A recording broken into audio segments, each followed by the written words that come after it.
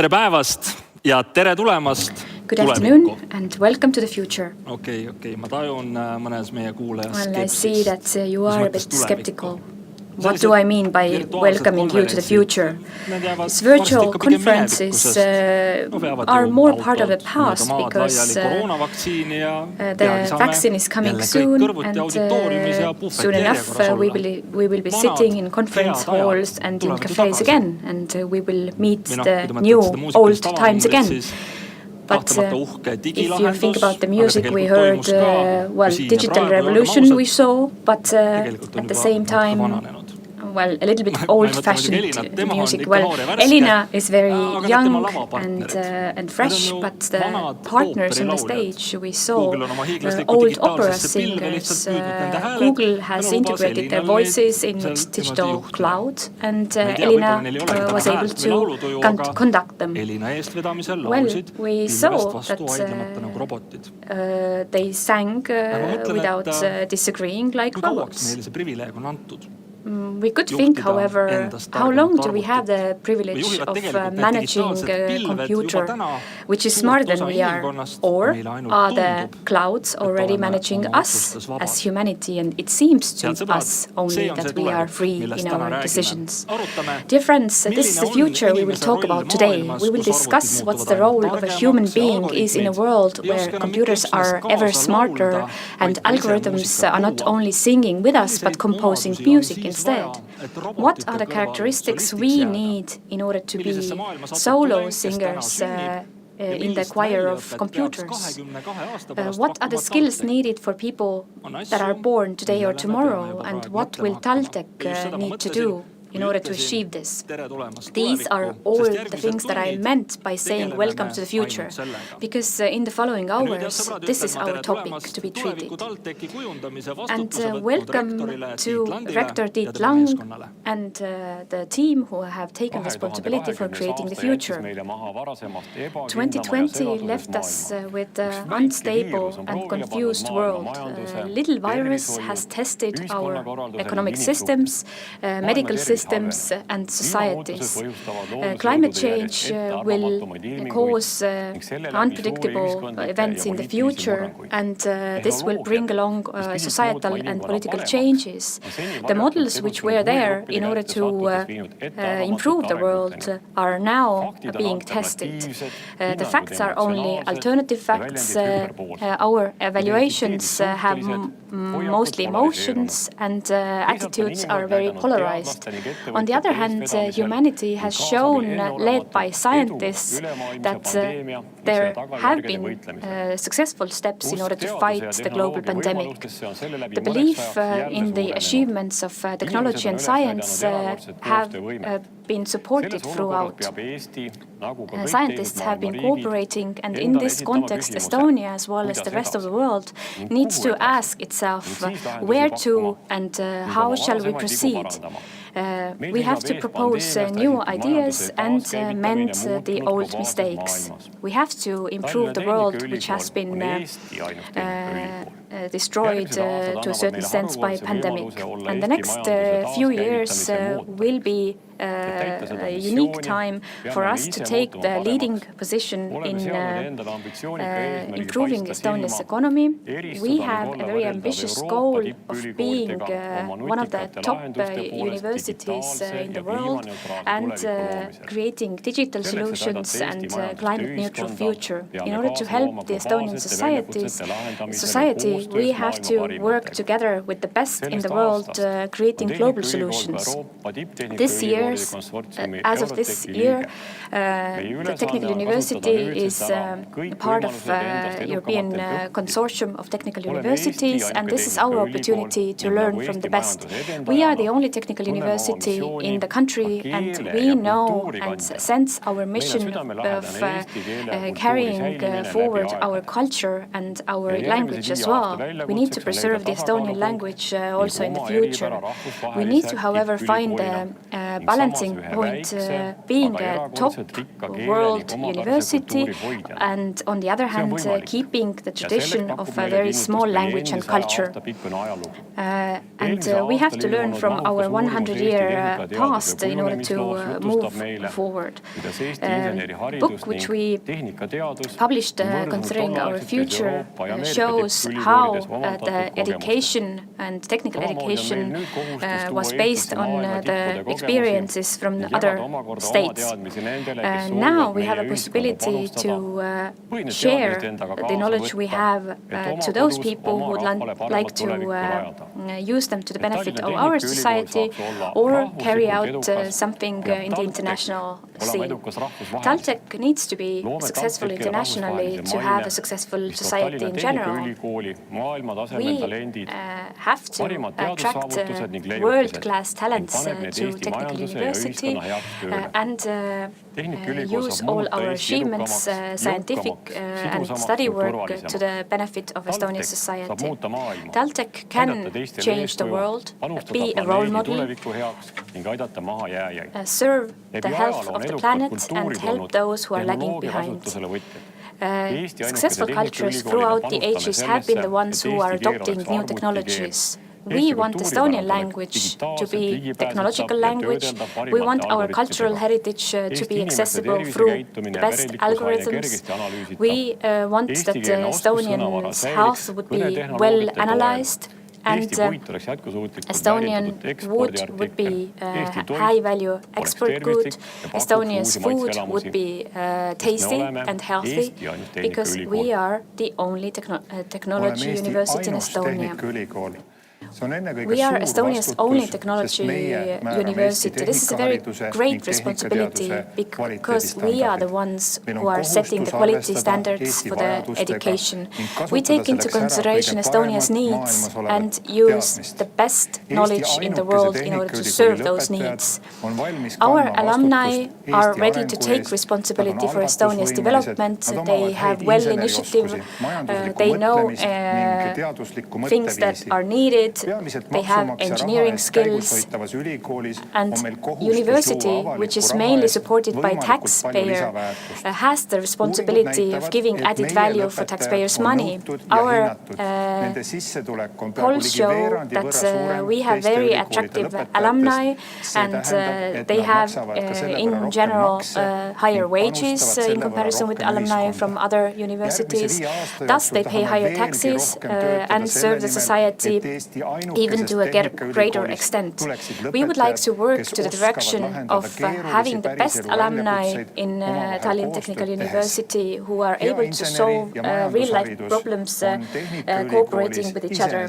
Engineering education, which is on high level, is self-explanatory in the Technical University, but in addition to very deep skills in science, openness and cooperation is also important. As an only technical university in Estonia, we bear the responsibility of giving advice to decision makers and be pioneers of engineering and other subject areas which are our core areas. We are the only technical university in Estonia, and we see how technology gets to the life spheres which are far away from technology and have been traditionally. Technology has the task of finding real-life problems where different domains get integrated and our innovations and initiatives are able to provide new solutions. The world is changing, but people need clothes, food, building construction materials and cars. These things are used and produced in a different way than we did before. And this is all a part of data economy. Algorithms and data have been the key to success for large data companies in the last years. The University of Technology has the task of creatively thinking and finding the places in life where engineering skills and data can help us to build large and successful corporations.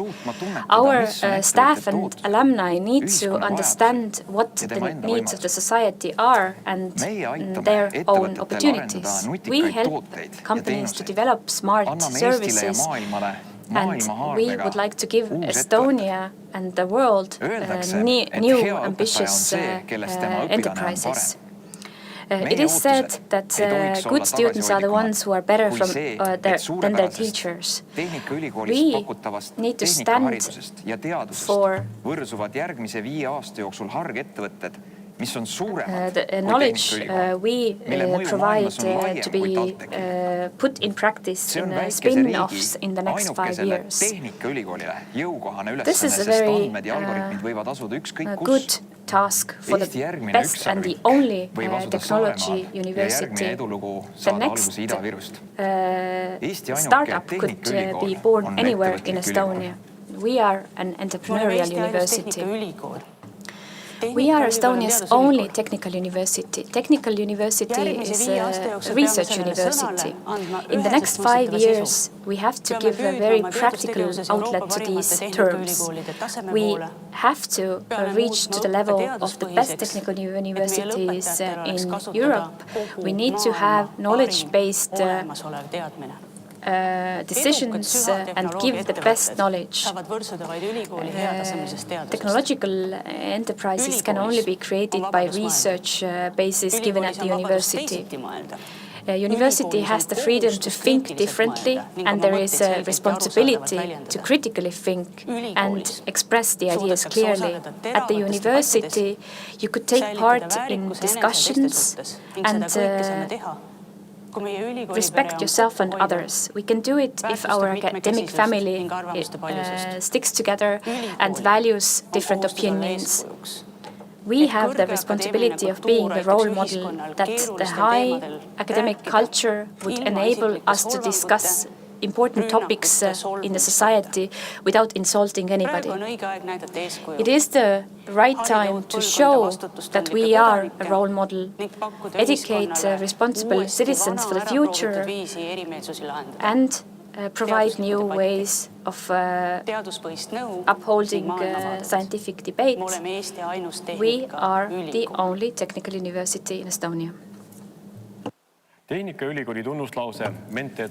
Our slogan, Mente et Mano, means with your mind and with your hand, and this reflects the university's values. We attach equal importance to critical and creative thinking as well as entrepreneurial and practical action. Our goal is to be open, well-balanced, have academic freedom, but also understanding our unique position and responsibility. We stick together, but at the same time we value every staff member's right to think freely. We look for the common denominator and we want to solve differences within academic debates. We talk, but not only. We talk shortly and then we are active. We try to find solutions and put the knowledge into practice. We are the only technical university in Estonia. Visionääre, filosoofe, tudengeid ja lapsevanemaid kutsuti kaasa mõtlema essee ja visionaries, students, parents and others were called upon participating in an essay competition in order to write what would make TalTech an even cooler university and university without borders. And the first prize will be awarded now by the rector. First of all, I would like to thank you all for sending your ideas to our essay competition.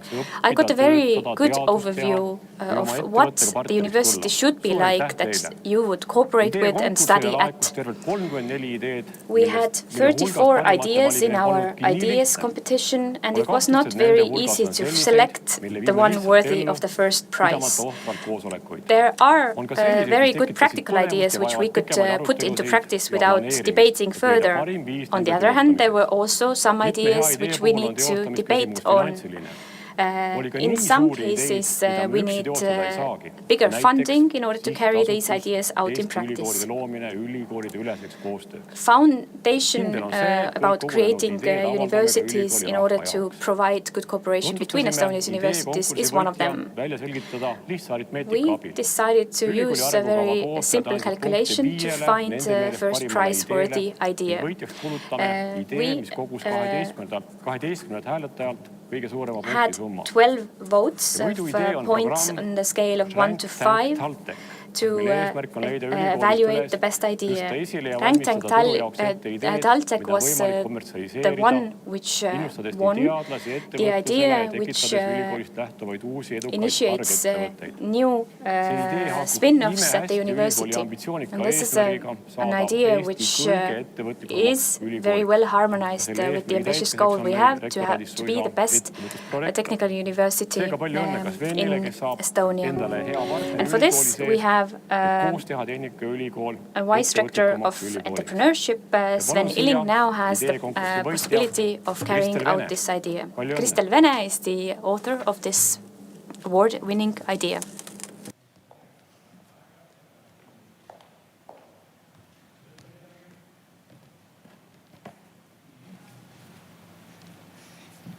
Palju õnne.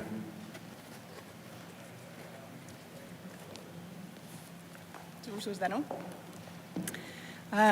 Mul on väga hea meel, et ettevõtlust Tallinna Tehnikaülikoolis hakatakse üha enam väärtustama. Entrepreneurship is a field which is more and more valued within the Technical University.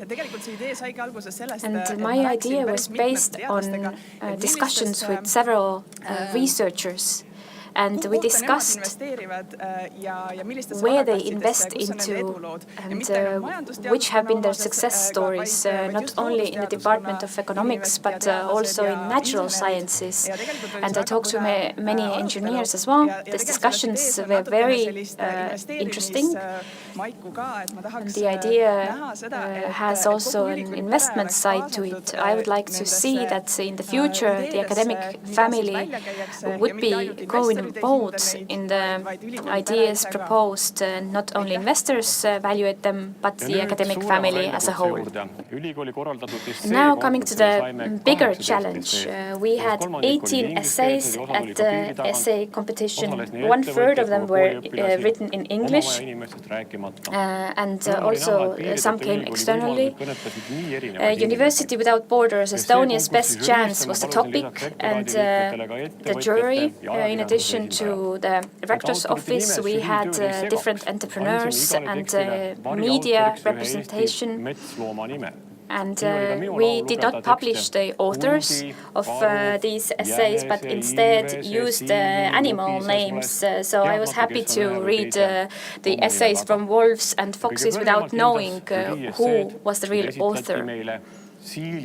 And hedgehog essay was the one that won, which posed the question, what are the innovations that should take place at the university, and how should we have the best knowledge for our students in this changing situation?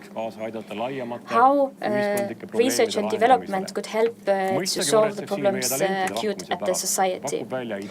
The hedgehog is also worried about brain drain and leaving talents, and thus it provides ideas how to cooperate better with entrepreneurs.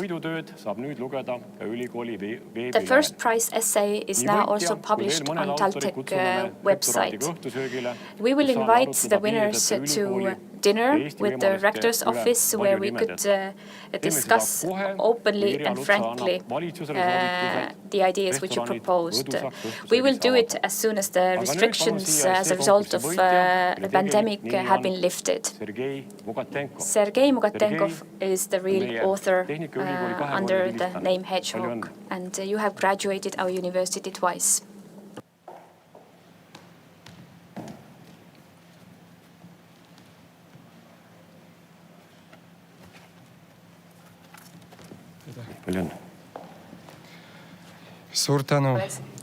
Thank you very much for this recognition. I'm very happy. I'm very proud to be an alumnus of TalTech, that I have an opportunity to share my views on the future of the university. Being a manager of an international corporation, I know how important innovation and cooperation are. They help us in a changing world. It helps us to cope. TalTech can be a trailblazer among the Nordic universities, and a leader in innovation, maybe even further than the Nordic countries. Let us do things like this, that we would have many proud alumni of TalTech all over the world. I wish you all health and success in everything we do.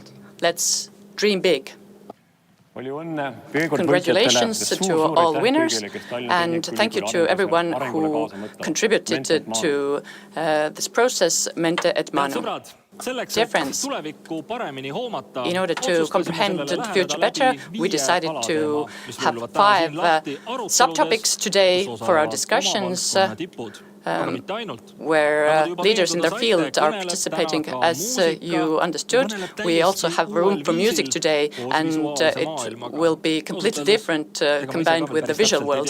I do not know for sure how this will pan out, but we will have a world premiere today that will take us for journeys in other realities, but we have things to do before that. We will speak about University of the Future, about TalTech's role in achieving climate neutrality, the opportunities in health technologies, how to promote innovation in entrepreneurship, and the role of universities in resolving global challenges. Everyone who is with us, you can comment on the discussions. At the end of each panel, the TalTech people will choose a couple of best questions that will be sent here to the panel host that can pose this to our participants. I consider myself to be an optimist, and therefore I am curious about changes ahead, but as we all know, for many people, the future causes anxiety. Thinking about news, we think about questions, what will become of us?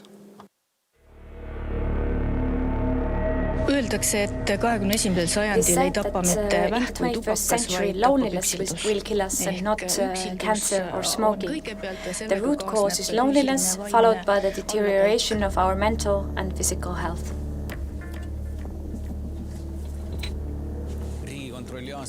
The annual audit of the National Audit Office of Estonia paints a bleak picture of the future in Estonia. Leaving Harju and Tartu counties aside, the rest of the counties have turned into periphery, providing an equally high-quality education, medical help, and internal security will not be possible outside of Harju and Tartu counties. It is not only a question of money, but human resources. There are simply not so many people around. We all compete for the same people, not only in the state, but also in the private sector. Almost no state can pay for the damages it will cause to the economy. It is not only the problem for the government in Estonia. Governments in general have only bad or even worse choices to make. No one in the world could predict this crisis, and nobody could also forecast that the medical crisis will transform so quickly into a very deep economic crisis. Are we on the verge of the new global economic crisis? I think that we are already in this crisis. If we take a look at the situation in the stock exchange and what this means to the Estonian people, just go and take a look how the situation with your pension funds have changed within the last month. We need to find a person who is capable of logical thinking, and the people who are able to think logically and discipline themselves coming to work every single day. I could argue that there are not too many of them.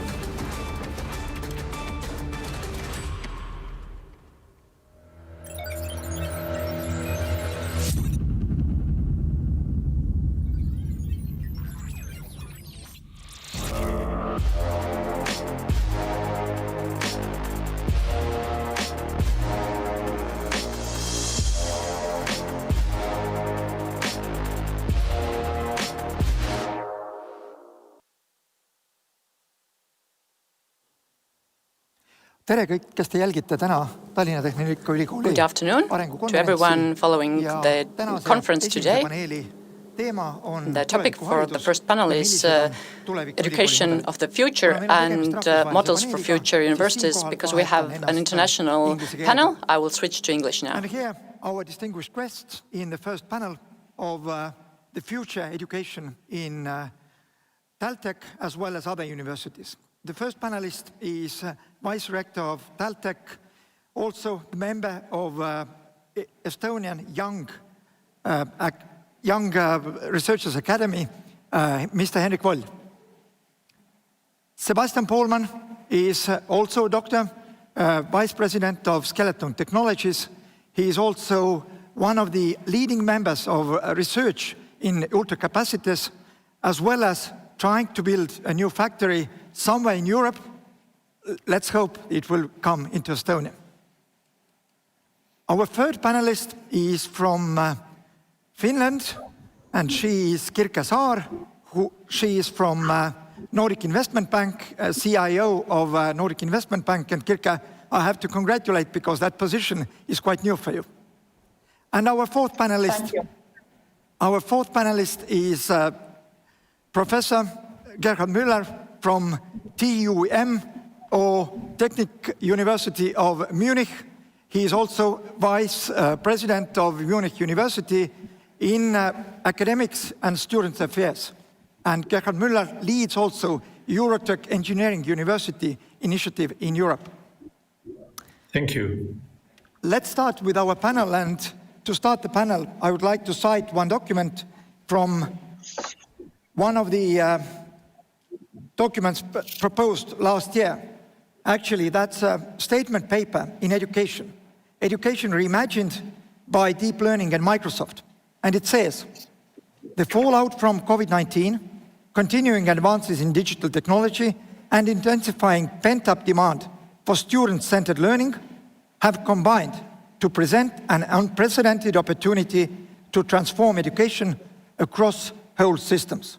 It was written in the centerpiece of the COVID-19 virus. So my first question is to Henrik Voll. How has the TalTech coped with COVID-19 virus, and which are the lessons from distance learning? And also, are there new ways of learning, distance learning as well as hybrid learning? Have they come to stay?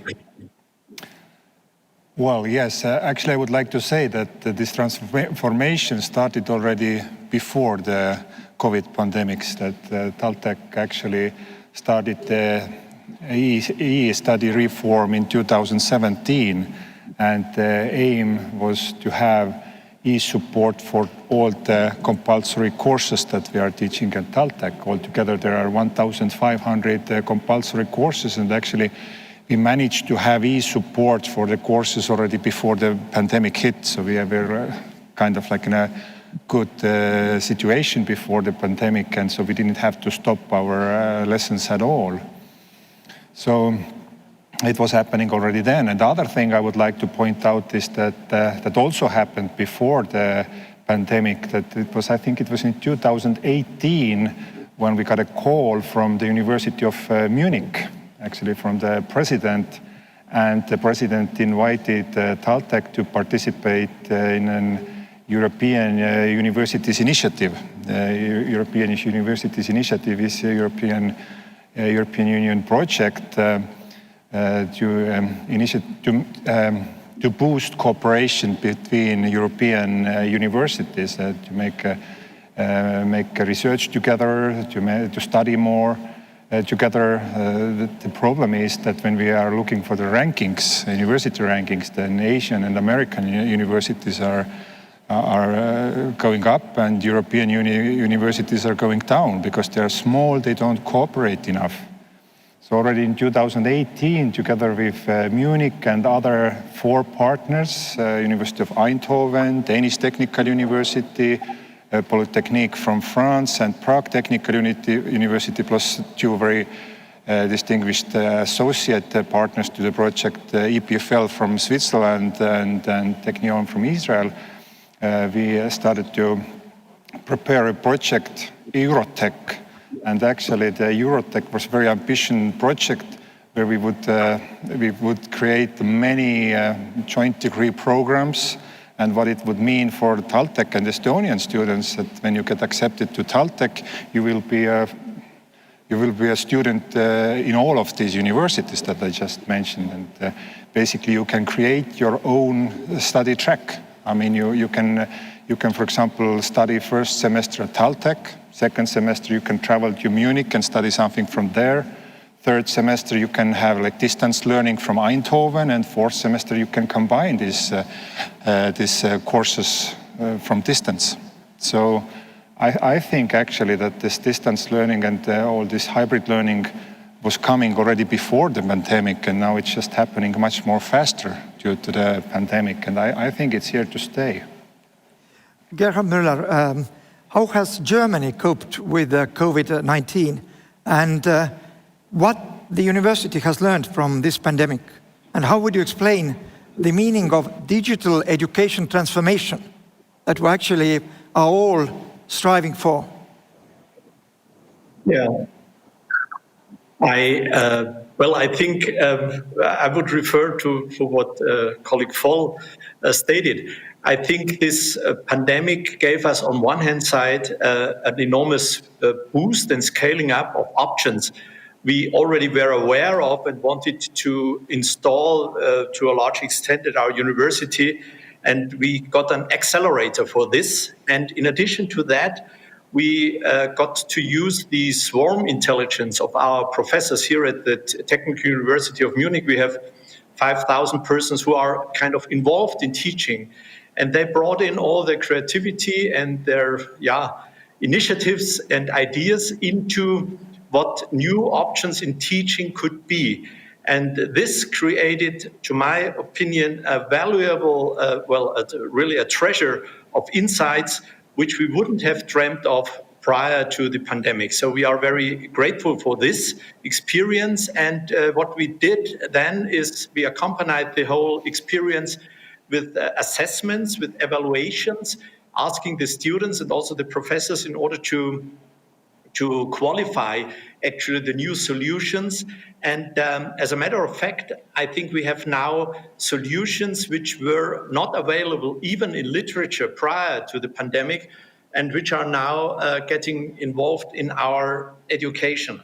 And we made a lot of inquiries with our students, and actually there are a whole number of formats where they say we don't want to have them back again after the pandemic. So classically, the large frontal lecture without interactions, where students then, if they are have a loss of concentration during some period, cannot enter again, and they really appreciated this new experience. And I think that with these new formats, which we now have to document and we now have to describe and also qualify regarding our evaluations, we will change education very much. And I would like to add one aspect Mr. Voll also addressed.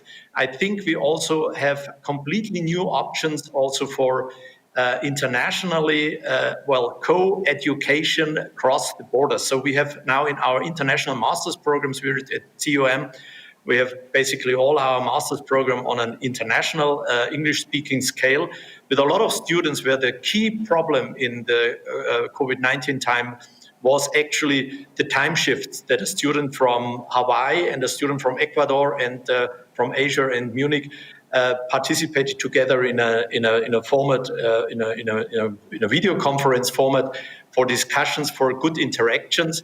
And I think this opened our perspectives for the future, also for the transfer of education to other countries and for sharing educational formats. So in total, I think for educational issues, it was a kind of an eye-opener and also an enabler for transferring new options into the education at universities. And as a matter of fact, it also brings the people closer together. So in total, we have had a positive experience with all the difficulties, of course, which are linked with the pandemic, and especially everybody is looking forward to rearranging student life at a campus, which I think is also kind of an insight and a value of this experience, that people know how valuable it is to have human interaction at a campus. Thank you, Mr. Müller. Kirke Saare, you have been named as a master of change at different companies, at Telia Norway as well as in Telia Estonia. You have had international experience. What have you learned in the learning habits of the multinational companies? And have they transformed the continuing education and in-service training somehow during those 1.5 years? Thank you for the question. Definitely, I think all international companies have been already a long time looking into how to be more into the learning curves, because the world around us has changed already before the COVID. So I think in order to be an internationally successful company, you have to continuously invest into learning and supporting your employees to be able to learn, to move in their roles, because we all know today that our humans, our employees are our biggest capital. So if we don't invest into them, we will not be successful. And I think that is very important to understand also that today you get an education maybe from the university, maybe a bachelor degree, maybe even a master. You come to a workplace, but what you normally do is that you have to learn in order to be successful during the different roles. So if we look, then hardly ever there is someone who has been in the same role for more than 2 to 4 years. So the world around us is changing, and thus also all employees have to understand that in order to be part of the workforce, you have to be continuously looking into new opportunities to grow. Sometimes these learnings happen inside the company, but very often also we see today that as the technologies outside us and the technologies what the companies want to use are becoming more complex, then quite often we see that actually there is a need for external education. So the education and the training, it really happens at the workplace, but quite often nowadays also we see the need to go actually back to university to get additional training, complementary education there. And I think the COVID times has taught us something very, very fundamentally important, is that the world can change in seconds. I think, of course, having been part of a telco industry where remote working and working digitally was a normal life, but even for us, it was a different ways of working and different skills needed. But if we look what has happened to the different industries who may be not used to working remotely, and they didn't have the client portals ready, they didn't have their e-shops ready, they were not even able to serve their customers. They had to all go through a massive transformation in basically 2 to 4 months in order to stay competitive, or I would say in the COVID times, I think it was not even being competitive, but staying alive and being able to function as companies. And there we saw a totally different need for tech people, of course, IT background, but also elementary skills being needed to be able to be relevant in this changing world. So the COVID has I think taught us that even if you think you are in a secure industry, you have to be open for change, and you have to be ready to acknowledge today that tomorrow my role will change, and I have to be willing to go and learn. And then, of course, the question is, how can I do that? And there it is very important, the cooperation between companies with then universities, because the companies will not have the possibility to train all of their employees themselves. And it's also we don't have the skills, we don't have the knowledge. And this is where I think this kind of a new type of cooperations between companies and universities will come into question. Okay, coming on to Sebastian, you are also a leader of a technological company. How should the employers state their needs better to the universities? And can they somehow propose new ideas, new curricula, or new forms of studying for universities? Yeah, I think first of all, employers need to see universities as cooperation partners and not as just sources of employees. And here I think it's very important that you look around as a company, what does the university that is around me, what do the academic institutions that are around me, what do those institutions offer, and what can it bring in value for my company? That is true not only for these times that we are in, but that is generally true, I think. When it comes to the times that we are now in, the fast digitalization that we are seeing, also actually accelerated by the COVID-19 crisis, then I think that the companies need to actively reach out to the universities and work with them together on these topics. when we talk about, TalTech is a technical university, for example. When we talk about these very technical topics, engineering, physics, chemistry, mostly production related, then I think one thing that is important to note is that we have seen in the past couple of years that with these very fast growing agile companies, development cycles shrink. So already in the university, people need to think application-based because the application is so much closer than it used to be. If you think about the car industry, then it used to be like this, that if you design a car, you take everything that is available today and the car will be ready in 6 years. But this is not the case anymore. These time spans, they shrink. And that means that the researchers, developers, and engineers already need to think about how will this act in an application, how can I get it into an application, and companies need to be aware of that as well. So companies need to work together with the universities on this. Eric, you have now heard what the industry has said and what the employers have said. How can universities in the future meet better the demand of the industries? And what do you mean by quality, motivation, and collaboration? Those three words that are very thickly embedded into the new development plan of TalTech 2021 to 2025. Yes, well, these three quality words, I will start from there. The first word was quality. Well, what do we want to do at TalTech is that, of course, we want to do better research and to teach better. So we have a very specific goals that we will definitely raise the bars of admission. So probably it will be very hard to get into TalTech. But of course, when you get in, then we want to provide very good education. So this is the key word. So there we have planned many different teaching modules for our lecturers and professors just to teach better. Not that our level is poor at the moment, but we just want to be the best of the world here, basically.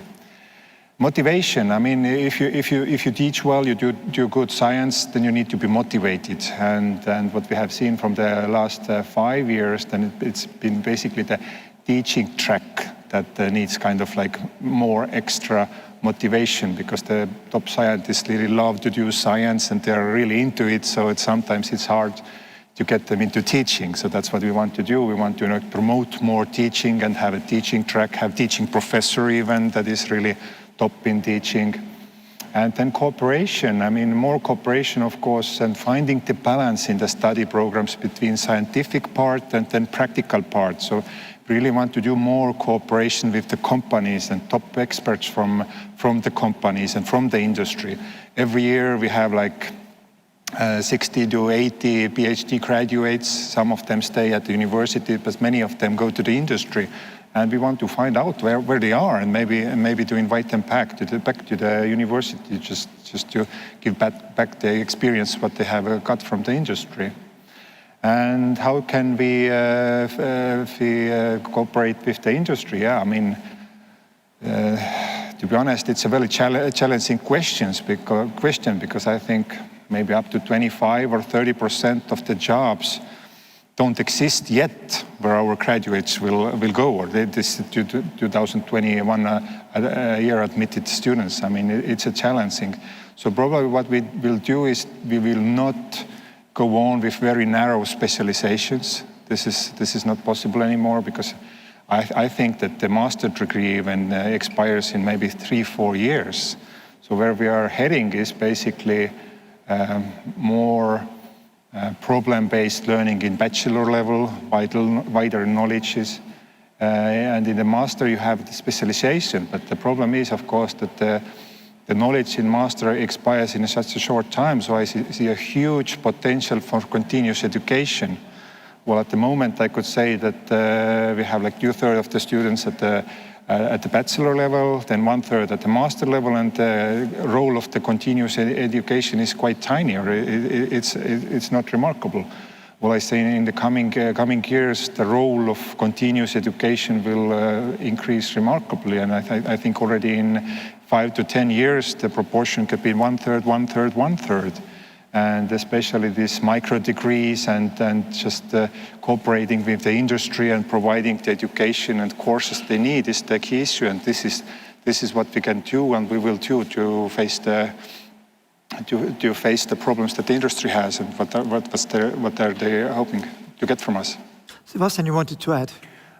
Yes, so I think especially in terms of cooperation and motivation, these two things can even go hand in hand and be synergetic, because the way that I see it and I've experienced it is that especially researchers, scientists at universities, they get more motivated if they see the application where the science ends up and they see the effect that their results actually have. So it's not just for publication that you do this, but you actually see the effect in the real world that it has. And companies, on the other hand, need to be aware of that, and that is definitely on the side of the company something that they have to learn and be more active. They need to be aware of the importance of this basic research and basic science. I think it's often brushed away as something, okay, that's what somebody in the lab does, but if you think about the things that have come from that, then it's just a little bit further away than the things that are in the product development cycle. Sebastian, you are yourself a scientist, so therefore it's very nice to hear from you that the company should understand the basic science. That is a good statement. But I'll go on to Gerhard again. Which are the expectations of the future higher education? We know that we live in a world where a lot of fears have recently come up.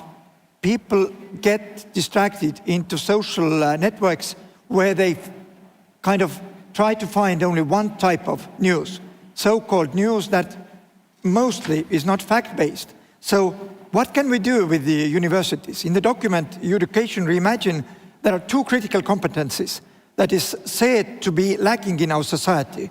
One is critical thinking and another is complex communication skills. So how can we at universities emphasize that?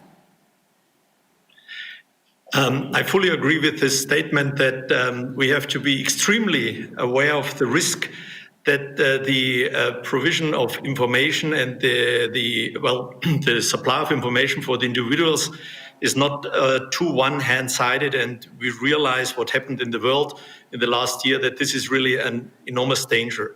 And I think that we at our university, we should really foster the aspect of digital literacy and also of understanding other disciplines.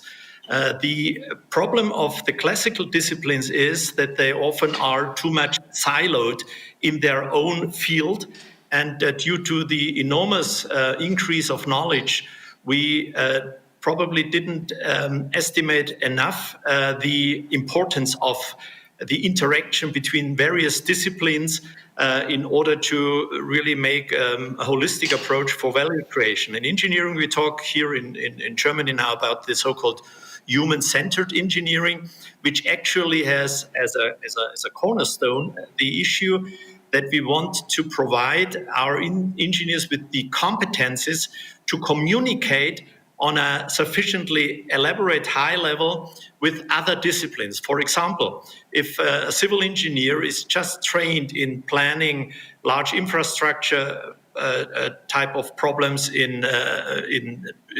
the civil engineering side, he probably forgets all the implications of putting these structures into society, of obeying the reactions of society and how to deal with that and how to communicate it to politics.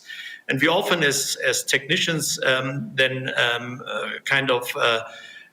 are sad about the fact that others, people from the law or people from economics, they are then the key persons that promote the projects. But the fact is that we have to identify the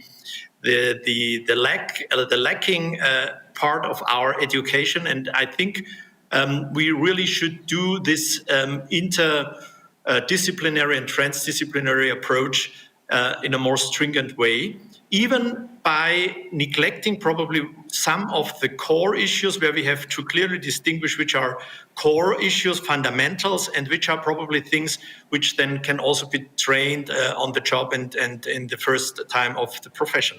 And how to do that? I think the key approach there is, to my opinion, first of all, to provide sound modules which give a possibility to penetrate other disciplines, but not from the basics, but from the challenges of other disciplines, so that an engineer is aware of the challenges in politics, the challenges in societal issues, the challenges in economics.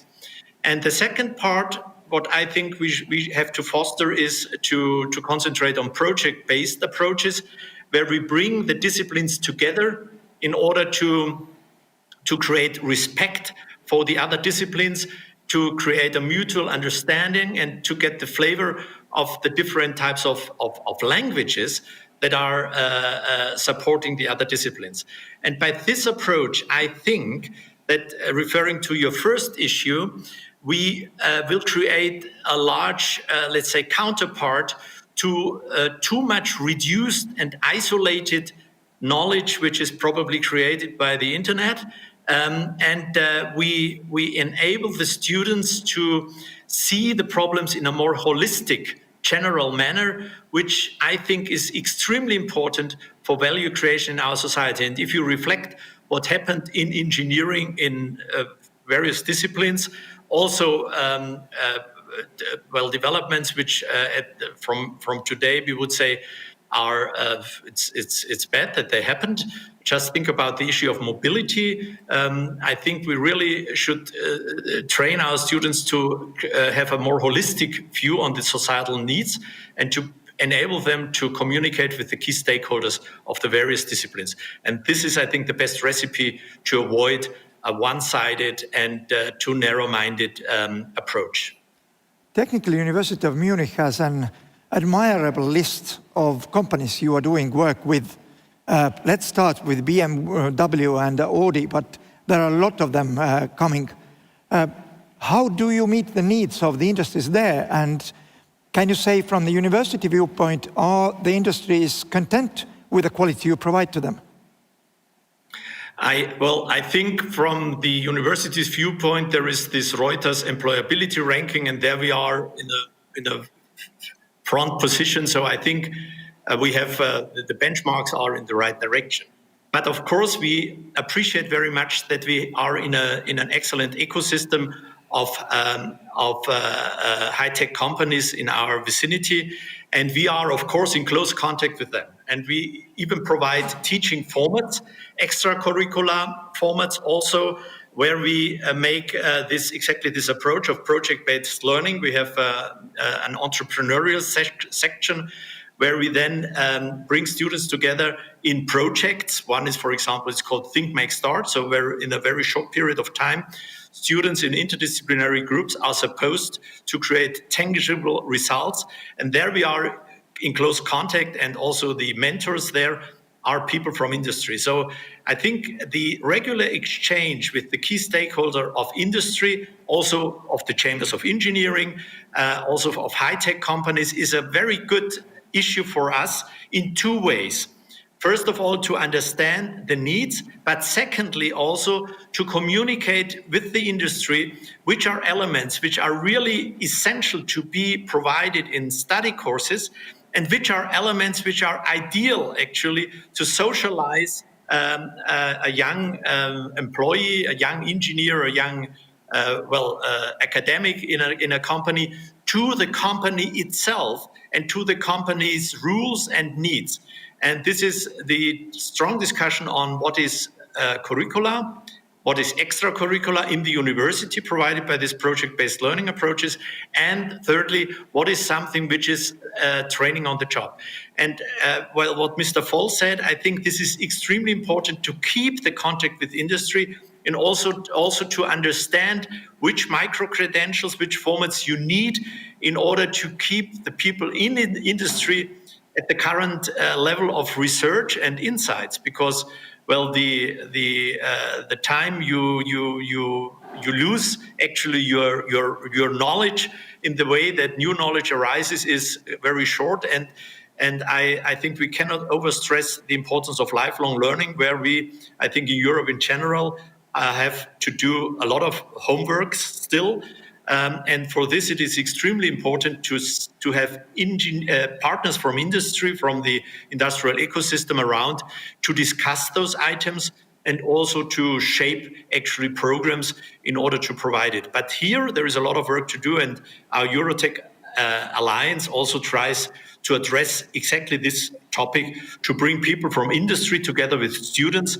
And there is then a cross-fertilization. The students bring in also new insights, and the industrial people, they bring in experience and how to deal with problems in a more holistic and not so much siloed way, probably like it is still in the brain of some students. Kirke, you have now heard what the academia has said, or the academic side has said, and you have heard very straightly there to understand are the universities going to change? What's your opinion? Are they ready to change? And what's actually what the employers await from the graduates of bachelor or also master's degree?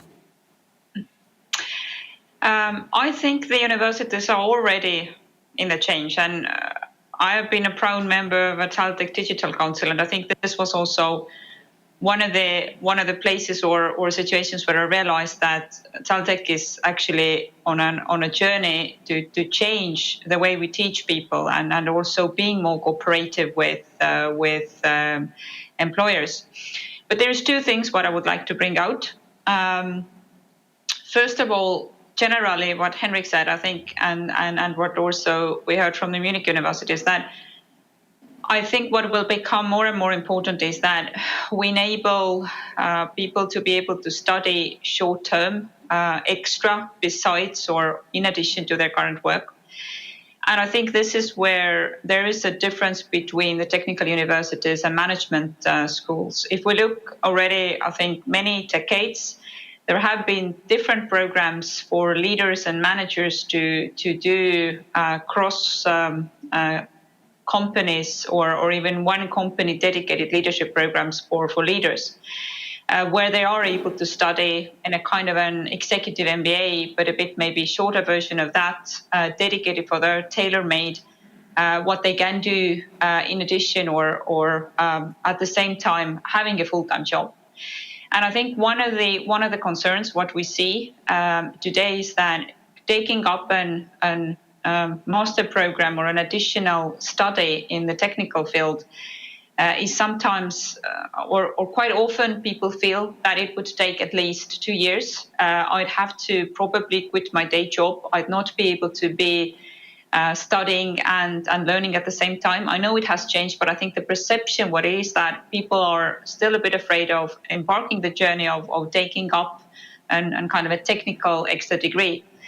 And I think it doesn't have to be always the degree, but it should be some kind of a more flexible model for also taking the bits and pieces from the more technical subjects. So trying to copy a bit what the management and leadership trainings have been doing. And I think this is something what would be a very important part how TalTech could also develop, because we see that we don't need any more just leaders and managers. We need them in a specific subject. We need them with a competence in their field. And this is where this kind of a combined education, I think, would be a very important thing to also add to what people have studied in their bachelor or master.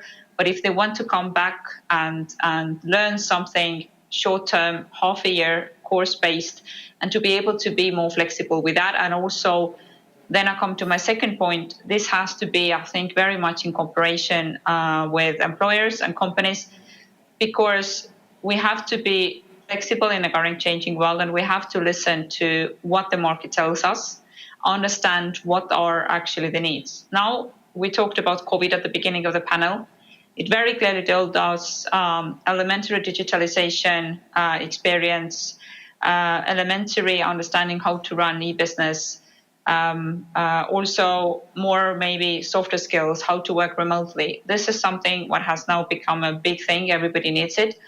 And then we also see that now in the more traditional industries, there is a continuous need for changing the way we lead and manage people, and also the leaders and managers, they need to have their area knowledge. For example, the IoT. Telia has done a lot of cooperation with TalTech on 5G and IoT, for example. And I think that, for example, having kind of a short-term possibilities, shorter courses for leaders who are working in more traditional industries, how they can digitalize their ways of working, how could IoT and some modern technologies like 5G help them? This is something where you can't always study at your work. And maybe it's also like it would be eye-opener if you would be able to attend courses with leaders or specialists on the same level, together with the more academics. I think that would be a huge value add into the economy in general. So yes, I think we need to be more flexible in providing this kind of a complementary grown-up education, but then being very clear, also listening what is actually needed, and then also helping to push a bit, at least when we look into Estonia, but also international, how can we support leaders and managers to think more in technology terms, and how to ease them to cope with this digitalization and change which is now happening. Sebastian, you have had different contacts with universities, and you are now in contact with TalTech to understand what are the possibilities for future graduating the students that meet the demands of skeleton technologies. What's your advice to the universities? How they can match the needs of industries better, and is there something that they can do straight away? Yeah, I think there are two main challenges to tackle, really. One is that today, much different than 20, 30 years ago, today, when you study something, you do not have to learn all the data. You do not have to put all the data in your head, but the data is in the palm of your hand. If you have a smartphone, a charging cable, and a lot of time on your hands, you can theoretically learn particle physics. You don't need to go to a university for that.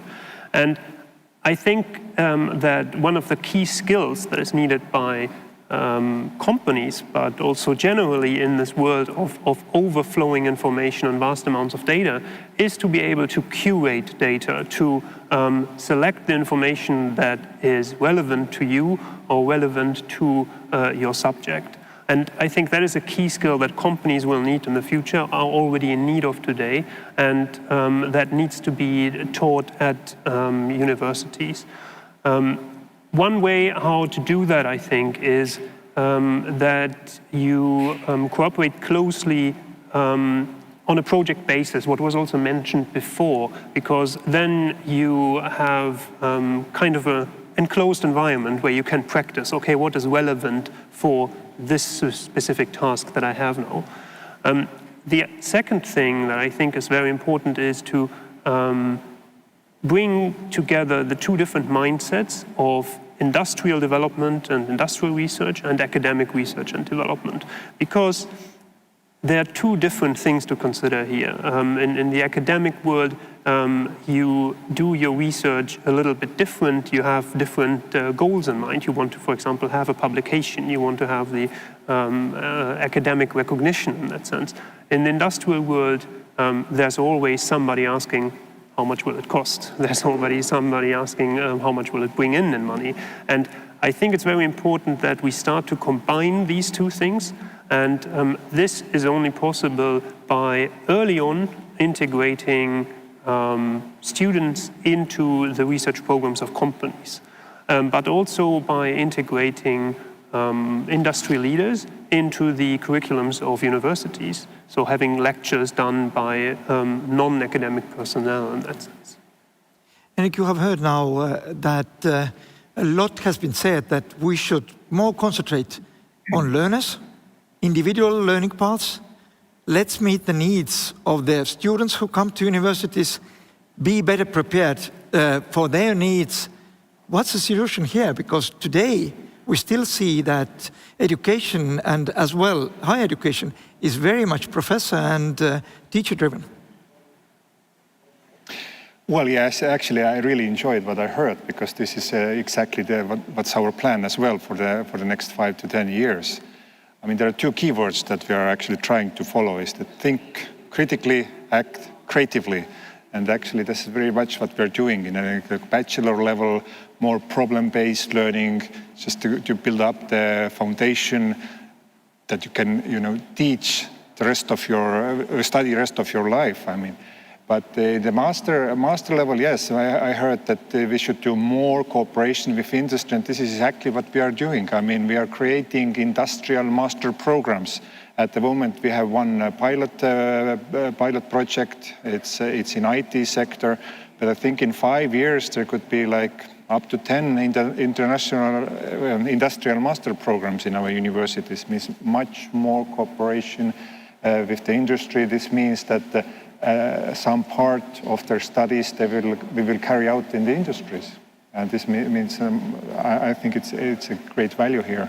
We already have actually industrial PhD for the last 5 years, and this has this is also working and it's improving. So, and when it comes to flexibility, there are also plans that we're planned to do. I mean, at the moment we are having this hybrid conference here, and we have invested a lot to our infrastructure so that we could actually have hybrid lectures in the future as well. There are different kinds of students. There are students that are only studying. There are students that are working and studying, so it's a good opportunity for them. And we are actually planning to do many MOOC courses. These MOOC courses are like independent learning courses, so you are not so much independent on the lessons that you need to attend from 8 to 5. You can actually figure out your own schedule and study when you have time. So more flexibility. This is exactly what we are actually planning to do, and we will do.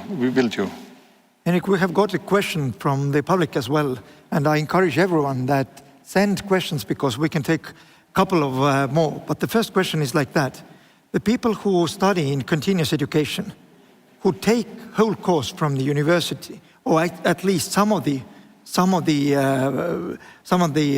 items from the schedule. Is there a possibility that putting them together, they could get a kind of special degree meant for them?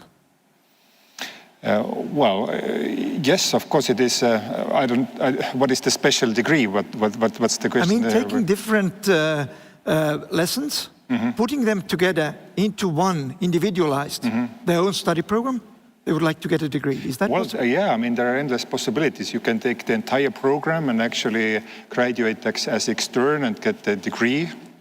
Or actually that we are starting to work together with you, because you are the new head of our open universities, to provide some like nano degrees and micro degrees. So actually half of that is available already, and some other part will be available soon. So we are working on it. So how long will it take? Because micro-credentials, that's a buzzword that goes all around Europe. Everybody talks about that. But really, how far away are we from the first When it comes to the Open University, I think we have bigger ambitions here even to make it more international. We have mentioned this Eurotech project many times today, and actually we have already talked about that degree programs could be like joint degree programs, but we haven't mentioned yet that there is a similar plan for Open Universities. I mean, I hope, I can't predict if it in 3 or 5 years period, hopefully not longer, the Open Universities will be open. So this basically would mean that if you graduate TalTech today, in 3 years' time, you feel that your knowledge has expired and you want to boost your skills and you want to enter an Open University course, then it's not the TalTech course you have to take, but you can take a course from Munich, you can take a course from Eindhoven, from wherever. And the key issue is that if you combine these courses and take some courses internationally, what kind of degree you get from there. And this is something that we need to figure out. And I think, yeah, I mean, it has a big potential ahead. How exactly it's named and when it will be implemented, hard to say today. Hopefully it will not take too long time. Gerhard, there are questions and fears definitely about those short-term credentials, those short-term degrees, because a lot of people at the universities fear that that might diminish the quality of studies in the university or the quality of the degree. Do you share that kind of concern? No, I don't share this concern. I think one really has to clearly distinguish. So we have our study programs, degree programs, masters, bachelors, where of course we try to shape a holistic type of competence profile, and this is one hand side. And then we have to find a way to communicate with the requirement of what to do if knowledge has expired, knowledge has to be refreshed. This is an urgent desideratum for our societies. And there we need various issues. We need, first of all, the offers. And there I think everybody who says, before you learn, I exaggerate now, this or that item in engineering, you should go through all the math and all the partial differential equations and everything what has to be done.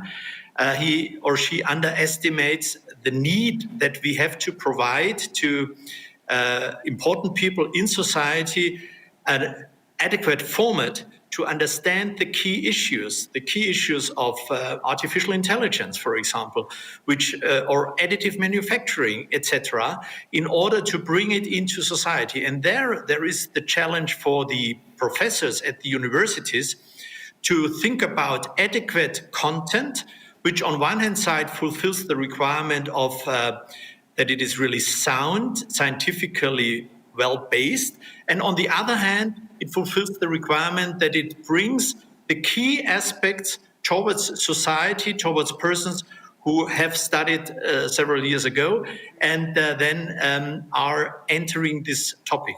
So I think we need there a change of the mindset also among our own professors. And of course, it is easier probably to go through the total process, starting from the very foundations, coming finally to some application issues. And I think we have to have the other form, not entering the topic from inside to outside, but also from outside somehow to inside.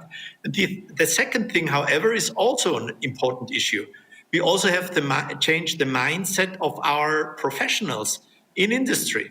Of course, if they have then the requirement, tell me about artificial intelligence, but I don't want to spend more time than 15 or 20 hours, then of course we as universities can say, well, we can give you a very general basic flavor of something, but you will not create any competence in that.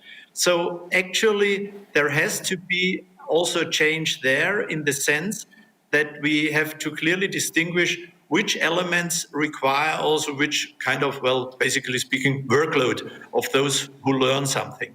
And I think if we change this mindset from both sides, we will get further on. But nevertheless, I think that this whole issue of lifelong learning, continuous education, is, as I said before, underestimated as far as its importance is concerned, and also underestimated as far as its structural implementation is concerned.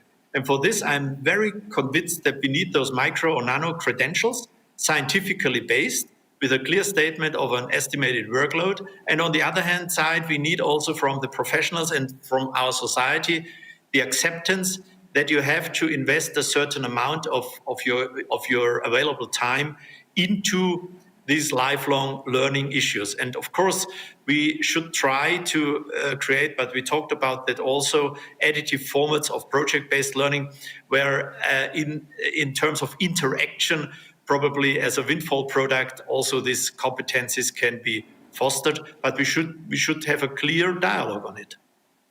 Kirke, you have been a lifelong learner, and we have talked about that you are still thinking of learning something extra.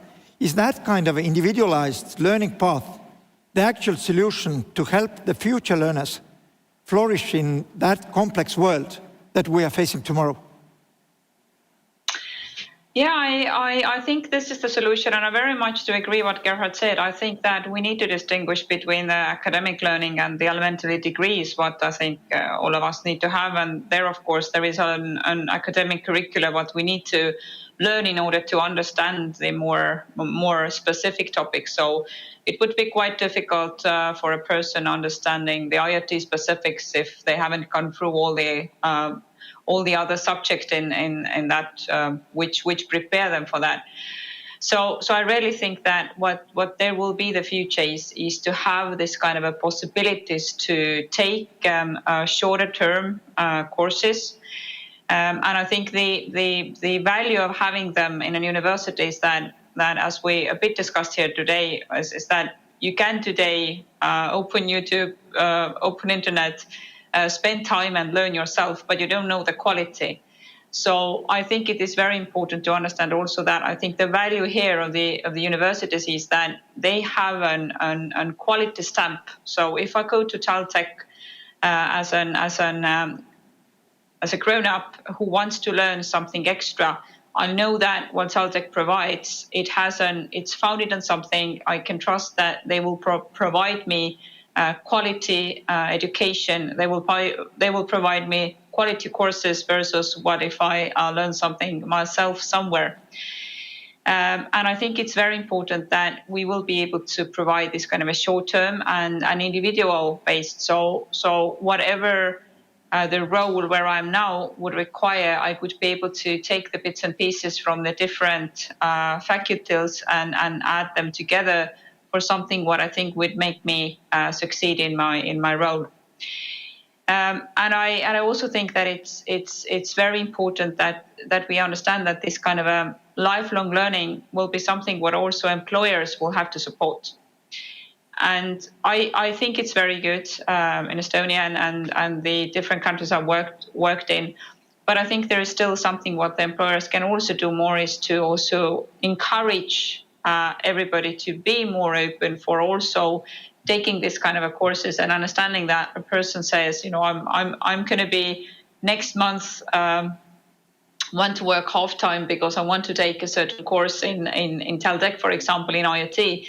So I think this kind of understanding has to be created, and I think that there is a bit of a room for improvement there with employers understanding what does it mean to actually have perhaps a sabbatical leave for a few months, or even that the person has maybe been a more combined ways of working for that time.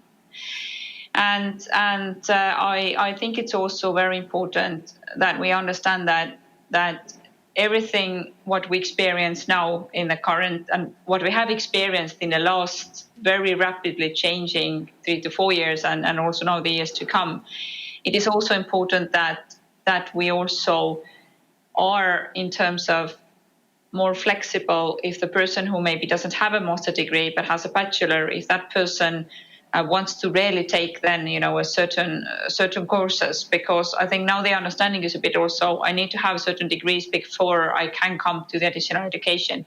So if I don't need a degree for that, I think it would be also important that the system is quite flexible. But then again, if I want to get the academic degree, then it should be different rules. So and I think that from the kind of a company's perspective, it's also important that this dialogue is continuous. So, like I mentioned before, I think it's also important that as managers and leaders in these companies, we also support this kind of studying. And maybe one more thing, we a bit discussed on a prep call. And one thing what I would like to point out, now everybody talks about digital learning. We started the panel discussion here talking about how important it is that all the universities are able to manage their teaching online and digital. I think a huge value out of these courses is also that you meet experts from different industries. You meet people in your area of expertise whom you wouldn't maybe otherwise meet. So I think this social part of the universities, even though we talk about a digital society, I think this will stay, and I think I would believe it will even become more important.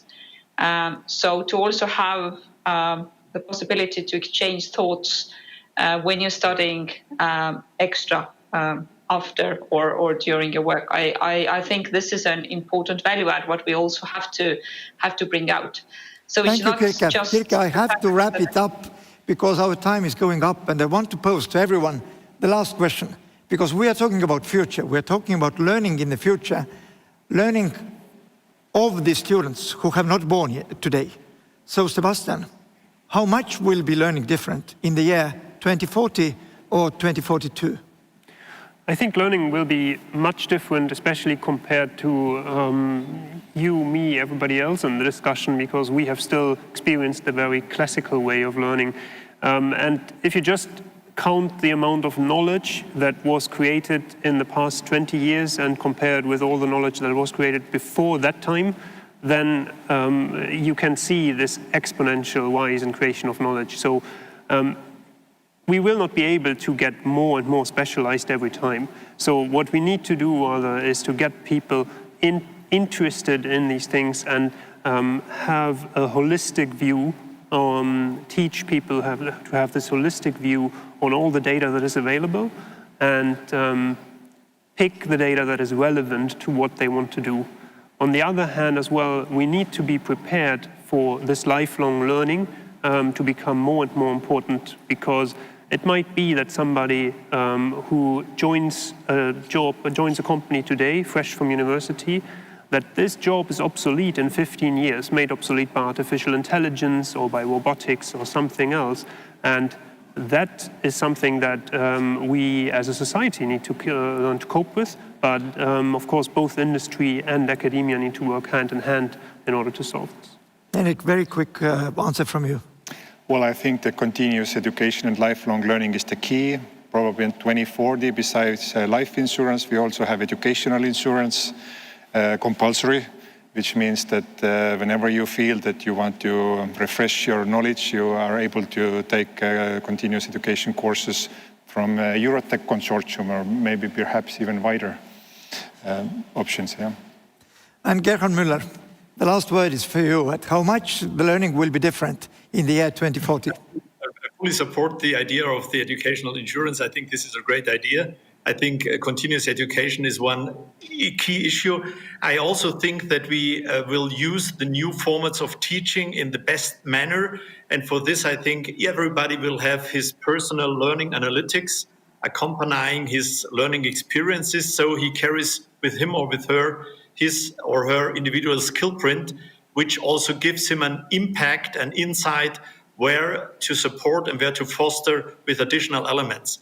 And since the new formats of teaching give space and time to the universities for more interaction, I think we at the universities, we will come back to a scenario where a lot of teaching which is done today will be provided by an artificially intelligence supported learning analytics and hints what to do. And then we will get the time for more interaction in projects, in exchange and in cross-fertilization of curiosity of students and expertise of professors. And I think this is a very good and positive future university I would like to study again, but I'm too old for that. Thank you all the panelists. Väga põnev oli. Mul on tead üks lihtne küsimus ka. This was very interesting. I have a simple question. I don't know if you know, I have a 5-year-old daughter. And I try to think about whether I should give her an iPad and let her explore this digital world, which is the world of the future, or should I send her outside in the sandpit to play? How do I best prepare her for the future? I have the same problem. My son is 8 years old, and I do not know how much I should let him be on iPad. I heard yesterday that 2 hours per inactive activities per day should be sufficient. I see her English improving, but I do not see anything very creative being born in the couple of hours that he spends on his iPad. I think if you directed her to creative exercises to exercises that help her grow and learn new knowledge on top of new skills. I think this would do. Thank you very much. A very good answer to a young parent like me, and thank you very much to our panelists. It's time to move on to our next new block. Climate scientists have been alarming us for some years, and this has been heard by politicians. The European Union wants a green revolution in the next 5 years, and Joe Biden took office yesterday, who agreed to bring the United States back to the climate agreement. This doesn't mean that everybody is worried to the same extent. 1/3 of our government recently was doubtful about humans' role in climate change. What is the role of research and scientists, how to be climate smart, and how bad are things?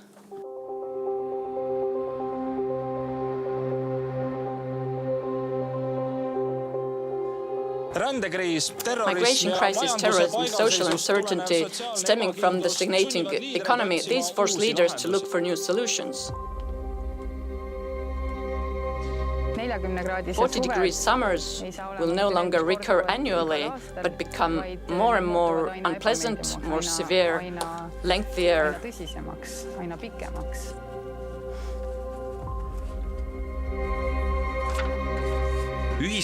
According to the social scientist Christian Vassil, the world economy is increasingly deadlocked.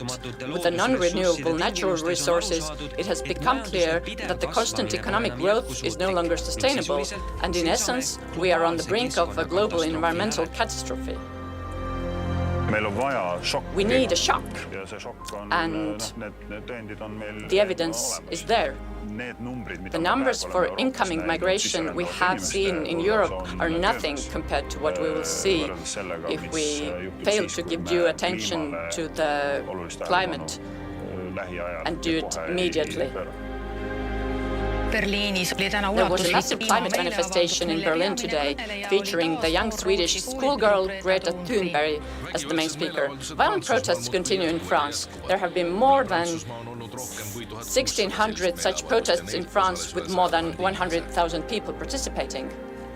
We do not need any more problems such that cause harm to people's health.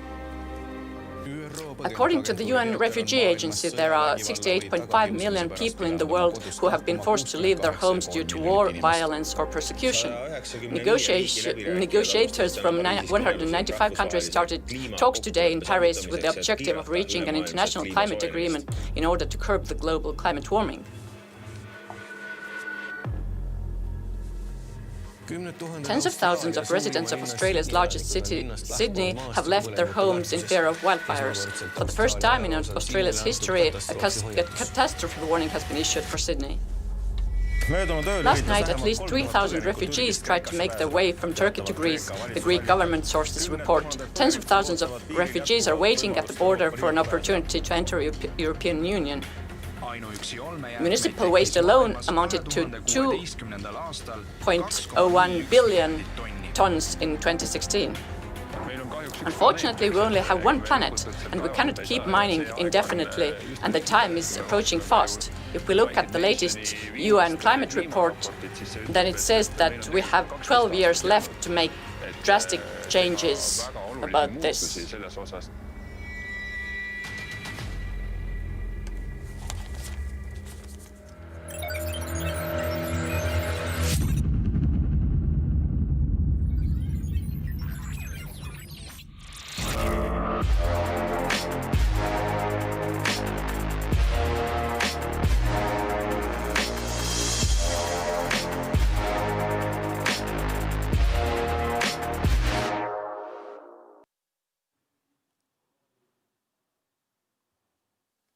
Ja mul on hea meel tervitada kliimapaneeli moderaatorit, TalTechi haldusdirektor Aivar Uutar ja lugupeetud present Aivar Uutar, the host for this session, and dear panelists. We have the almost zero energy researcher Erik Kunitsi, the founder of the Smart City Excellence of TalTech, the European Commissioner for Energy, Kadri Simson, and the advisor in the Ministry for Environment, Mihkel Kruuser, and virtually we have Director of Research of Climate Change Policy and Economics from the University of Cambridge and negotiator in the UN, Annela Anger-Graavi. Aivar, the floor is yours. Good afternoon. Good afternoon, Annela. How's weather in London? It's raining. It has been very windy, even stormy here in Cambridge. And I would like to say hello to everyone, also everyone online. Here in Cambridge, Cambridge under lockdown. The weather is not so good, and we have big floods in the eastern part of England. Thank you. Now that we have checked the connection, we can move forward. Climate neutrality questions have been on our minds and lips, and we know that climate neutrality is an existential topic. Everything else is second-rate compared to this, if we want to put this into perspective.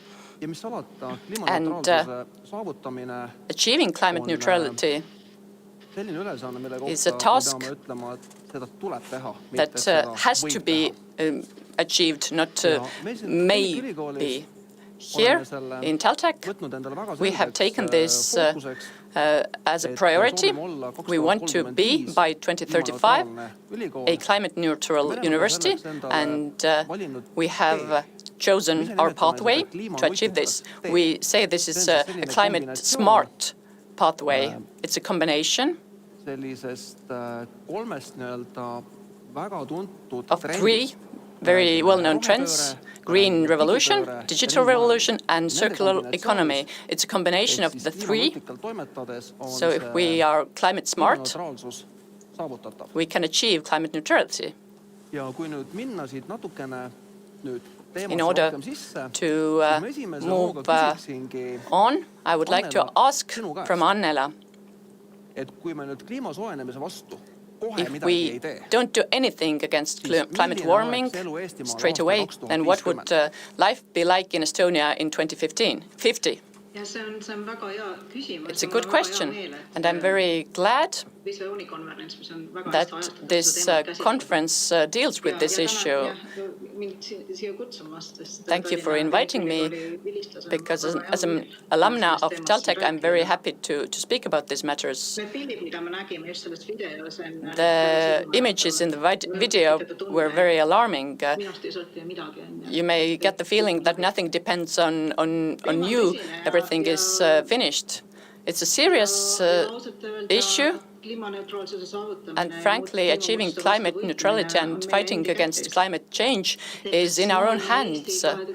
The world and Estonia in 2050 will look like we want it to look, and it depends on what our actions will be. If we don't do anything against climate change, then in 2050 the world be a bleak place, even bleaker than the images we saw. By now, climate warming has been 1.1 degrees, and if we do nothing, then by 2050 it will be more than 1.5 degrees. This is the climate goal that we have set to ourselves. By that time, this will no longer be achievable, and the consequences will be frightening. The other thing that can happen is that droughts in summer and heat waves will cause harm to older people, more storms, more extreme flooding, wildfires. The nature will suffer because nature suffers from climate change. Climate warming is difficult for nature to adapt to. We will see destroyed forests. We will see crop rates drop, etc. Estonian emissions are 0.05% of the world's emissions. If we were to become climate neutral today, but no one else would do anything, then it wouldn't make much a difference. It's a global problem, and we need the input of all countries, all people, all sectors to combat this. This led me to our panelist, Kadri Simson. If we were to ask whose combat is this, whose fight is this? If Estonia's role is so tiny, then whose is the battle? Global warming is everybody's battle, but for the European Union, it's good that we need to have common will to address this issue, and we have this will in Europe. We have this will among citizens of the European Union. Research shows that 9 people out of 10 say that we need to combat climate warming, and this means that on a political level, the European Commission initiated its most prominent document on this. The other thing, we have technological solutions, we have knowledge how to combat this. It's true, not all solutions are market-based, some are under development, some are just ideas, but we know that in 30 years, in 2050, we want Europe to become the first climate-neutral region, and some of them can help us at that time. And the third one, this will and this readiness to change technology needs funding, and we have reached this phase where, on top of the EU budget, which is very large, we have the Next Generation EU Fund, which helps us to implement some investments right away, not in the next dozens of years. And we need this because today the European Union is responsible for 9% of emissions, but we know that we use a lot of fossil fuels. 68% of our energy needs are based on 68% fossil fuels, and a lot of oil is imported. Annual import volumes are 300 billion euros. And if we change our consumption habits, if we need less in order to have good temperatures at home, the trade portfolio changes, and if we replace our fossil fuels for renewable energy, our economy will benefit from this. Talking about energy savings, it will be good for everyone here in Europe and elsewhere. If we renovate 1% more of buildings, then this will reduce by 2% our need to import natural gas. And building renovation also creates local jobs due to building materials being used. This is very labor intensive. It's important because we are in the middle of an economic crisis. Creating jobs is important. And to sum this up, whose battle this is, Europe was the first one to mention climate neutrality. Then there was a pause, and then other world countries really understood that this is a growth strategy. Today, even China has said that by 2060 they want to be climate neutral. Japan, North Korea have stated their goals, and there's no reason to doubt that Joe Biden will give promises on behalf of the United States. This sounded rather positive. As I understand, the resolution gives us opportunities. Yes, it gives us opportunities. We see it as an opportunity. And when old technologies are discarded and new are adopted, then there will be a leap in development. We didn't come out of Stone Age because we were run out of stone. We needed new solutions. We will now adopt new in innovative technologies. Some of them are already in use, for example, solar energy and wind, but a lot of energy will be directed into development and research, wave energy, why not the clean nuclear energy projects known as ITER project in the EU, where the EU, China, Russia and other partners are trying to find solutions for nuclear synthesis.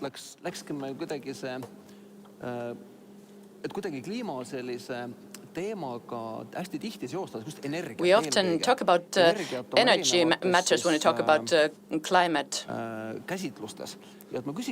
And I would like to ask, maybe from you, Jarek, welfare. We are used to living in convenient conditions. How can we achieve convenience without energy? This sounds like a contradiction. Can you help us make sense of it? Yes, the clean air and a warm room is something we all want and nobody is willing to give up. We are not sitting here wearing our woolies, except maybe for the host. But we trust that buildings protect us from the elements, and this is why they were built in the first place. Humans have not managed in nature, in only outdoor conditions. We need to ensure a healthy inside climate, because this is an investment to the future. If our schools have a good internal climate, then our children do better, and then we can presume that Estonia will be more competitive in the future.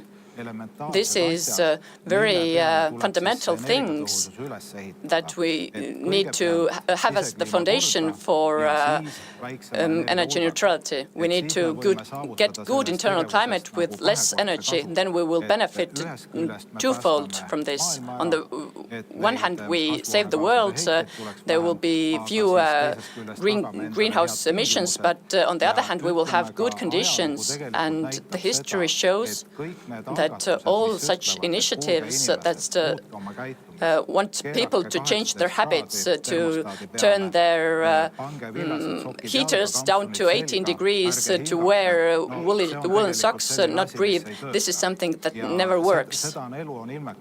And life has proven this. We believe in technology in this aspect. These things can be resolved through technology with good internal climate, but I will start shouting when the internal temperature will go above 22, because this will have negative health impacts, and we need to combat this. So we need an equilibrium. I presume that nobody wants to argue with Jarek on this. We all want to maintain our welfare, and we need to find smart ways to solve this big problem in an ambitious way. As I understand, Ralf, your Center of Excellence, even this name, Center of Excellence, what do you do in your Center of Excellence? Can you help us with this? In the Smart City Center of Excellence, we want to help cities to become smarter. And when we started off 7-8 years ago, the main goal was when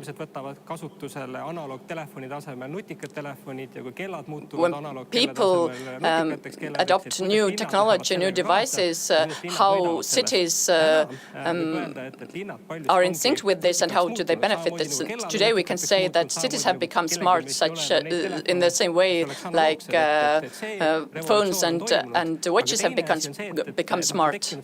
The other thing is that we need to ask why we need this smart cities The big goals from the perspective of cities is to have this smartness for the benefit of something, and if we move beyond this larger scales, we see that a lot of pollution is created and generated in cities, and we have redefined our objectives in this light.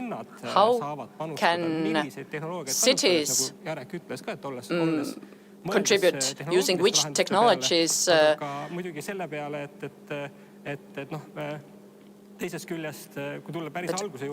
Coming back to where we began, why Estonia matters and what's the role of Estonia is if the share of emissions is that small, and if we look at Estonian cities, it's even smaller.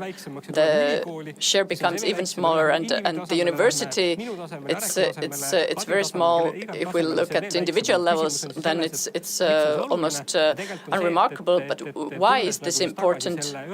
Coming back to this one component, the digital revolution, we have shown here in Estonia that a small country the size of a large city can demonstrate and lead the way for the digital revolution in the world.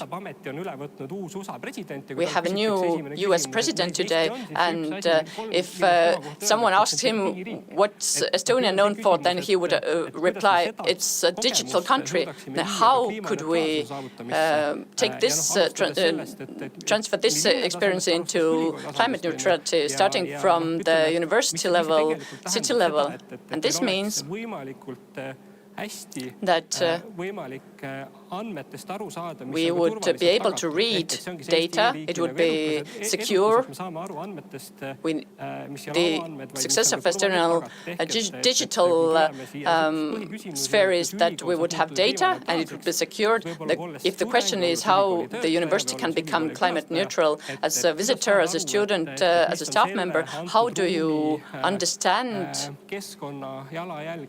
the footprint of each lecture room, each floor in a building, and your role in the footprint? And this is where the digital revolution can help, and the different data sets can help for making predictions. This could be a strength as a country, that we would be able to bring together these data, and we would maybe be the first campus that is 100% data-based, and in 2023 maybe people would come to see the first data-based campus in the world. Mul on väga hea meel, et me oleme siin saavutanud sellise nagu tunnetuse, et see kolm suurt teemat, energia, feel for this energy, digital topics, and circular economy, that we're still on the same page on these three. Mihkel, you have dealt with the circular economy topics more than any one of us. I have several questions for you. How would you very simply tell to my relatives in rural areas what circular economy is? You can give an answer and then I will proceed. We shouldn't try to explain it in a few words. We want to get as much value out of a unit of resource as possible and put it into temporal perspective so that we would use the resource as long as possible. It's difficult to explain it in simple words, but the problem lies, as Kadri already explained, that in the EU, including in Estonia, but also beyond, we import a lot of our resources, and this not only affects our economy and security and environment, because nobody wants the waste back. I have to admit that my elderly relative would be a bit puzzled by this answer. I would have to simplify this a bit, but we understood that it's a very complex matter, and it's not that easy to explain it. But I would like to ask you how this circular economy could be a reviver of the economy. Can you give us some good examples? Maybe it would be easiest to give the example of the Estonian packaging buyback system. Estonia is a very small country. It's good for piloting different solutions, and it has been really well functioning. For example, Coca-Cola tried to fight this in other countries of the world, even today. But 10 years ago, they were on board with us secretly because this PET bottles, glass or aluminium resources will be recycled and used as raw materials. We do not need new resources. For example, plastic is imported, the same with metals, and glass resource is also limited. So we're talking about new raw materials. Does such thing exist? Often people think that secondary raw materials is something mystical.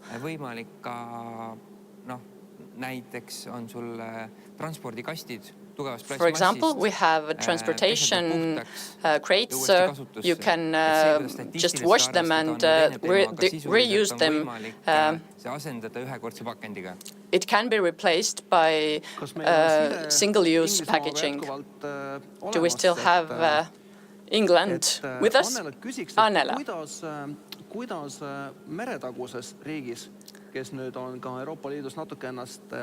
What about your country of residence overseas, somewhat detached from the EU? How does circular economy and climate neutrality issues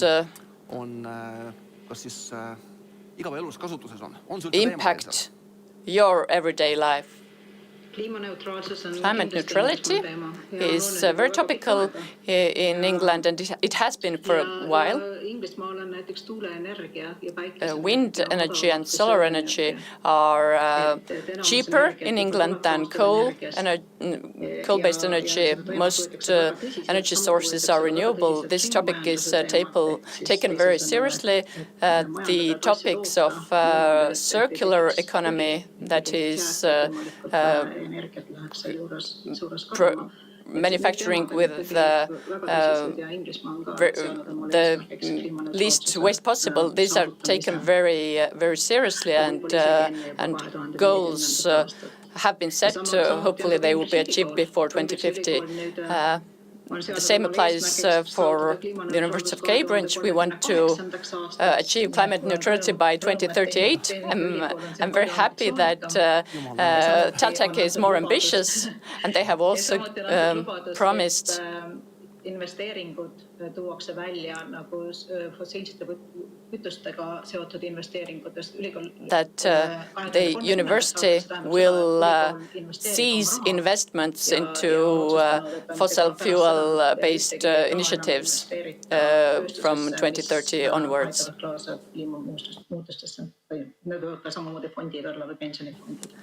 And maybe this also covers other topics. Jarek wanted to add something. Something intriguing, I hope. Yes, this 2035 climate neutral TalTech was a very strong promise to be given here by Aivar. And I'd like to draw your attention to the fact that it's not a promise which we can give hoping that the next generation will do it. In 2035 we will not be retired yet. This is something we need to do ourselves. That is, the current generation needs to deal with it. The question is whether we are capable of doing it. I believe that this is a very serious challenge, and partly there are already solutions to achieve it. Let's hope that we will see real progress. It seems that Kadri and ministries are also in the same project. Tallinn Technical University alone, without any external partners, are not able to achieve it. When we have good partners, we are able to create a new success story in Estonia, like we see in the new buildings. There are already zero energy buildings. Let's hope for the new ambitious project. We count on it here at TalTech. I think you summarized it very well. This is a large-scale project and problem, and we cannot act alone. We need broad-based cooperation.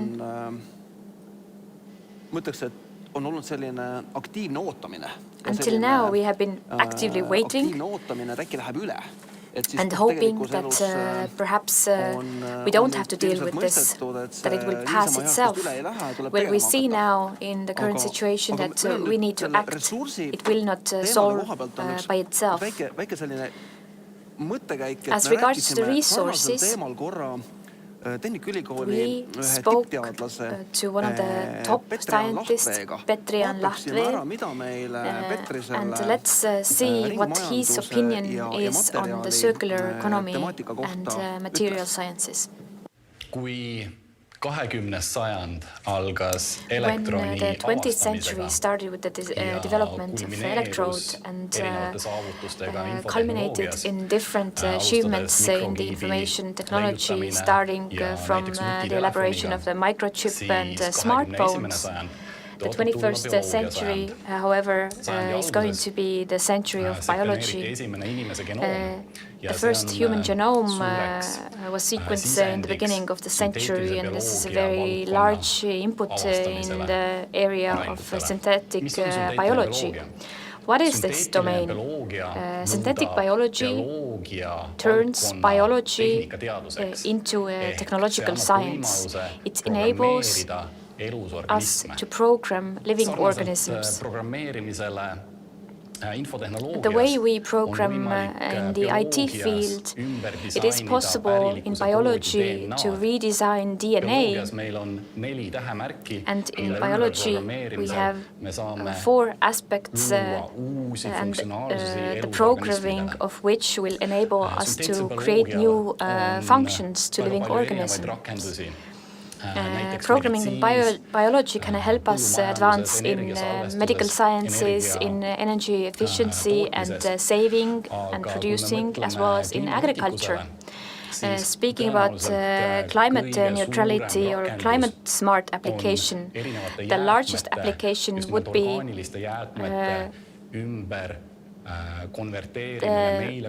converting biological waste into chemicals that we can take advantage of, such as different agricultural waste, industrial waste, or even CO2 from the air, and convert all of those into plastic or textile or even completely new materials with new functions. In our research group at TalTech, we develop such possibilities. Waste management in 20 years' time, I would hope that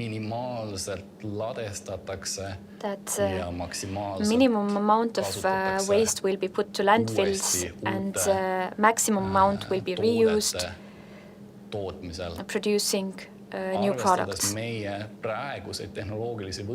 Considering our today's technological capacity, it's not easy to say whether it's going to be in 20 or 40 years' time. But it is possible that there will be close to zero waste. And in the process of producing, osad sellest kasutatakse. It will already be taken into account that all the parts will be reused in the future. It sounded like something very novel. When we have been speaking about digitalization and digital state, we now heard of a completely new dimension. Since our time is limited, Ralf, I would like to ask you regarding digitalization and e-state. You already spoke about what your team has been dealing with, but I'd like to ask, is there something to be done in order to be more ambitious? When we speak about some partners or states that we look at them with admiration, let's try to be as ambitious as they are. Can you give me any hints of how we could manage? Being a new center of excellence initiated by the Estonian state and the European Commission, we want to bring future solutions to the Estonian cities. That is the main idea of our work. And now there is a strategic question. What the future solutions should entail, what problems should they solve? Since the climate issue is really acute,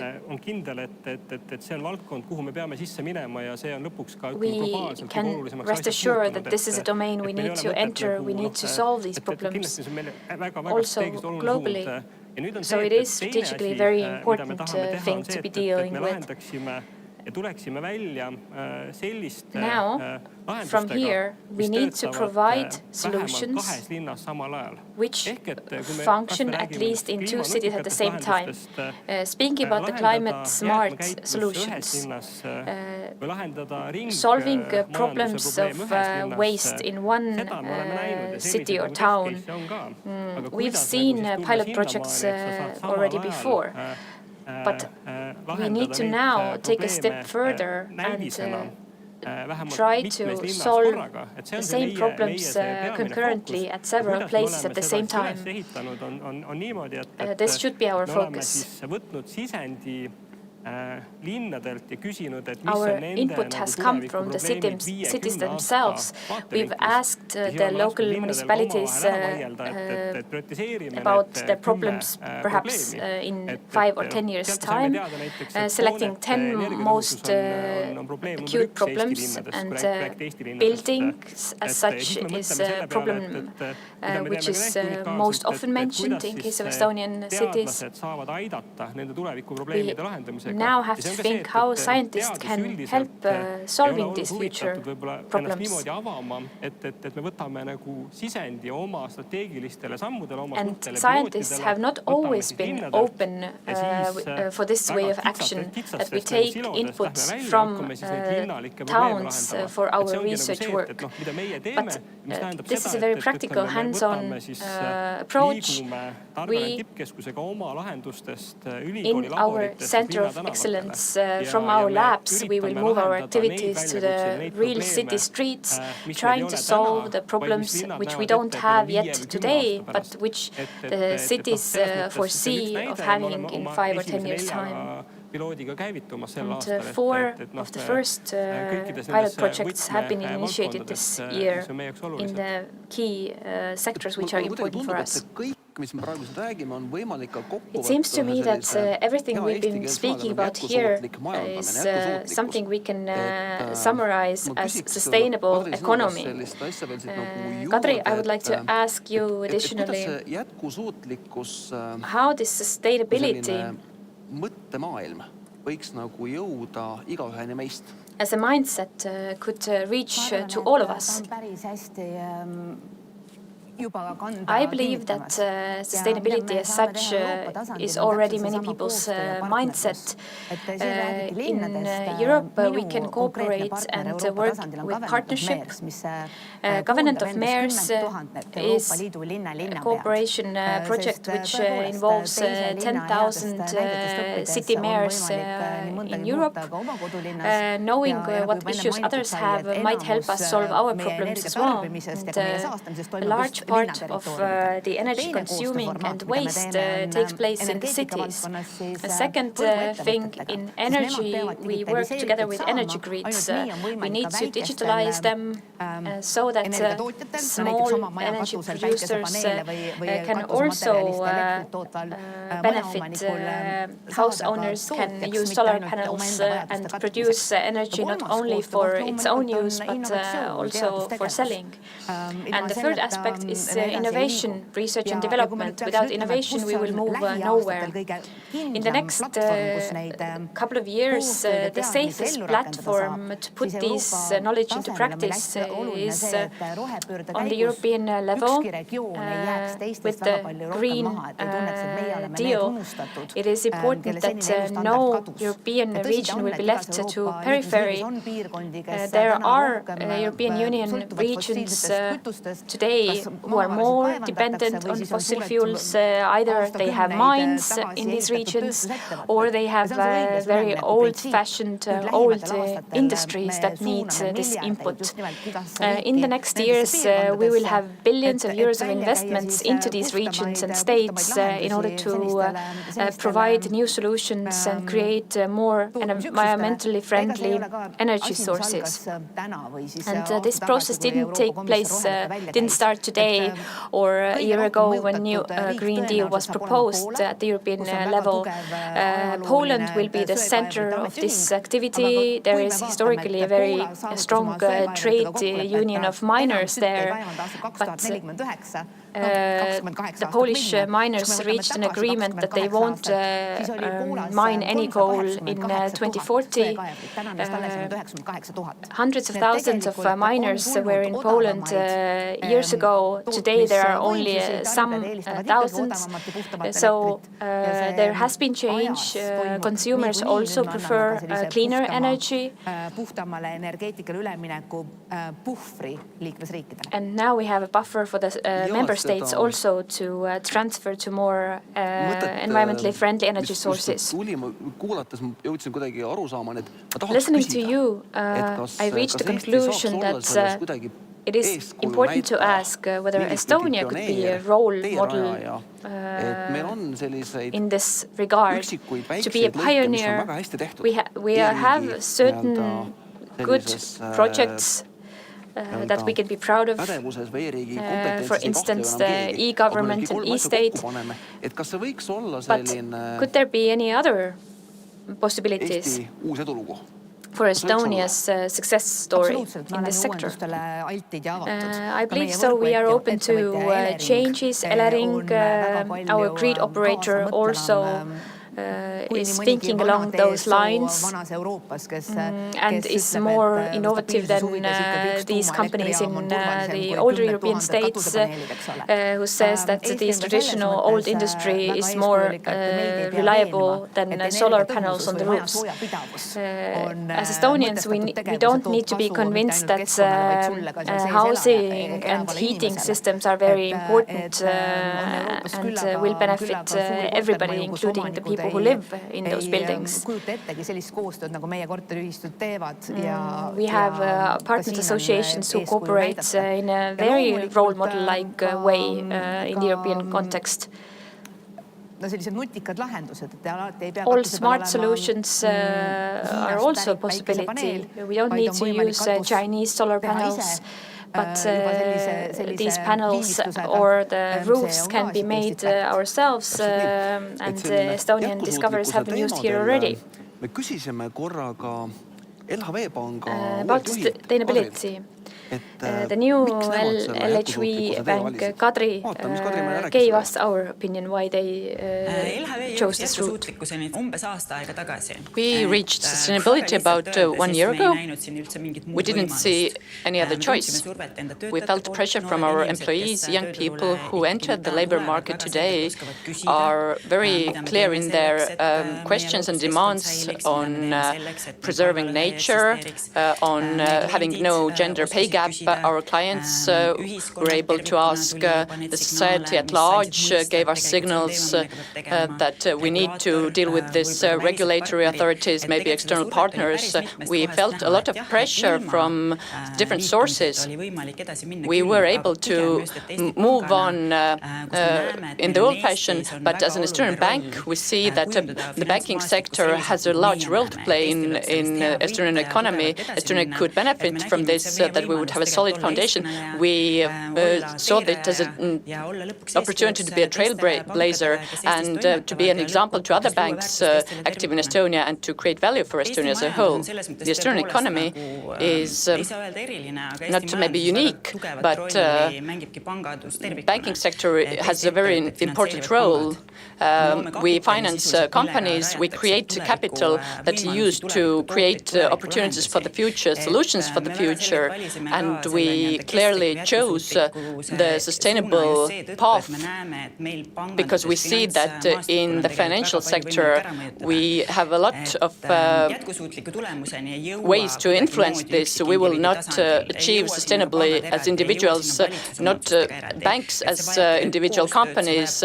We need to cooperate. We need the input and contribution of all members of the society. We need awareness raising and common goals. We see that this strong competence is very scarce on the market. Our education system works well. We have great economic scientists. On the other hand, we see competence in environmental issues, but bringing these two issues together, integration of economic and environmental issues, we do not see that much of it, and maybe a challenge to our education system from here. Why not find ways to bridge these topics in our educational programs so that our companies would find it easier to set long-term goals? Ma tahaks selle järgmise küsimuse küsida siit küll ülikooli I would like to ask the next question from our university colleagues, but I won't do it.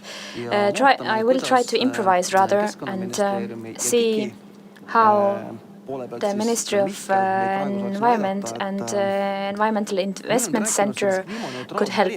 We have been discussing different aspects of climate neutrality. I'd like to ask, what are the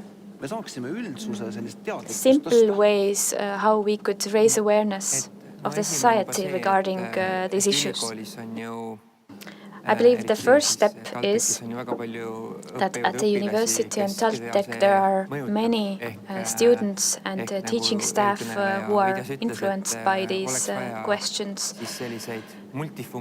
So we need multifunctional people to be the forerunners. We see that our Environmental Investments Center has programs for leaders to, moreover, raise awareness among other parts of the population.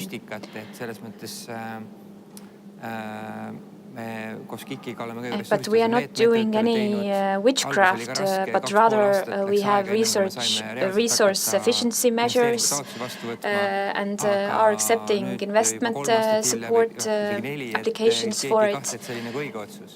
But no one doubts that it has been the right decision. So when we do something, we are able to show it and not be afraid that somebody will copy me. Not everybody is a business secret and confidential, I believe. Küsida selliselt, et mis sa arvad, missugune võiks olla nüüd ülikoolide roll What do you think the role of universities could be in avoiding the horror scenario which we saw in the video in the beginning of our panel? And not doing anything is not an option today as well. The role of universities could be threefold regarding achieving climate neutral position.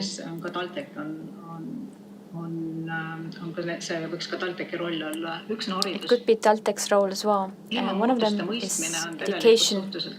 Understanding climate change is a rather difficult question. It's not only having plastic waste in the nature, but it's change in an environment which is human caused. We will take the CO2 from our earth and pollute the environment with it, resulting in increasing temperatures on the planet, and it will influence us all. This is a problem which is ever increasing, and we cannot see it happening. But the role of scientists in it is cannot be underestimated. Educating our students and also teaching staff, seeing how these problems can be solved and what are the positive aspects of trying to solve it. Secondly, technologies. Listening to today's panel, I am very happy to see how many solutions there are for TalTech to provide regarding smart IT solutions or energy efficient materials. These things are very welcome. Today, health technologies and food will be the next topics you will discuss, and all those things can really make a difference in case of climate warming. But we don't only speak about tangible technologies and results, but also solutions which are softer solutions, social innovation, how to influence people's behavior and attitudes. Regarding consuming energy, wasting food, how to protect ourselves from the climate change and other social innovation aspects. Talking about the technologies which are wind parks, solar parks, it's difficult to compete with the Chinese producers, but TalTech should play a role in providing rather smart solutions. You need to walk the talk. In the British say you need to walk the dog. You have to take a look at your university. How can you be a pioneer in certain aspects? To be a role model for the people and for different institutions. How to show that things really function in practice, try out and be a test lab for different solutions. Be it reducing energy consumption or the warming of wooden houses. Things which universities can do, including Tallinn Technical University. Since Estonia is a small country and its role in global emissions and pollution in general is small, it's not enough to reach climate neutrality in Estonia, but to provide these solutions for the rest of the world as well. And these roles could be suitable for TalTech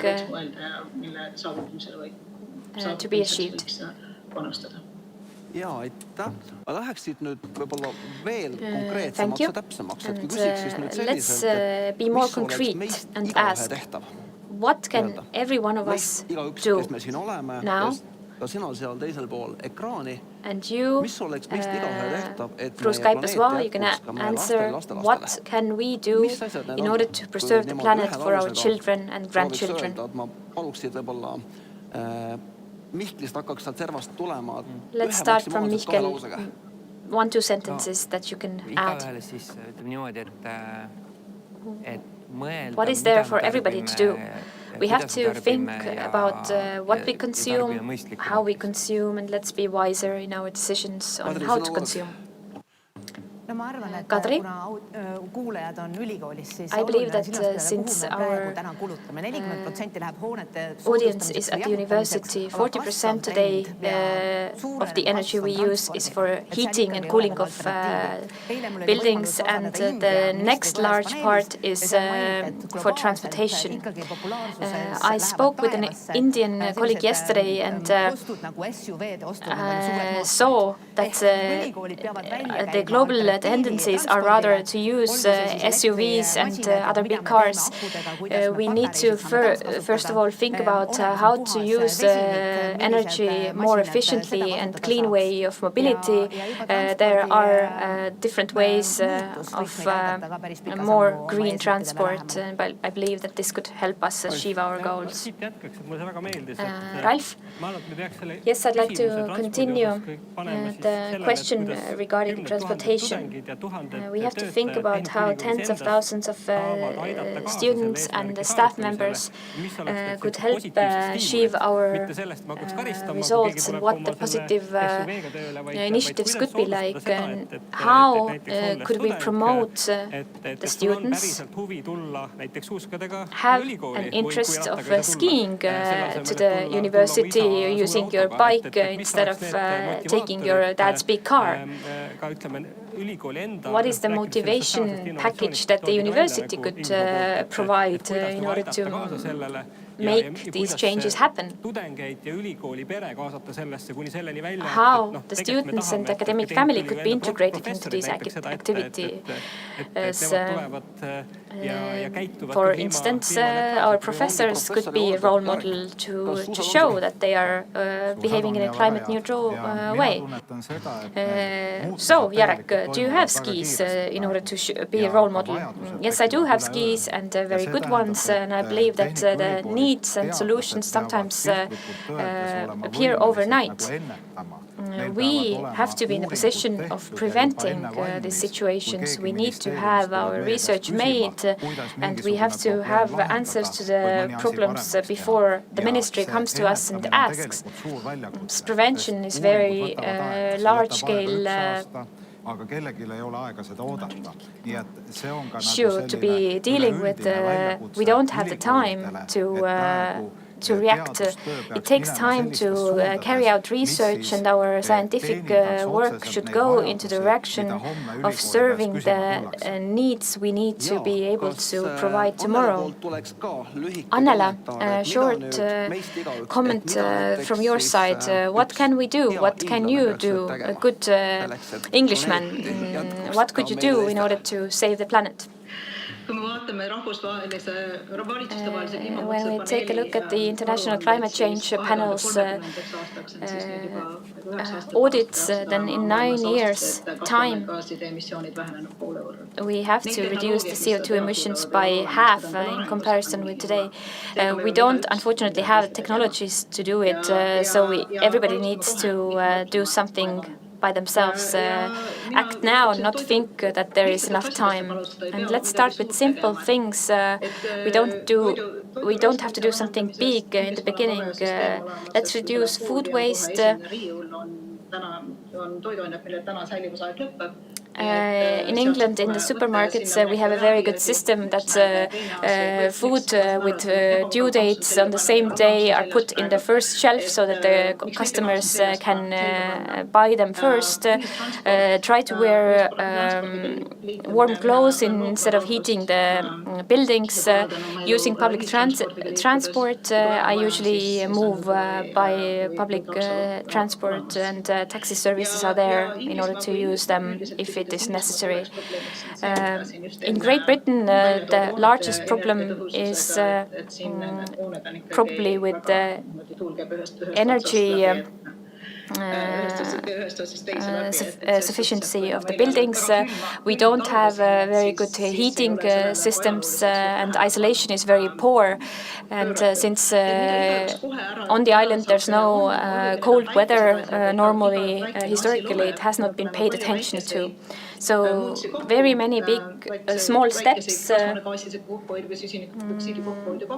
trying to save little emissions, we end up getting big savings. Let's start now, and I would advise TalTech to already not to hesitate and wait, but start to achieve their climate neutral and smart plan already, starting from the very small steps. Thank you very much. We are drawing to a close, but before we do that, we have brief video to show you. I would like to thank everyone who participated in this panel, but the video. Try to imagine a municipality that doesn't emit a gram of CO2. Sounds like a utopia. We do not think so in TalTech. In 2035, here in TalTech, we will have the first climate-neutral university in Estonia. Let us move back in time. The TalTech, which has been claimed to be the most innovative university today, was quite innovative in the 60s by building a campus into Mustamäe district and concentrating all buildings into this campus. During the next 60 years, the innovation and experiments undertaken in the university have taken forward life in Estonia as general. We in TalTech do not want to do things as they have been done from the beginning of things. We want to do things better. This is our goal. The campus of TalTech is like a big lab where things are developed and tested that can go into masses very soon. Here, the first self-driving cars are tested. We have a smart elevator with face recognition and can provide directions to get to your direction. We have solar panel fueled e-materials. We sort our garbage, and instead of throwing it away, try to find ways to reuse it.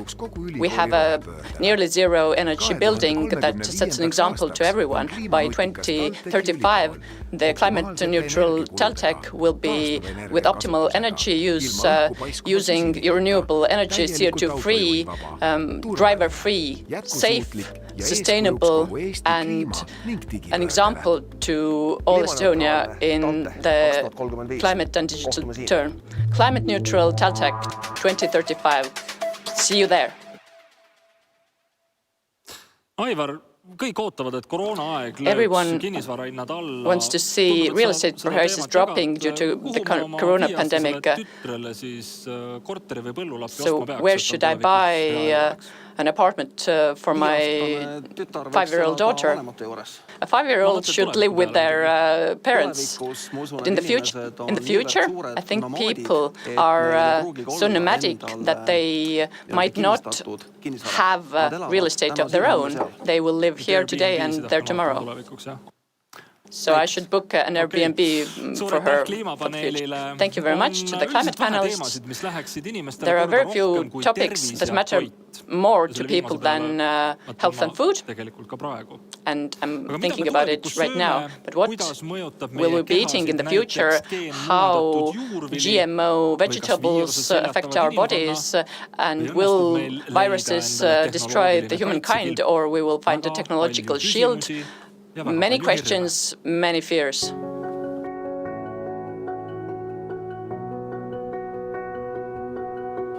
Some politicians have indicated that Estonian research is of no use to the society. I'm one of the first people in Estonia to be chipped like cats and dogs.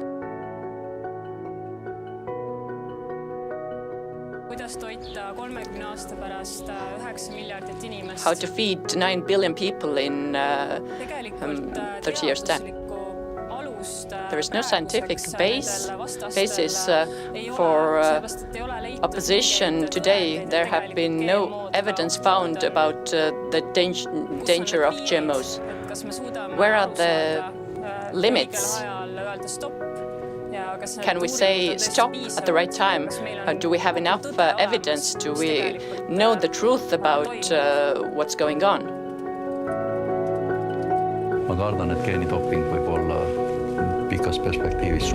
I'm afraid gene doping may be a big problem in the longer run.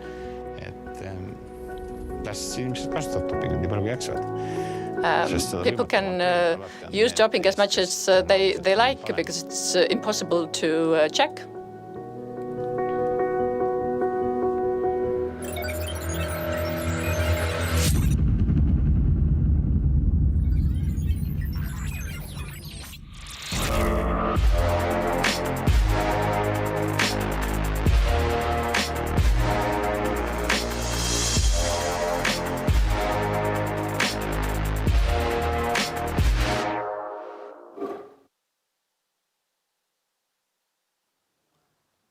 Meie järgmine paneel on Our pühendatud next panel is dedicated to healthy years.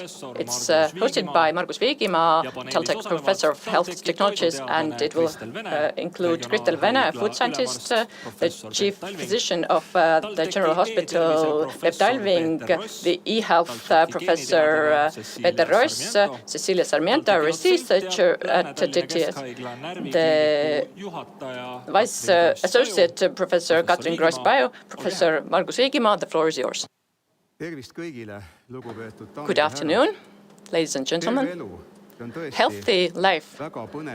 This is a very exciting topic, and this includes a lot of fears about it. I'm glad to have this very high-level panel of colleagues here to discuss these topics with, and probably we will find answers to questions that have been raised. How does this relate to TalTech? It does, and very much so. We have health technologies, medical technology, gene technology, food technology, curricula, and if we talk about 2020 and beyond, about life in 25 years' time, then in this time, the role of technology will be ever increasing in medicine, in healthcare, and in our lives. Let us move to our first topic of today, and this is food. It is true that our life and health depend to a large extent to what we eat, how we live, and whether we are healthy or what illnesses we are susceptible to. Why is hamburger so tasty, Kristel? Good afternoon. A hamburger is tasty for a good reason. It has a perfect combination of salt, texture, sweetness, crispiness. The things people enjoy in food are combined in this one product. Sugar, salt, grease, fat. These are things that people like, but these create a lot of problems. How can we eat less of these ingredients to have fewer cardiovascular disease and other diseases? I have been active in food science for 15 years, and I have seen two sides. 10, 15 years ago, researchers tried to make foods tastier, more appealing to people. Now there's a term called palatable food, which means that they have increased salt, fat, and sugar content, and create a sense of reward in people. Then this increases the hormone production so that override hormones telling that you have eaten enough and you can stop now. And now I'm in a reversed role where we have understood that this is a problem. We need to cut back the salt, sugar, and fat in our food, but nobody wants to compromise on taste. And now we'll try to find technological solutions, and it's not an easy problem to solve. I'm engaged in bitter tastes in food, because often salt and sugar is added into food to conceal the naturally occurring bitterness, and we are trying to test whether we can mask this bitterness so that so much salt and sugar would not be needed. Or alternatively, there are blockers of bitterness, so compounds in food that stop the bitter molecules from getting to these receptors. These are naturally found compounds. These are not artificial. Different researchers do different tests on these solutions, but I think it's possible to reduce the sugar, salt, and fat content to make this food more natural. But people can just train their palates so that they would no longer require that level of saltiness or sweetness. You deal with very important topics from the perspective of public health. In Finland, salt consumption has been halved in some decades. This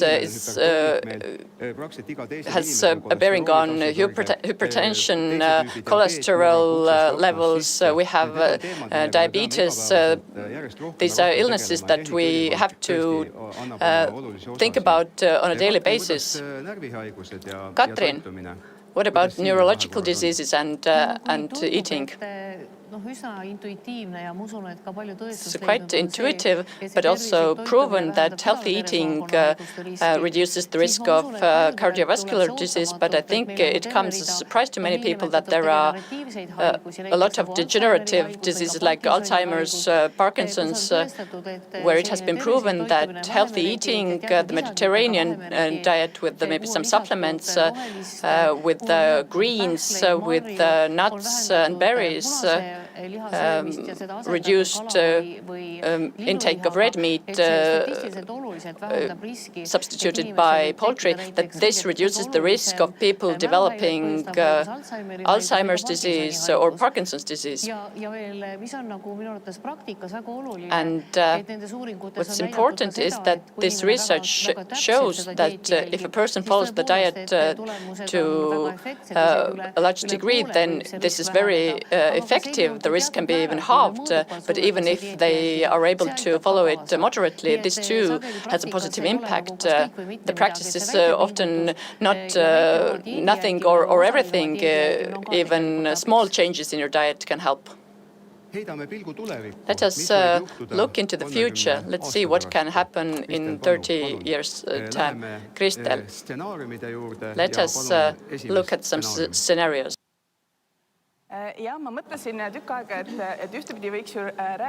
Yes, we might talk about scenarios whereby we can use bacteria to create protein from CO2 that we can consume as a protein drink, or we will all be eating insects in 30 years' time. But because I've been engaged in drafting a document and know that almost 100 researchers from all over Europe prepared a strategy for the European Commission, or even not a strategy, but scenarios about our trends in food consumption, and they took into account political, social, climate, and other aspects. So I thought I would take these scenarios and we can think along about which scenario we would choose. The first scenario was a global food scenario, which is what we are having right now. The markets are open. This is what happened a year ago before the COVID pandemic. The markets are open without borders. People wanted quick calories. Not much attention was paid to whether the food is healthy or not. The second scenario on the next slide that was developed and that nobody expected we would reach so quickly, but suddenly all markets were isolated. We had to think about whether we are self-sustainable. And this second scenario saw urbanization that would come with farms in the city method, and people would be more engaged in producing their own food, and they would value this food more. And this saw reduction in the consumption of animal protein and increase in the consumption of fresh produce. The third scenario is the saddest for us in the EU, but it's quite realistic because food policies are a bit backward-facing, and we are not as liberal as the United States and Canada are, where GMO foods are permitted, and we can lag behind in terms of technology, but this gap will grow even further. If you look at these two cows, then one is big and the other one is smaller. If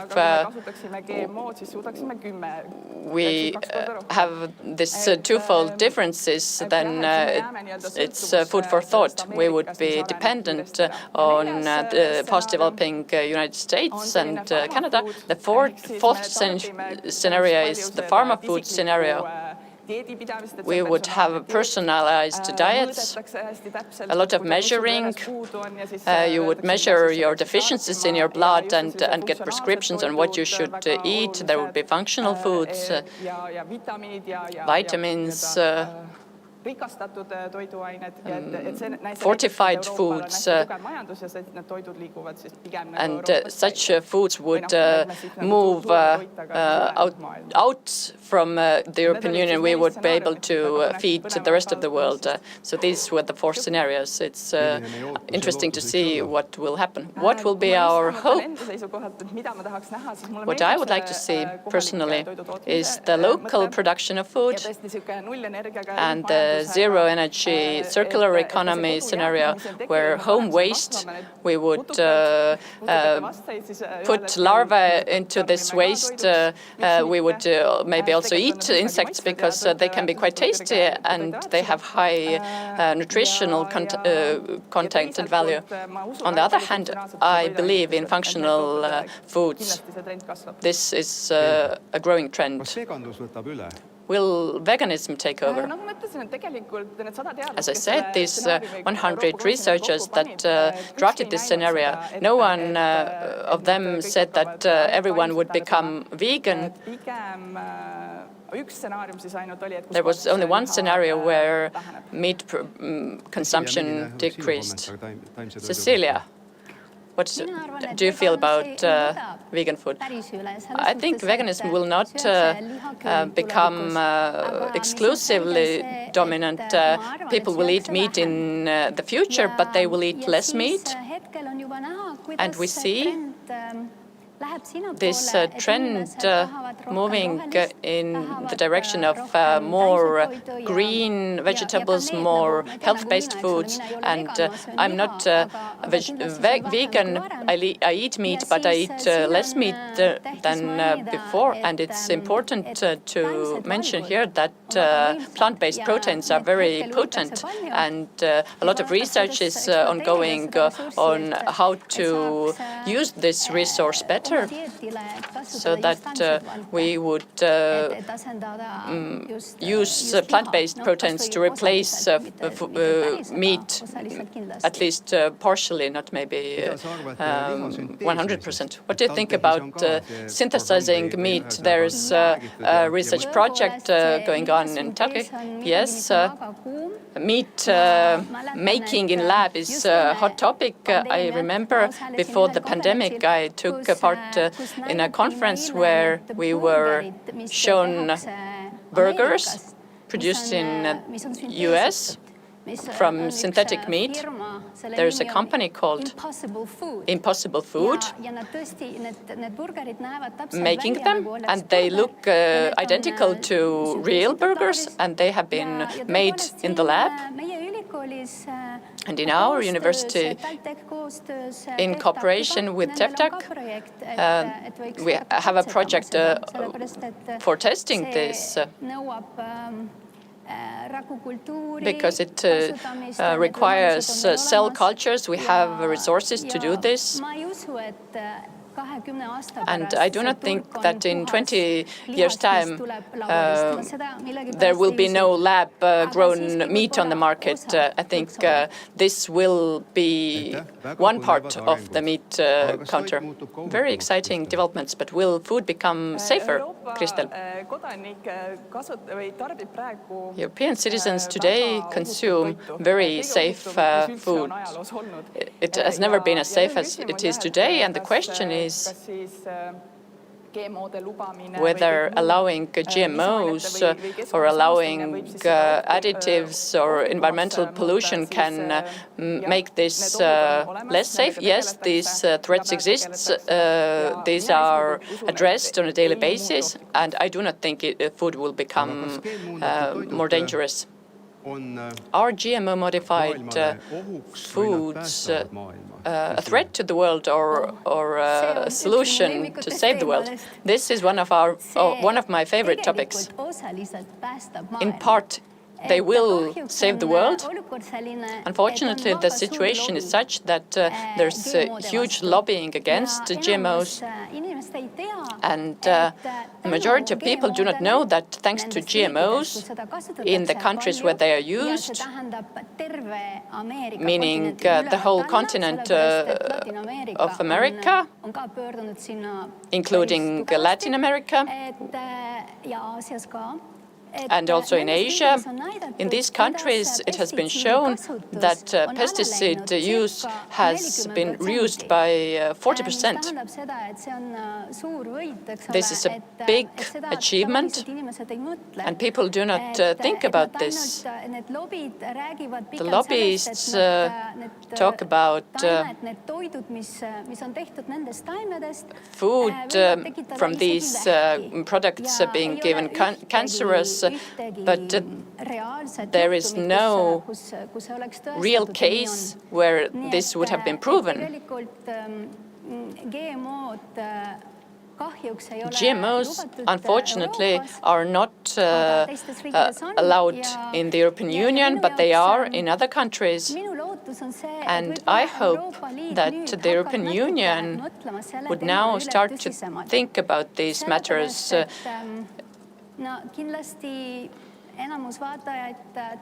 Most of our spectators would know that last year the Nobel Prize was won in chemistry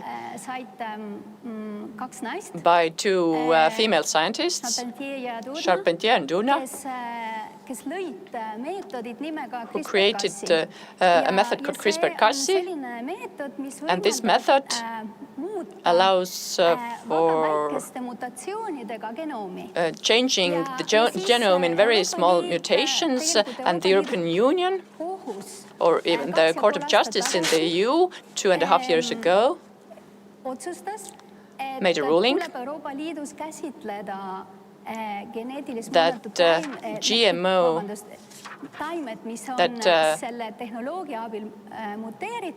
plants that have been manipulated with this method should be treated as GMOs and would not be permitted on our territory. But we researchers were vocal about this ruling, and it worked. About a year after the ruling was made, the EU decided that the European Commission would have to conduct research.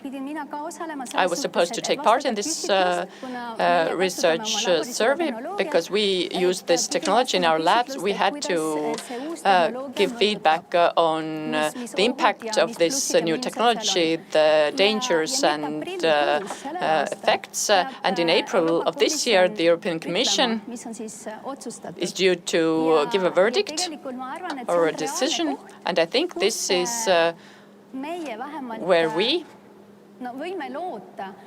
can at least hope that the European Union will reopen legislation pertaining to GMOs and even allow these plants manipulated using this technology on the basis of the argument that mutations by radiation or chemicals has always been allowed in the EU. It doesn't make such a difference. So this precise engineering, hopefully this will be the way forward for Europe also in the area of food production. Will the agriculture of the future be more technological with drones, etc.? Absolutely. In Estonia, drones will be used in agriculture, and long-distance monitoring is very efficient. To see from above the field, we can detect pathogens, and there will be sensors. We can get information about the quality of soil, whether more water would be needed. Irrigation can be adapted on the basis of this information. So this would be the future of agriculture. It is widely tested in a lot of places, also in the Netherlands. Here in Estonia, we have to wait a bit, but I dream of cooperation. Why not within the university, the IT faculty, and us? There are many interesting developments. Plants can be grown without using soil. There's soil-free agriculture. This is also linked to what Kristel mentioned in the second scenario, where we could see how the fields are brought into the cities. People will grow more of their food in their own gardens or even apartments. It's called hydroponic agriculture. Minerals are added to water to meet the needs of plants, and it's very effective. And in the States, there are big halls of shelves where plants are grown using the hydroponic method. And LED lamps, of course, are used.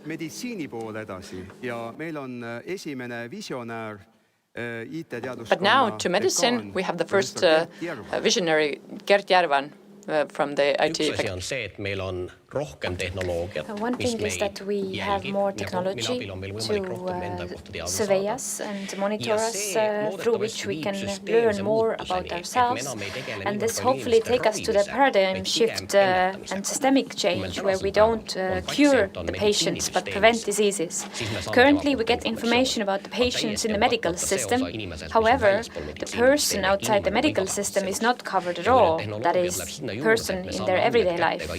When there the technology develops to the point where we have the data also on people's everyday life, we have more information for the doctors to base their decisions on. And hereby the IT has much room for improvement. Today we use smart watches, but technologically these are very low-level devices. We'd have the capacity and potential to learn more about people in their everyday life. Today's smart devices do not give clinically valuable information. The device gives information which is of asset to its user, giving feedback. But the quality is not good enough in order to give the medical staff information for a diagnosis. There are ample opportunities for gathering information about our environment, not only smart watches, but starting from our cars, ending up our houses.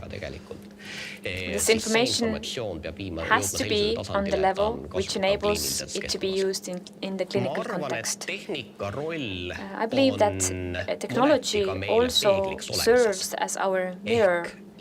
People are not very good at understanding themselves.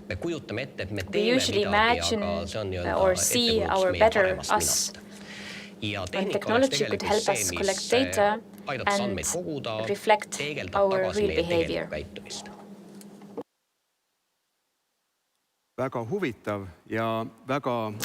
Very interesting and very thorough treatment of the subject. Pep, what do you think? Yes, I believe this is the future. I would say that it is already the current present as well. We don't use our smart watches in order to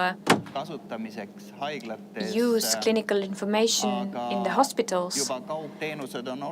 But these distance services are already there. We already know that heart stimulators are there.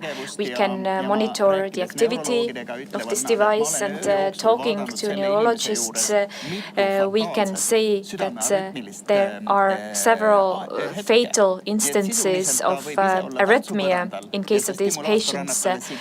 A person could be on the dance floor and the stimulator gives a note of this failure. So I believe that the devices could be more powerful, but we need more. Yes, we can call the patients in the morning and say that you died a couple of times during the night, isn't it? Peter. Yes, I believe that health data is definitely something which will increase in the future. And continuing where our co-panelists left off, we have to concentrate on where we get the health from. Definitely food and nutrition and our own health behavior forms 50% of important factors. The genes will make up 30% and the medicine 10%. And in between there's the environment and our social background. In case of e-health, many people say that the data is important, but at the same time, if we disregard 50%, which is important for our health, we are too narrow-minded here. I agree with our dean. I believe that data analysis from different sources, education, environment, nutrition, and potential medicine is a holistic approach which could create a health information system for our children. The same way as we have the banking space, we know where our money is, but we don't know where our health comes from. I completely agree with you. Healthy behavior is very important. But with a high technology approach, we have increased the role of medicine, but not considerably. We cannot go about the COVID pandemic today. What's the meaning of it to the Estonians and Estonian medical sector?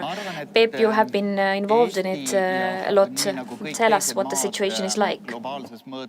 I believe that Estonia Estonia, as well as other countries globally, have suffered and suffered on the same level. I believe that Estonia's position is better today because, well, Finland has been very successful. The Finns say that usually we are more distant to each other than these required 2 meters, namely 3, and it's not so comfortable for us getting too physical, getting close to each other. But I believe that this influence of this Nordic approach is similar to everybody. May it be entrepreneurs, older people, but the only group of people that I have understood who are in the strong position are our frontline workers. We cannot escape from them, and today, very often it is emphasized how medical staff is working very well, how they protect us and keep us safe, help us. I believe that it's important. This disease will be with us for a while.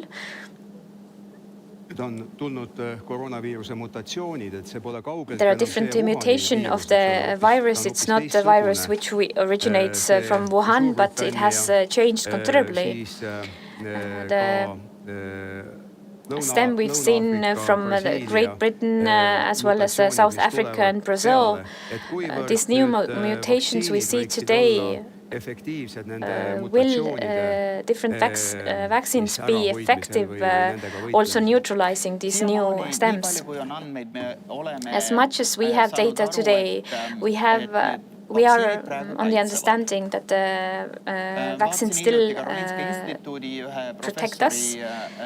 Lately, I read an article written by the Karolinska Institute professor who said that when you have been vaccinated with the current vaccine, you could have a fever when you get the new variant, but you won't fall ill seriously because the vaccine has a very broad functioning spectrum. But part of a protein which can be the mutated one will not be protected by antibodies from the vaccine. So it largely protects us.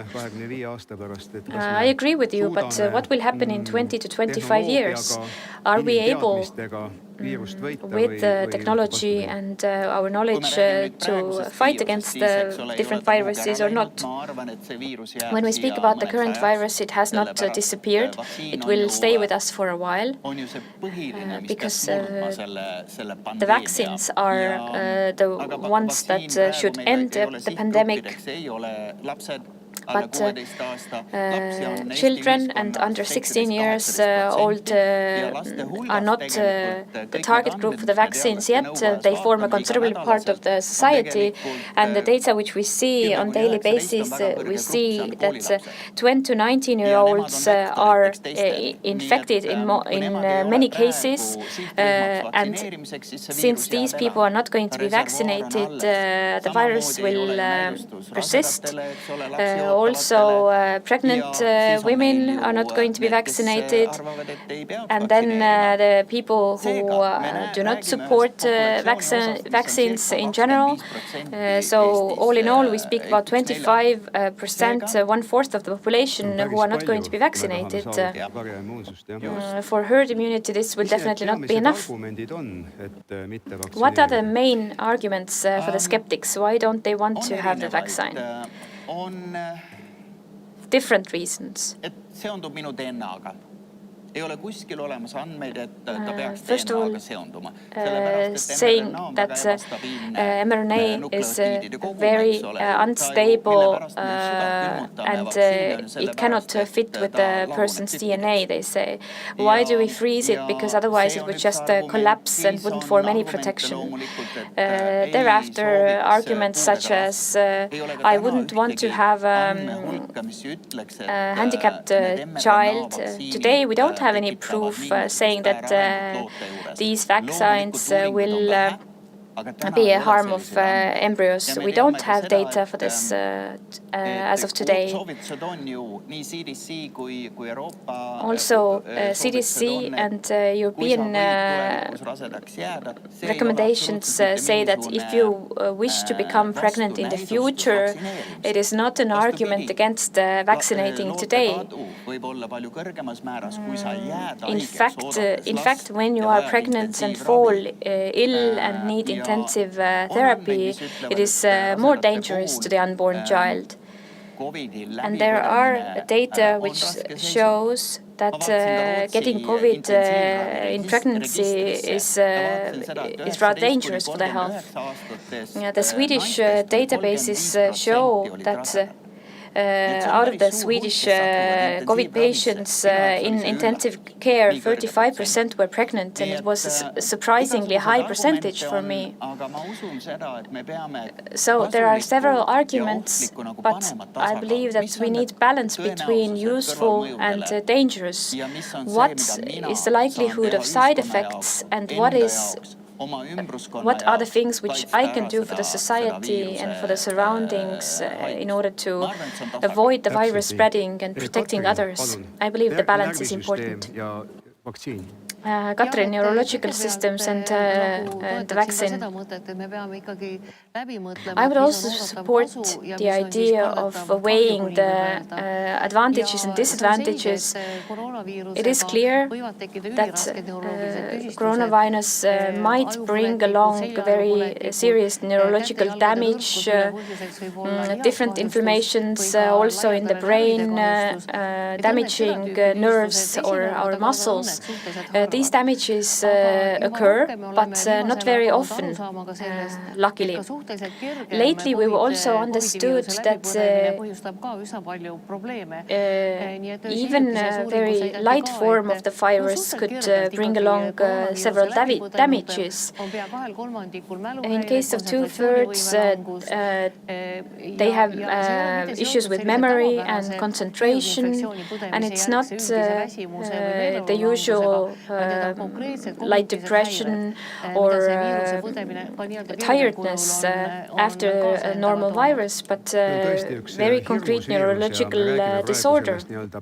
This virus is really dangerous, and we speak about the chronic COVID today as well.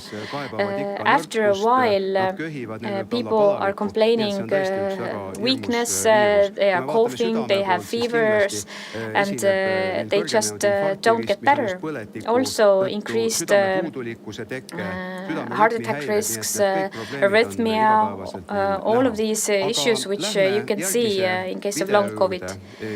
But the next video will be here. Allan Herman Paul from California. I will share its opinion. Hello, I am a neuroscientist from the TalTech.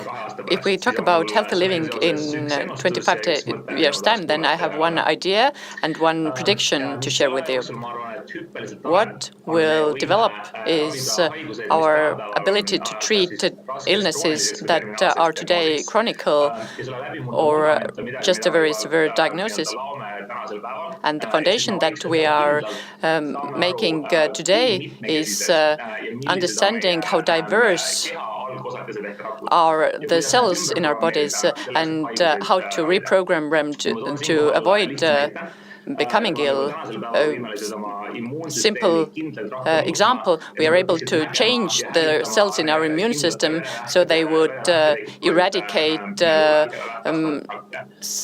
cancerous cells of certain blood cells and blood cancers, and in the next few years we will see them making changes into tissues so that we can fight all kinds of tumors. Maybe the big challenge is to understand what will happen with these cells in different parts of the body, what kind of cells and how we should engineer to deal with this. And the idea that I would want to share is that I do not have doubts that we are moving towards the world where most illnesses can be either treated or prevented. The question for us is whether we can afford these technological benefits. And I think TalTech has a very important role to play in this. TalTech can be the institution where Estonian people can come into contact with each other and play around with these high-tech technologies so that we can solve these problems within Estonia and create these benefits for the entire society, not only individuals. And in achieving this mission, I will give my support in every way I can. It was very inspiring. Our own alumni. How do you see his opinion? I believe we need to very thoroughly research different aspects in case of human beings and in medicine as well. Very often we hear in the media that artificial intelligence will replace us. AI human beings. I don't think that this will be the future. If we take a look at the time 20 years before today, we've seen that the development of clear technologies have been there in order to prevent or treat, cure, but there is no magic silver bullet which will make viruses disappear, may it be genetics or neurosciences. It's just a part of this whole compact. Katrin, yes, I'd like to say that I wouldn't be as pessimistic as you were. Many people have sense the danger of possibility of getting Alzheimer's when they are older and they lose their memory. We are very close to the breakthrough of this being curable. A while ago, FDA, US Association of Medicines, would have approved a drug which helps to fight Alzheimer's. They got stuck, but a genetic treatment is already there for children so that the broken genes could be mended right in childhood. If we are ready to treat one gene mutation, it's only a question of the right technology, how to do it in case of others as well. So I wouldn't be as pessimistic. Speaking about the perspective and the vision in 20 years, we should also treat personal medicine, the share of which will increase in the future. Estonia has been rapidly developing in this area. In cardiology, for instance, the problem is that the treatment instructions do not involve the risk score. Genetic risk is usually disregarded in these cases. Why? Because there are no randomized surveys. Today, we have one randomized research carried out where middle-aged people are divided into active group and control group, and both of these groups have one common denominator. They have genetically a very high likelihood of getting heart disease. Soon enough we will have the results, so we will see. Colleagues often ask what the genes will bring along, what does it bring about in the practical life. We can say that the new biological treatment methods of lowering cholesterol, whether they are efficient enough, whether they will bring some side effects or rather reduce them. In oncology, there are possible ways of advancing further. So I would say that in the next 20 to 30 years, there are groundbreaking changes. The next visionary, however, Professor Ivo Fridorin. In 22 years' time, a person who is healthy is mindful about health awareness and healthy living. And this is empowered by health technologies like activity monitors, smart watches that monitor one's habits and the quality of their sleep. With the artificial intelligence, we can suggest their daily regimes. Food apps can register our eating habits, the amount of food we eat, the calorie content. We can have personalized diets. On top of that, we can have smart scales, blood pressure sensors, pulse oximeters, and other devices. Health fanatics and people with addictions can have implants put into their brains that send signals from their brain centers. For example, the brain will send a signal to the sensor that there's enough nutrients in the body, you can stop eating. We can benefit from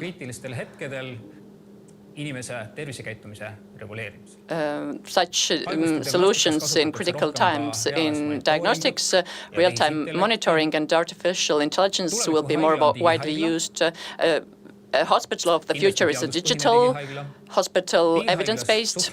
In the digital hospital, everyone will interact with everyone, including devices and equipment from diagnostic devices to bed linen. Information is exchanged about location, cleanliness, and expiry dates. In the hospital of the future, operations are performed using virtual reality and augmented reality. Smart artificial organs and grafts have their role to play. Smart tablets and medicines are used that can send the diagnostical information and get the medicine directly to where it is intended. Jaa, no professor Fridorin puudutas siin just seda, millega me Tehnikaülikoolis tegeleme ehk Well, Professor Fridorin touched upon also our research area, collecting data, their trustworthiness and representation. This is definitely an added value for people. Estonia has a e-patient system where they can take a look at their different medical data.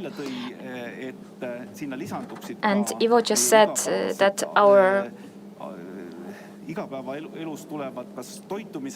daily nutrition or physical activity data should be included there as well, and more complex ones, perhaps collecting different biosignals. This is definitely the future. And the patients really take a look at their data and analyze it.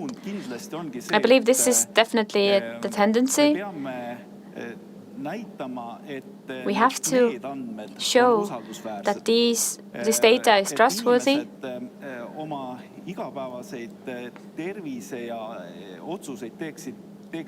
that people would base their decisions regarding their health on a scientific basis. I'd like to also include social sciences here because we spoke about the vaccination before.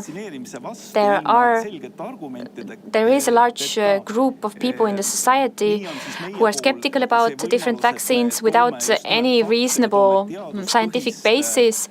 Our job is to provide science-based data, but this needs to be also communicated to the broader public. This is definitely one of the tasks for all the universities. And somehow we are usually reading media news, fake news, and we don't have really science-based news, and we cannot reach the people. We have to change this so that valuable information will be shared also with the general public. We know that Estonia has been one of the pioneers regarding e-health systems, and we are advancing and we are ahead of some other states in this respect. But how can we serve as a basis for the steps further or additional research? We have been pioneer on sharing e-data between different institutions. The GPs and other doctors share data.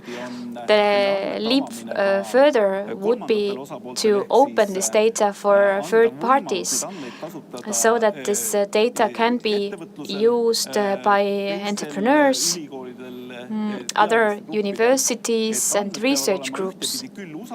So the data needs to be trustworthy but also open.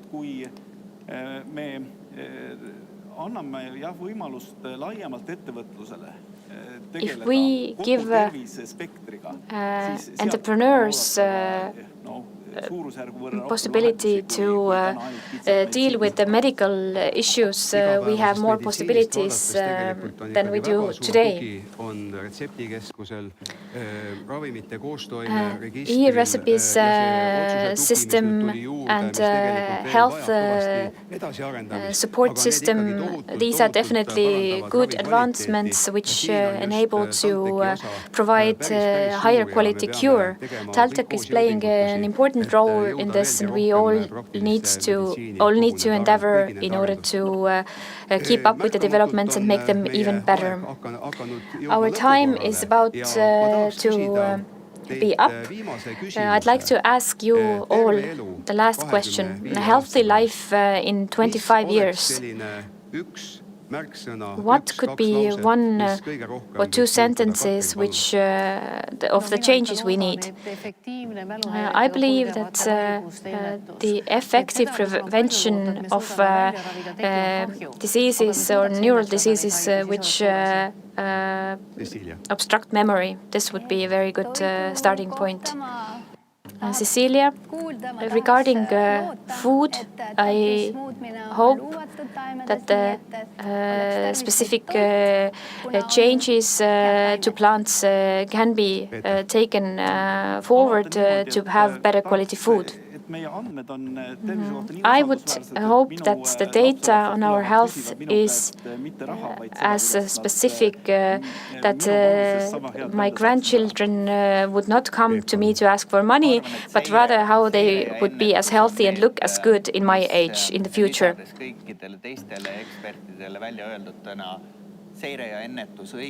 Monitoring and prevention to specific risk groups, I believe, is the key word here. I believe that food is very tasty, but will be more functional and more healthy in the future. And personal medicine is definitely something which I would add. It's more accessible in the future, more powerful, and we can use it for preventing diseases as well as curing them. Thank you very much for this discussion. Professor Vigimaa, before you leave the stage, I have one question. I have this 5-year-old daughter, and she climbs to all places where she shouldn't be climbing to. My heart stops when I find her on top of a tall tree. She has a healthy appetite, but is very picky eater. What should I do to make sure that she would live to be at least 100 years old? Maybe a few tips from you.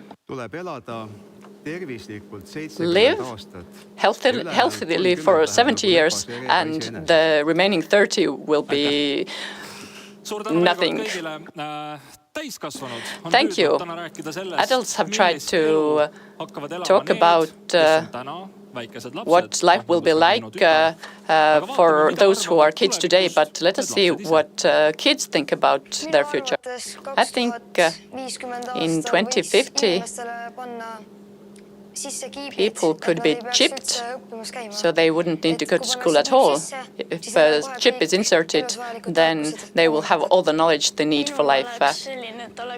I think there should be lines where that students can use to get to places they need to get, for example, to their classroom, and different lines for primary, basic, and secondary school teachers. I think schools should use holograms as teachers. I think this would make things a lot easier, because you would need to spend money on robots, but holograms are unbreakable. I think a self-sharpening pencil should exist. I think a car could exist that doesn't need even an engine, just drives.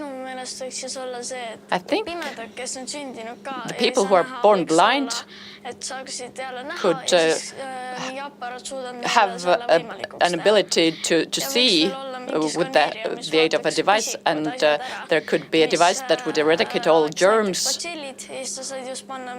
and you can also program it to select specific germs.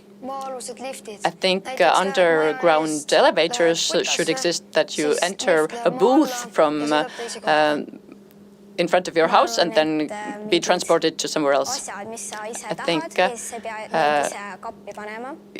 things could get to their own places without you making an effort. Things would move themselves, I think.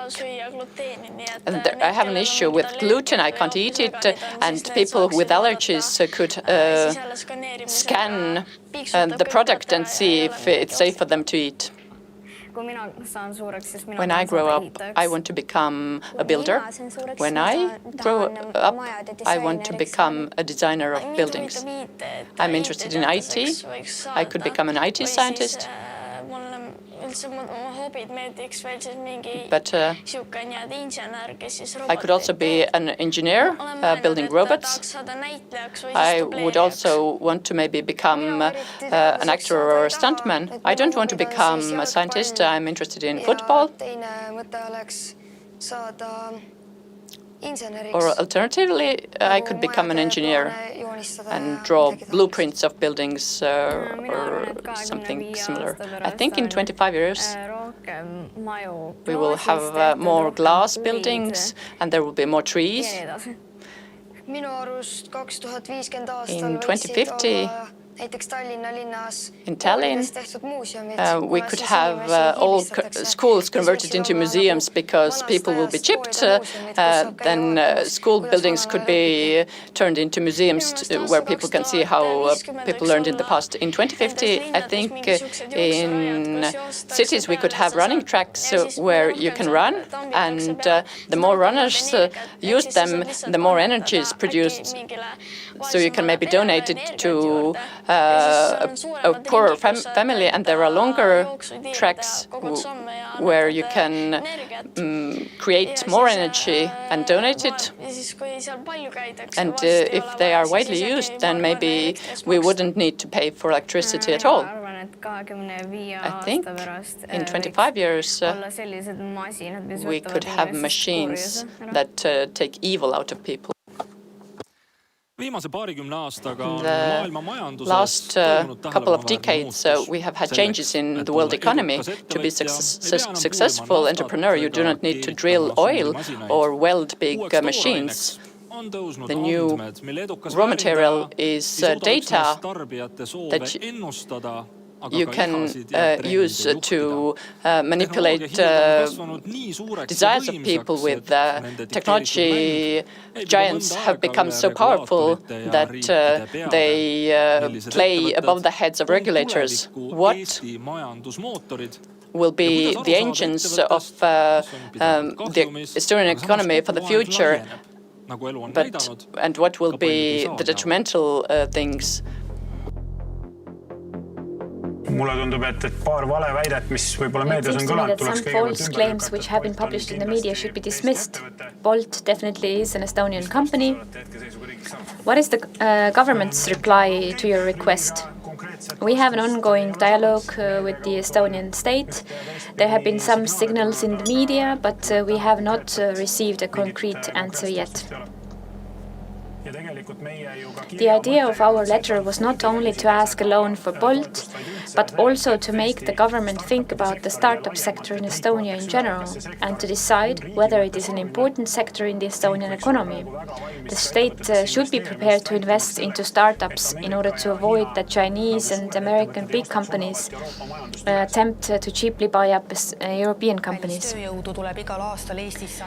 According to the Estonian Police and Border Guard, the foreign labor force is increasing within every year in Estonia. In the next 10 years, Estonia will be lacking highly skilled labor with technological skills.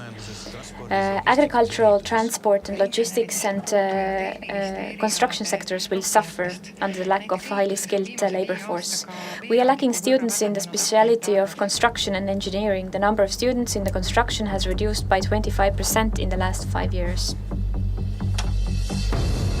The first humanoid robot in the world, Sophia, was presented in Tallinn. That, or rather who, has been touring around the world for 3 years, presenting its skills. Sophia has received much attention and, as the first AI, has the citizenship of Saudi Arabia.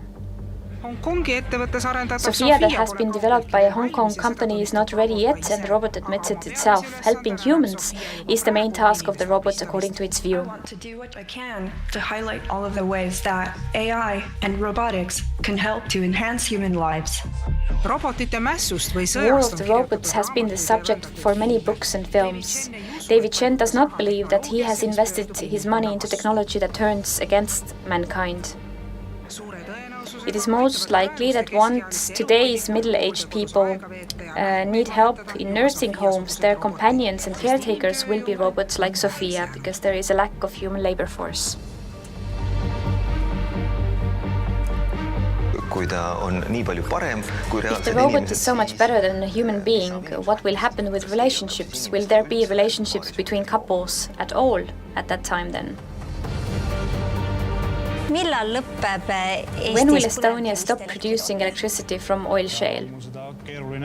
Currently, it is difficult for me to say, but if we take a look at the trends in electricity production and how the market regulation has changed them, it is clear that we move to not using oil shale for electricity production.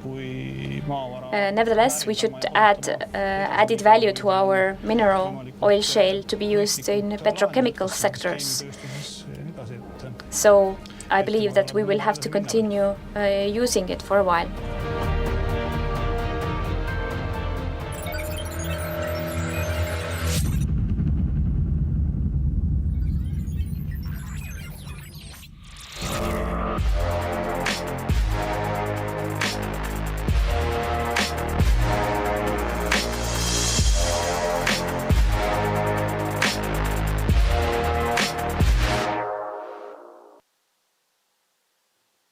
The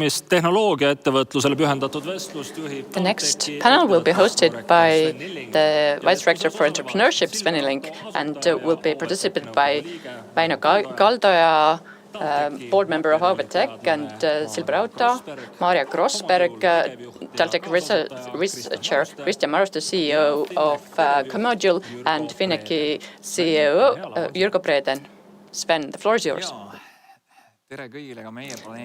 Good afternoon. We live in quickly changing times in terms of technology, and we have smart startups as well as oil shale industry working in parallel. Technology makes jobs disappear, but if we can be creators of technology and innovative in the application of technology, then technology can create jobs and create the competitive edge for the Estonian economy. And the objective of this panel is to discuss how TalTech, with the cooperation of companies, can contribute to the Estonian economy in the future. In our strategic plan, we have foreseen that we will try to help companies in research and development even more, and we will help them become more high-tech. The other direction we're taking is to help to commercialize research results through licensing and creation of new companies.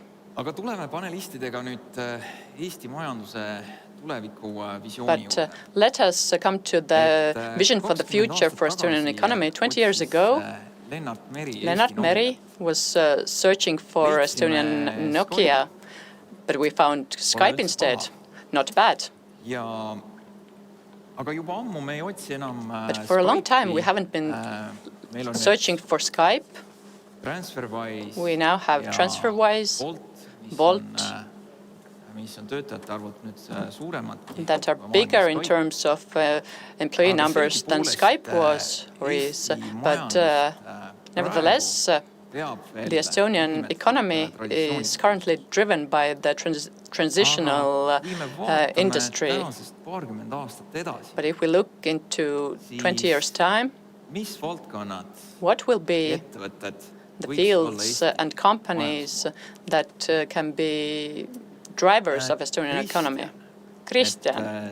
Sinu asutatud Go-Module. Go-Module, the company founded by yourself,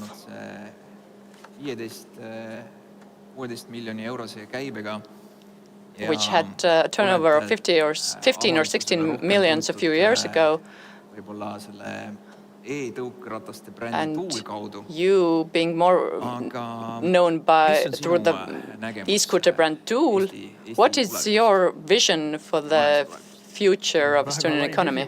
A very broad question, but if we look at it from the entrepreneur's perspective, I wouldn't want to make a distinction between the traditional old industry and new economy. I think in Estonia we believe too much on everything being based on IT and software. We need real things in the real world, and I think we can be successful if the economy in its entirety is developed and digitalized. And coming back to example by Lennart Meri, the former president, I think I was 12 years when he said that at that time we were in the middle of the digital revolution. Everyone saw the developments of the digital world. We took very brave steps. We had computers installed in every classroom. We taught our children, and I think this has been the foundation of our success. But we know that 20 or 30 years is traditionally one economical cycle, and we have reached the next stage in the cycle. And I think the new cycle will be about clean energy, the green revolution, electrical vehicles. And this is an opportunity for us to maybe be quicker and more innovative than the rest of the world. We are taking our baby steps, but I think this is the sector where the Estonian economy has the best potential due to our knowledge, because we have a strong basis of material research, etc. We are at a good place to start, and I think green economy is somewhere where we should contribute and make an effort into.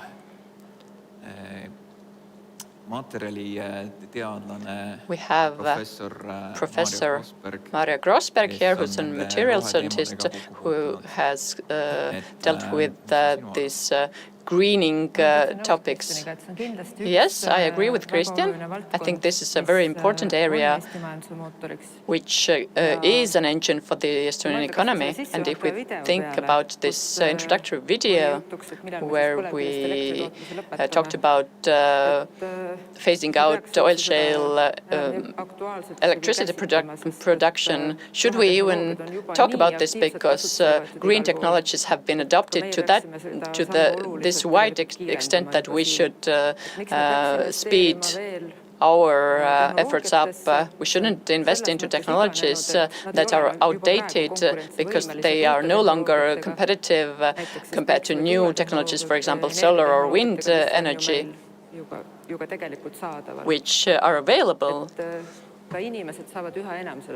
People understand this more and more, that we need to invest into technologies of the future, because this is better for the environment, because their investment creates value. If they invest into something that is losing value, then this doesn't make any sense. And this is for sure an area where we should invest in. And we have a lot of renewable technologies under development and on a very high level, and reached quite a mature point in their development cycle. We can maybe come back to what your research group is doing, developing solar panels.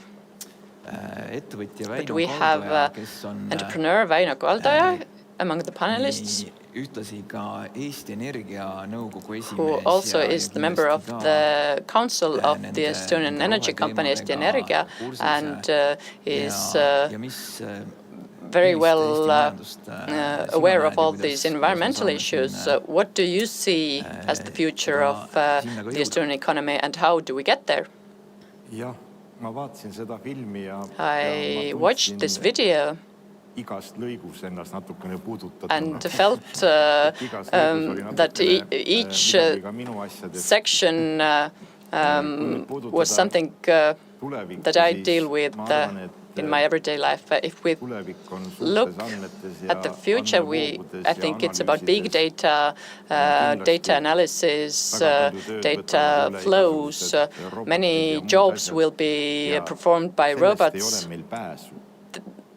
This is inescapable. This is a paradigm shift.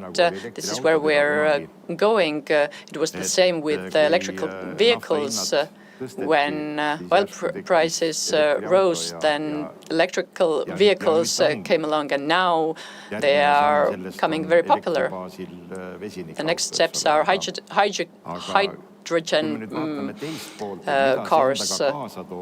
But on the other hand, when we look at what it brings along, I think researchers have a lot of work to do to see how people react. If people live in welfare, they do not need to work. All jobs are done for their behalf. How do they survive? The second issue is how quickly these changes can be implemented, so that people wouldn't people wouldn't lose their minds because of the rapid changes. My mother, who lived to be 94 years old, and was in her right mind until the very end.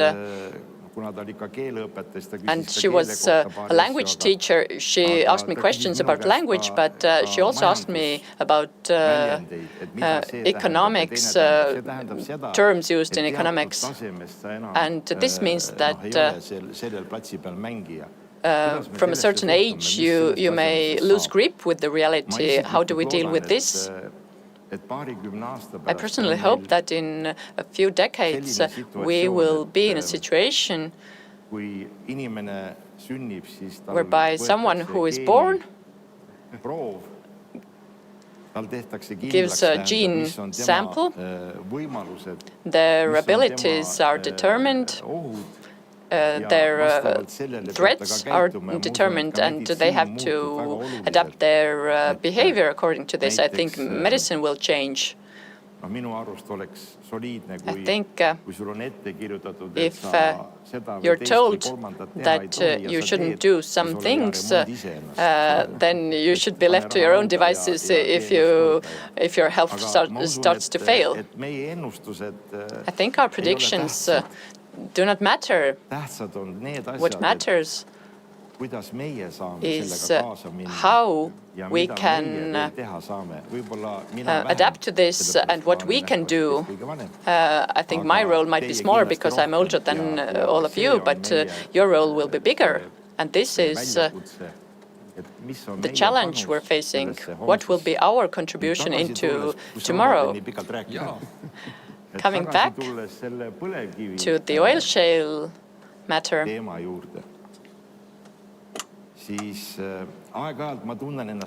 from time to time, I feel like an enemy of the people. I should submit myself to the police because I'm the one ruining everything in Estonia. But with all my dedication, I try to do my best in the council with the management for the investments by the Estonian people to be used up to every single penny.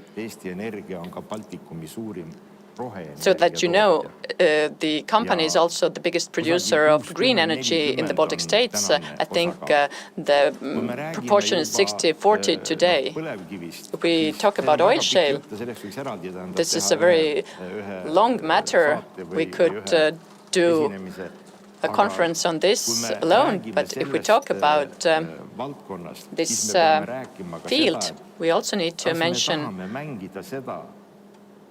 that are we the animal hiding their head in sand saying that everything is fine? We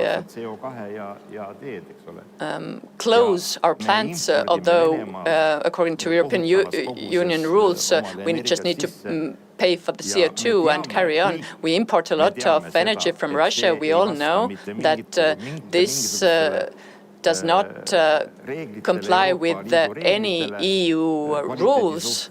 The quality and it's a market disruption, to be frank. But here we have to talk about cooperation between the Eesti Energia and TalTech. I have to say it's not easy, but we work on this. We cooperate with your fine academics in order to catch the CO2 from smoke and about ways to exploit it after it's been caught. We have other topics that we might mention later. Jaa, ma tean, et Kristjan Maruste on väga I know that Kristjan Maruste siis rohetehnoloogiate toetaja is a wholehearted supporter of green technologies and would like for us to move away from the oil shale and electricity production to renewable sources. But we haven't given the floor to Jürgo yet. Jürgo, how do you see the Estonian economy? Where should we head to? Thank you, Sven. Before the panel, we discussed this briefly, but I think Väinö's introduction was wonderful for my ideas, although we hadn't agreed on this. And I think what Kristjan mentioned, the green technologies and their importance, I believe that people are simple creatures, creatures of habit.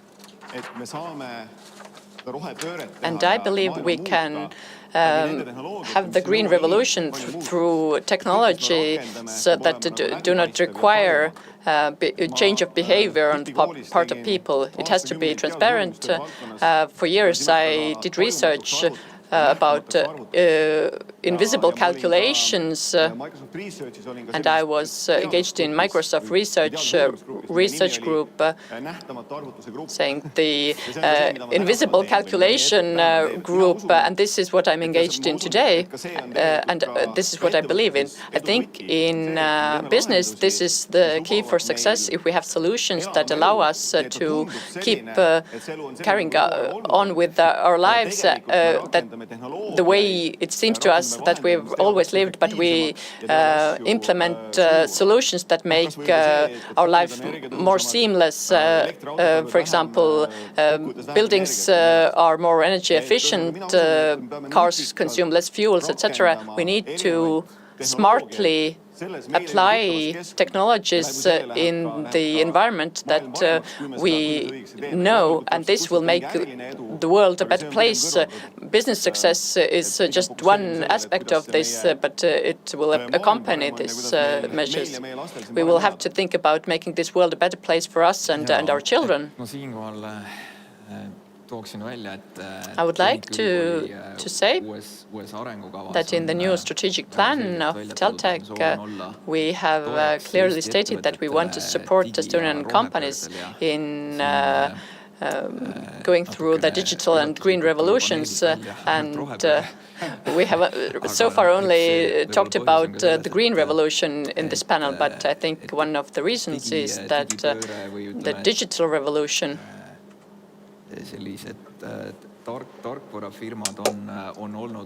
or software companies have been in the forefront. This video also featured Bolt, and in the next few decades we will have many more technology companies in the pipeline and playing a more important role in the Estonian economy. But let us move on to a very exciting technology of the future that is almost here. These are autonomous vehicles.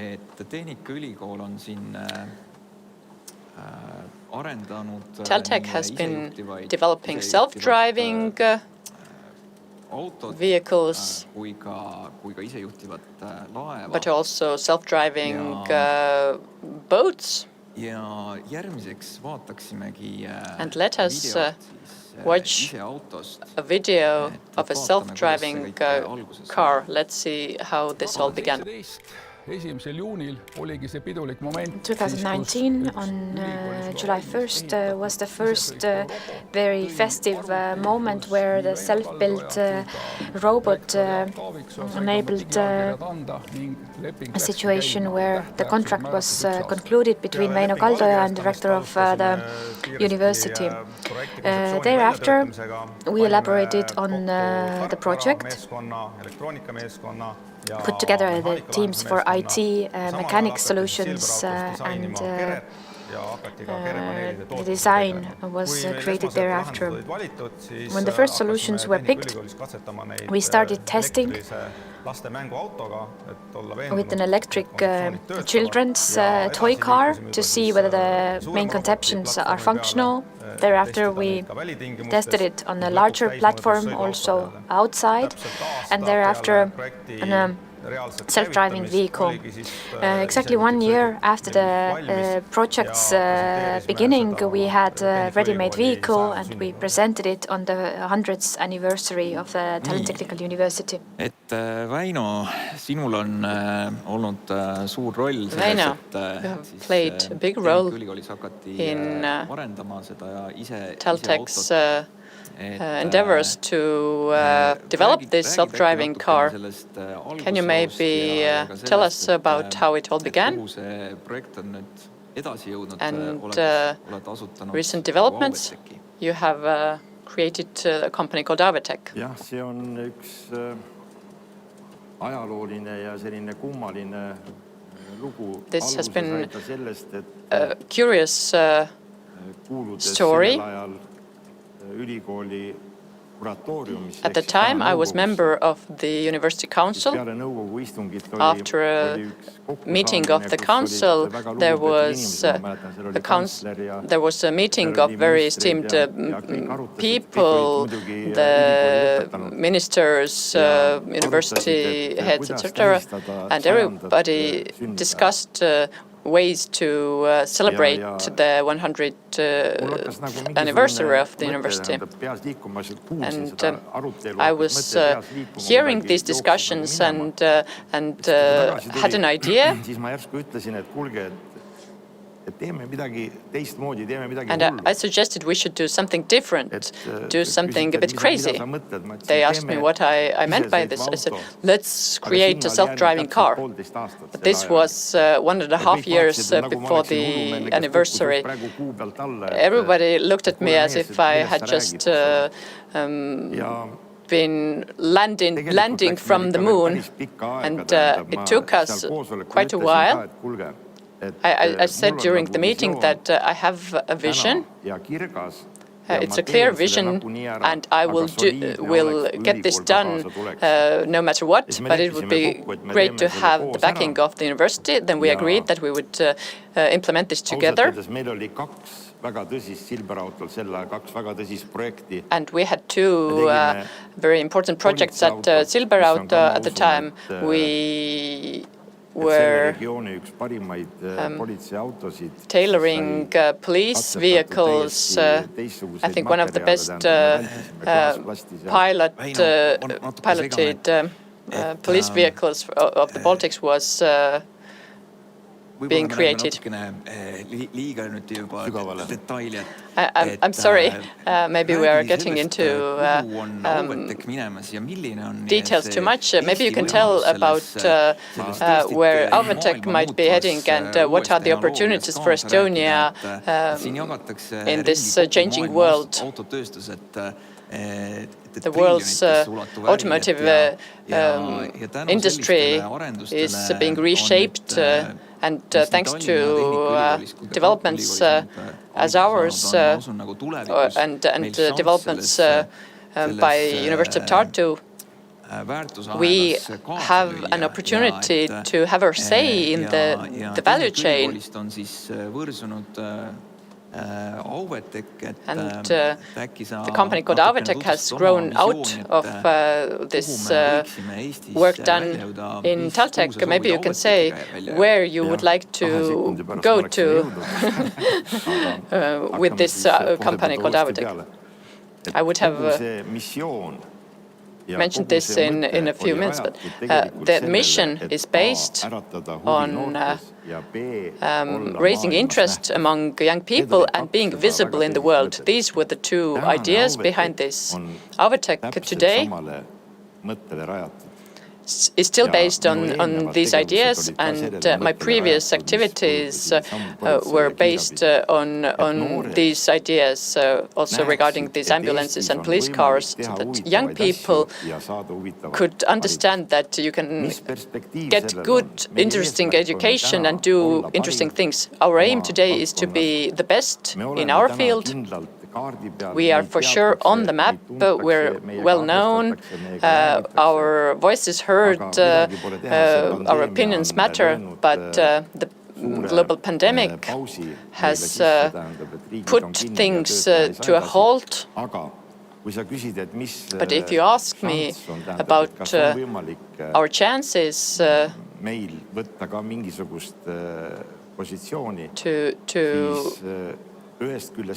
make a difference, on the one hand, we would be crazy to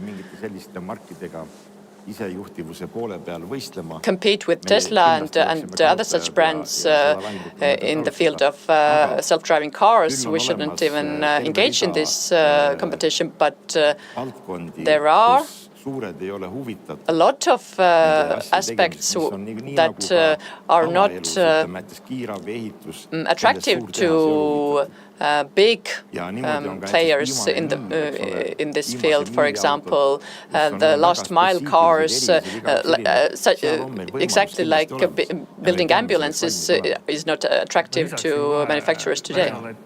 I would like to add that I used to be a member of the student formula team, and we were doubtful of our chances to make a difference. But a few years later, we were standing on the highest platform of the podium, and all Germans were clapping at us. There are always niches that we might not realize, and if there's capability to develop these technologies, then we can just spread our knowledge, provide good jobs for our people, but we need to be engaged in this technological change and development. And I think the right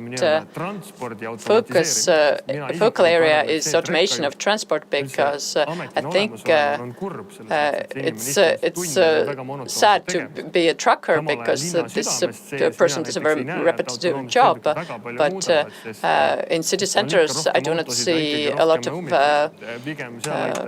progress from having self-driving vehicles. I think the world is moving towards different methods and more versatility, that we will not only be driving bicycles and cars, but we will have e-scooters, self-driving buses, flying devices, etc. I think this will be a more colorful picture, and I think the large corporations will lose a bit of their influence. Some people like to drive, It's not that the trucker is very sad driving the truck. No, some people like it. Yes, I was a racing car pilot myself. I believe what you say, but not everybody likes it. Well, I like it, but I will continue since I took the floor myself. I remember when I first time heard that a self-driving vehicle is going to be built here, and I thought that these people are crazy. Considering our means and investment possibilities in comparison with technology companies in California or elsewhere, I was thinking, where could we end up with this project? But now I agree that my position at that time was not correct. There are several small niches where we could offer added value, and there are certain slots of innovation where we could enter as well with the Technical University. And Väino once said that people need to have genetic energy when they are at the university. In Koolmeedu, we have two cool types, one from Kashmir and another one from Georgia. They were there from the beginning. They had the very good energy from your project, and they want to continue. So a possibility to have a hands-on experience is very important. We have to be open for these initiatives, and if we think about the students in 20 years' time, if they live in a society where people do not support moving on to future technologies, what could our message be? Come and study something which we don't value ourselves. Our state needs to be a pioneer here and communicate in the right tone. Tallinn Technical University is the only one which has a self-driving vehicle driving around the campus. So we show our students what the possibilities are like.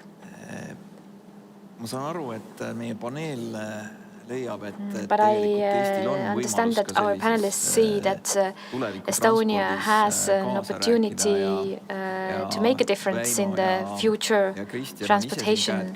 And Väino and Christian have had their hands-on approach themselves. Jürgo indirectly as well, I believe. I didn't understand as a result of the echo, says one of the panelists. Yes, I said that you have invested your energy as well in order to create a future transport sector. But we shall move on räägime veel Eesti tööstusest and speak about Estonia's industry. And our next video opinion will be by TalTech alumni Alexander Miine. You have the floor.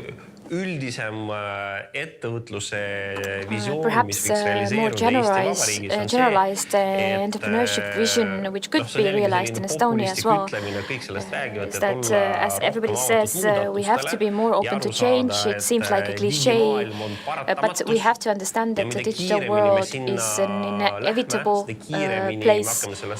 The faster we get there, the faster we will understand it and the better results we get. A traditional economy and processes in the traditional economy are lagging behind currently from the digitalized world. The question is, how can we help them so that they would follow the digitalization trends?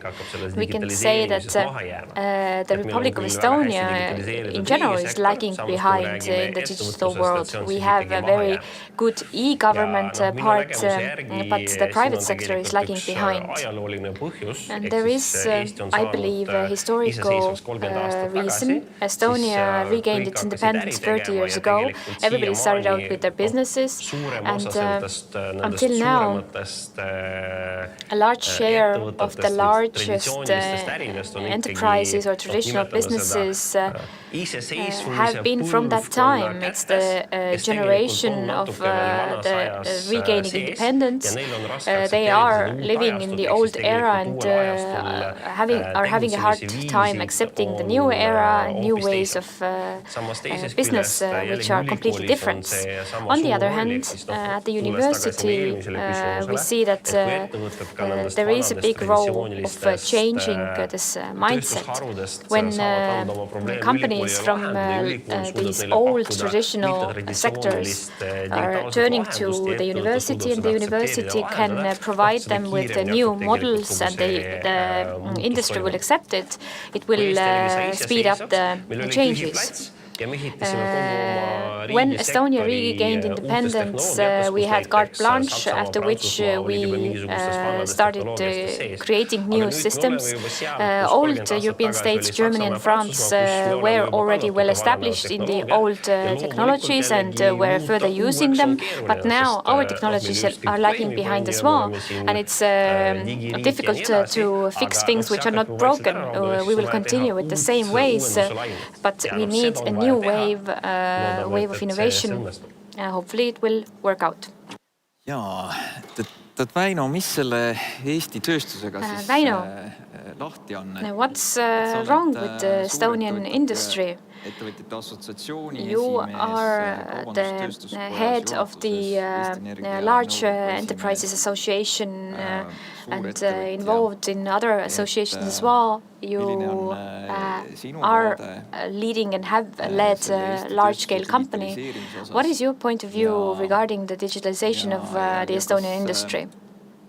Kas siin saaks kuidagi ülikoolidega koostöös siis tööstust kõrgtehnoloogilisemaks muuta? Would there be a possibility of cooperation with the universities in order to change the industry into more high-tech one? This is a very broad question. Digitalization of the industry is something which is an ongoing process in global industry, and I believe that the contemporary technologies which have been created in the last years in the metal sector and others are not lagging behind in Estonia in comparison with other states. And in the construction sector, very modern digital programs are used. So I believe step by step the digitalization increases as well. But the cooperation between the entrepreneurs and the university, TalTech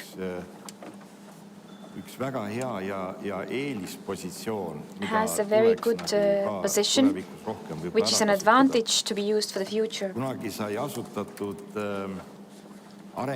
arengufond, mille asutajaliige ma ka ise olen. We established a development fund, the aim of which was that entrepreneurs and the university could work together to have joint projects.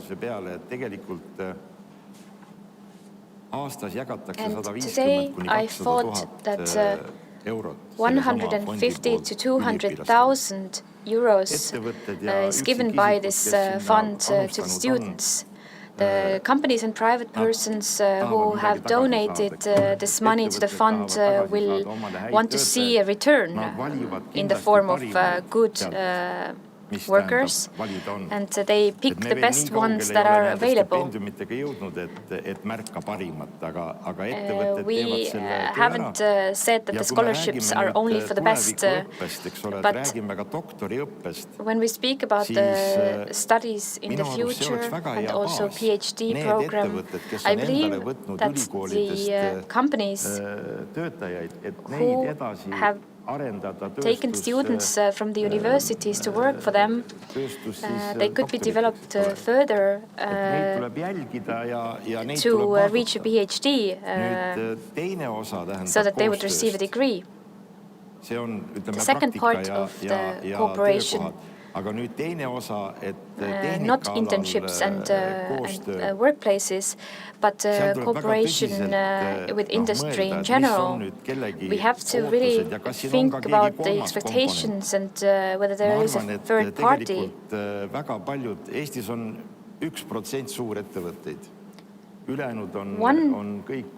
Out of Estonia's enterprises, 1% are large scale. There are not very many parts of the industry who are able and ready to invest into innovation. But we have the state, and our state should be one way of helping those who are interested in supporting their development and reaching a higher level, to support them also in cooperation with universities. I could speak 30 minutes on this topic, but I understand that you don't give me time enough. Good, the point where you reached is very good for further discussion, how the state should support investments into innovation. Sina oled teinud siin ettevõtetega koostööd ja teadus-arendustööd neile. Maria, you have been cooperating with different companies in R&D. Could you shed light on this issue? I believe that there are more experienced colleagues at the university in this regard. But speaking about the support of the government, I believe that the smart specialization measure is a very good one, especially for smaller businesses. For larger ones, it might not be enough. But I have a smart specialization project with Roofit. Solar energy panels is what they produce. We have a very interesting project where, despite of having this very young company, we take their produce to the next level within our project, and we test new generation materials in order to have a longer lifespan for the solar panels. I am very happy about this cooperation since it is very open. It is enriching for both parties. We develop through this cooperation, as well as the company has a very practical benefit from this cooperation. I believe that the discussion about Estonia's industry not being digitalized is not waterproof. I have seen in many different sectors the fact that digitalization has reached them, and soon enough no workforce is needed. My friend is working in a company which constructs houses, and it's also highly digitalized. So I believe that we have a possibility to now now select the strongest who will survive. And Väino said rightly that in the global scale, Estonia does not have large-scale companies. In Germany, for instance, many PhD students are in the industry. Well, they have larger-scale companies, and they could have 30 PhD students working on different projects. But different focus areas, such as self-driving vehicles or solar panels, enterprises could, for instance, buy tickets, paying 10 to 30 to whatever thousand euros, and give input ideas to the research group and buy the information in turn. But then we have 10 to 15 different companies buying this investment of research. Tartu University does the self-driving vehicle now together with Bolt, but we should have one group and finance it better. Jürgo, the idea is worthy of support, but you know that Estonians are more individual. They want to do things on their own. They are not very good team players.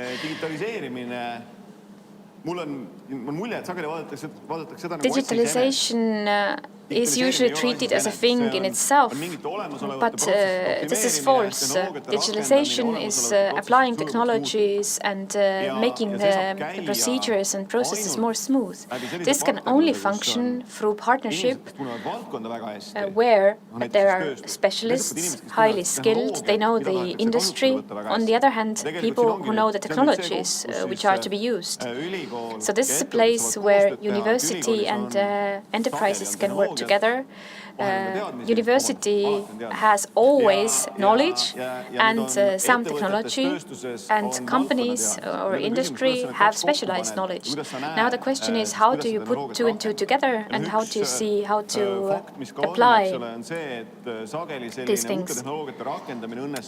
Another issue is that new technologies are usually better adopted and used in new companies, also called startups sometimes, where they can break things but learn from it and apply this new experience at the consumer market or in the industry.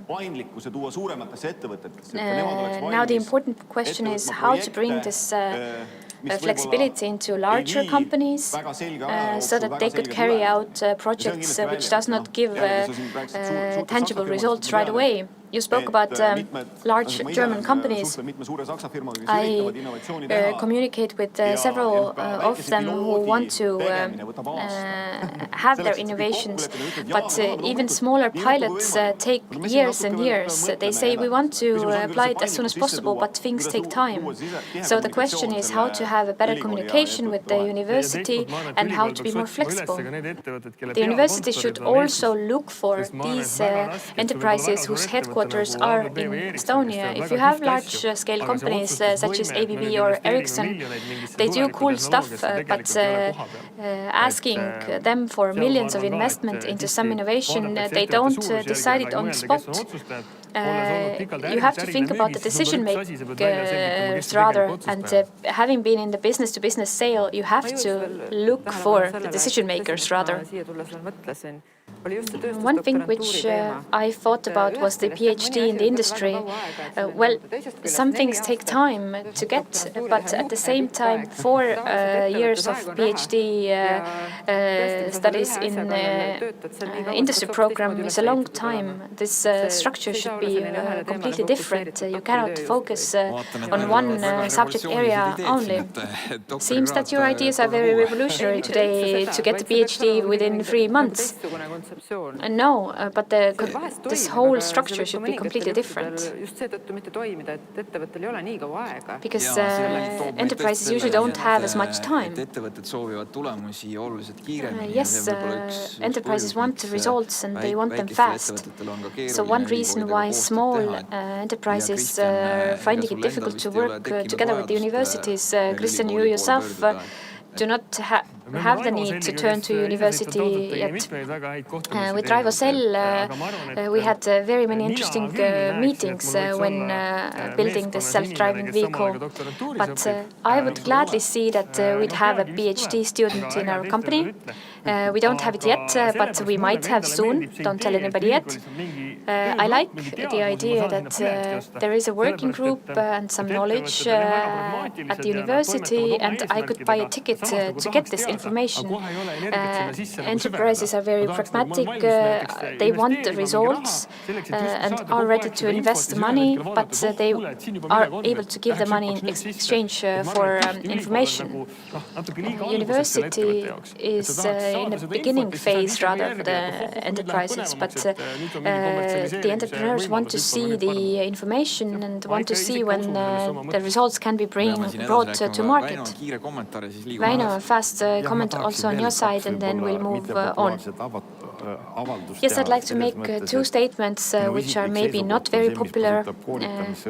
My opinion regarding the training and teaching is that the students need to go to school the first 3 years. So please, enterprises, don't force them to go and work for you, because this basis created throughout these 3 years in the beginning is very important for the advancements in the future. They will progress much faster this way. And the second thing which I could talk with length again is that we have to interpret the structure of studies. Learning and teaching, or teaching rather, because the university teaches, the university carries out fundamental research and also carries out cooperation with the entrepreneurs. It doesn't function well together.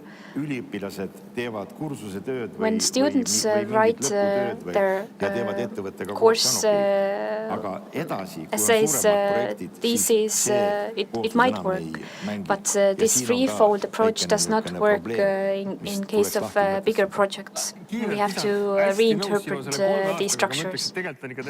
I agree with the 3 years, but in technological field you have to go to school or to university at least 5 years. 3 years is not enough. The time is up for our panel. I would like to now listen to a video opinion again from the future. Head of startup Lauri Illisson, please. The artificial intelligence is coming from everywhere. Every place where automation is possible, where manual labor can be reduced, whether we want it or not, this is done, and this will continue. We should think about this as an inevitability. The artificial intelligence will have a role. And because the economy supports this, this will definitely happen. The question is, can we benefit from this? Can we train the artificial intelligence, use it in new situations? This is where the difference comes in. If we're only consumers for this advertising algorithm for Google or Facebook, or are we the ones who can create algorithms that divert these ads or use them in different ways? Artificial intelligence, I think, automates a large part of work done by people today. The question is, on which side of the table are we? On the side of consumers or those who are able to create business value from this? If we're on that side, and we have the respective competences, we are skillful in these technologies, we have the mathematical basis, and we were not absent from the linear or tensor algebra classes, and we have no problems with image or speech recognition or any other automation tasks, then we are on the side of the table that can create value from this. If we're just consumers, we're just consumers. I think this is where the key lies. Are we the skilled people or the users and consumers? My advice to students, if you have the chance not to be absent from class, then do not be absent from the math classes. It can be complemented. Why should I study linear or tensor algebra? But this is what all such algorithms are based on today. Nii. Kristjan, kas sina Kristjan, panid poppi matemaatika did you skip any math classes? Minul on selline lõbus lugu, et mina käisin Miina Härma gümnaasiumis. I went to Miina Härma secondary school, which puts emphasis on languages and culture and literature. And I asked my math teacher to explain why is math important, but she could never give me a very satisfying answer. And then I came to the technical university and I understood right away why I need maths. I never skipped any lectures. I went there when I was bored. I did something else, but I was always present. So I very much agree with what was said before. Basic sciences are the ones which create technologies of today, which enables engineers to carry out real-life things. So if you have enough patience to deeply go into these matters, it's worthwhile. I'd like to ask you whether the university should support student startups. I believe that you have an experience to share. So we are university's project. First, there were different competitions, and then we were in Mektori. We had an office, and then we had funding from the support fund. Everything has worked. We exist and we are there today. But I'd like to turn back to what Vaino said. University cannot teach you how to build a company, but it can give you a sense of being part of this sector, and it could give you also the energy to create new projects. Entrepreneurship is your own thing to deal with, but the university can provide a good basis. Meil on veel võimalus öelda midagi kokkuvõtteks we can now make summaries of our opinions. Would you like to take the floor to sum up? Yes, I believe that we are facing very interesting times. I wish I were young, but unfortunately the time machine has not been invented yet. I cannot turn back time. You can skip math classes when you have very strong basis in maths. And dear young people, when you watch, please do not hesitate and come and study. I'd also like to call upon studying technical specialties, because this is our future and we need our own Estonian strong new generation. I've always said that the university is like a bus. Scientists will put the fuel in, engineers will drive, and everybody else will drive to the direction where engineers want to. That's all I have to add. I'm not completely, I don't completely agree with what you said, but it seems that now for the last 25 years we have been cooperating with the technical university. Now I am an entrepreneur myself, and I can say that the education which you get from here is very important, despite of whether you will become an entrepreneur or do something else with your life. And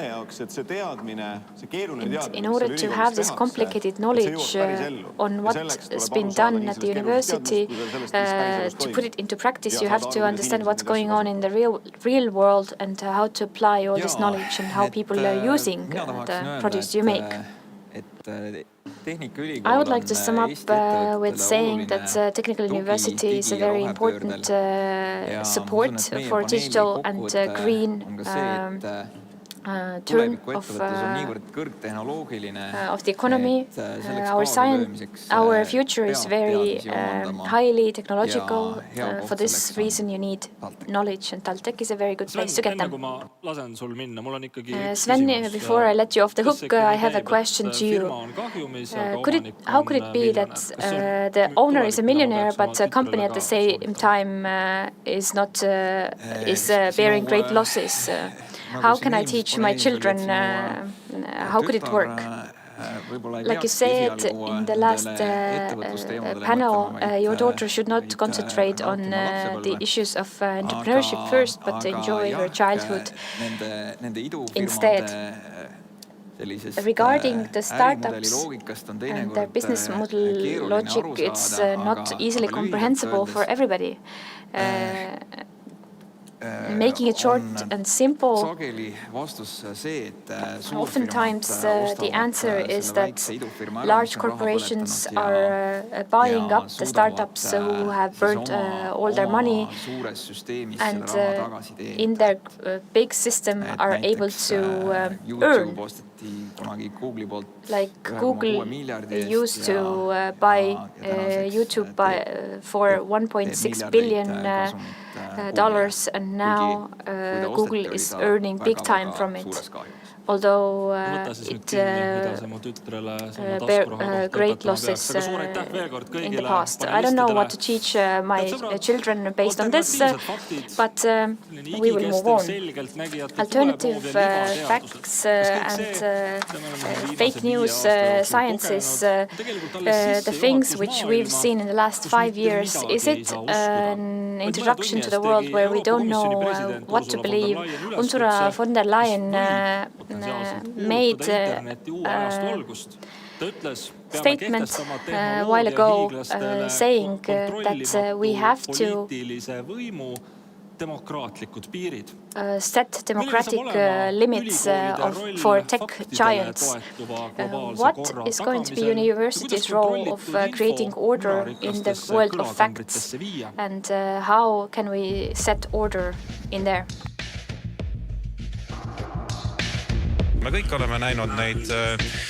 We have all seen these films.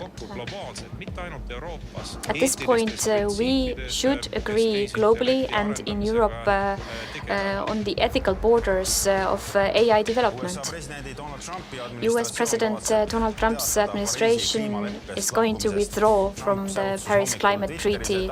According to his Twitter post, the decision will be published in a few days' time. The Association of Estonian Employers put together a manifest for paid higher education, which is supported through student loans. There is no tuition-free higher education, but somebody else is paying for it. Jobs. This one for me is the most important problem, because it's only a country, if I know some person, I have a job.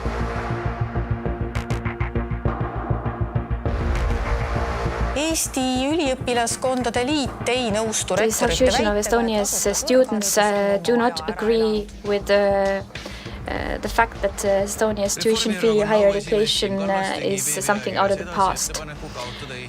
Siim Kallas proposed that the social tax should be abandoned and money should be used for financing higher education.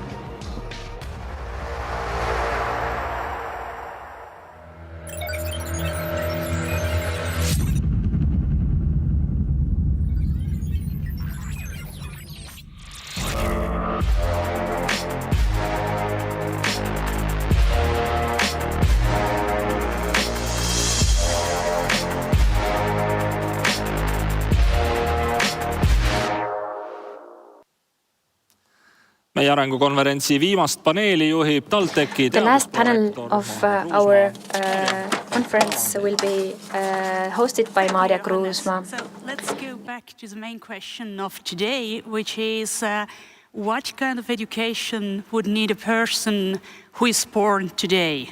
And in this panel, we'll tackle this question in a really, really global scale.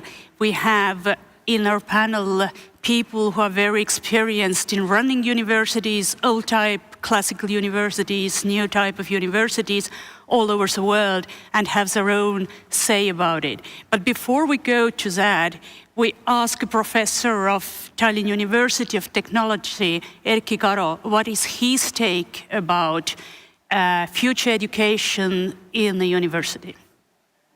Minu nägemuses selline ülikooli tulevik on kasvav võrgustumine väljapoole. Et tudengite arvu kõrval on oluline paljusid inimesi sa puudutad ja töötajate arvu kõrval on võib-olla olulisem, et kui suur on su partnerite ja sõprade võrgustik. Et tegelikult ka sisemiselt, ma arvan, tuleviku ülikool on midagi muud. Kui ta täna on, et täna meil on teaduskonnad ja siuke hierarhia ikkagi et on loodusteaduskond, see inseneriteaduskond ja sotsiaal- või majandusteaduskond ja IT-teaduskond, et ma arvan, et tulevikus ka ülikoolide sees toimuma senisest tugevam võrgustumine. Et eelmine nädal kuulasin just ühte podcasti, kus Silicon Valley mingid iduettevõtjad ja rahastajad hakkasid rääkima sellest, et meil täna nagu biorevolutsioon või biotehnoloogiline revolutsioon, et seal on nagu arengud, mis on kiiremad kui Moore'i seadus on ju.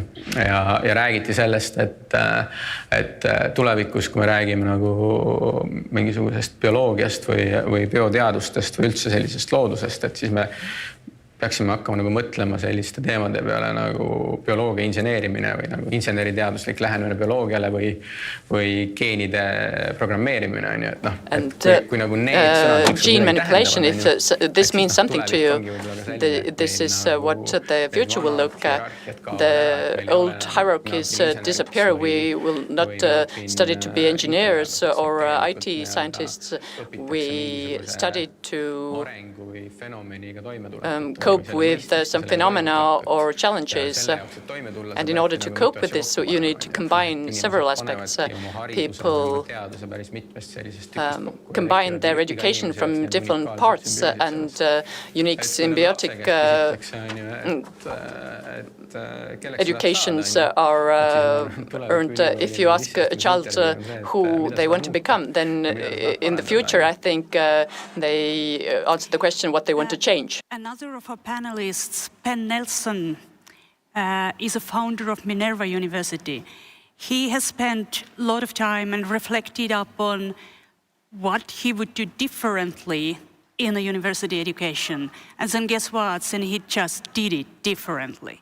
So let's listen to a short overview of Penn, what he thinks about what kind of education has a university to give someone who is born today. Well, thank you for having me. Very pleased to be here to talk to you a little bit about Minerva and how we think about the role of the university in global challenges. And I think it's important to start with an acknowledgement and a bit of a dose of reality. One of the acknowledgements that's crucial to make is the positive role that universities have played in history in the tackling of global challenges.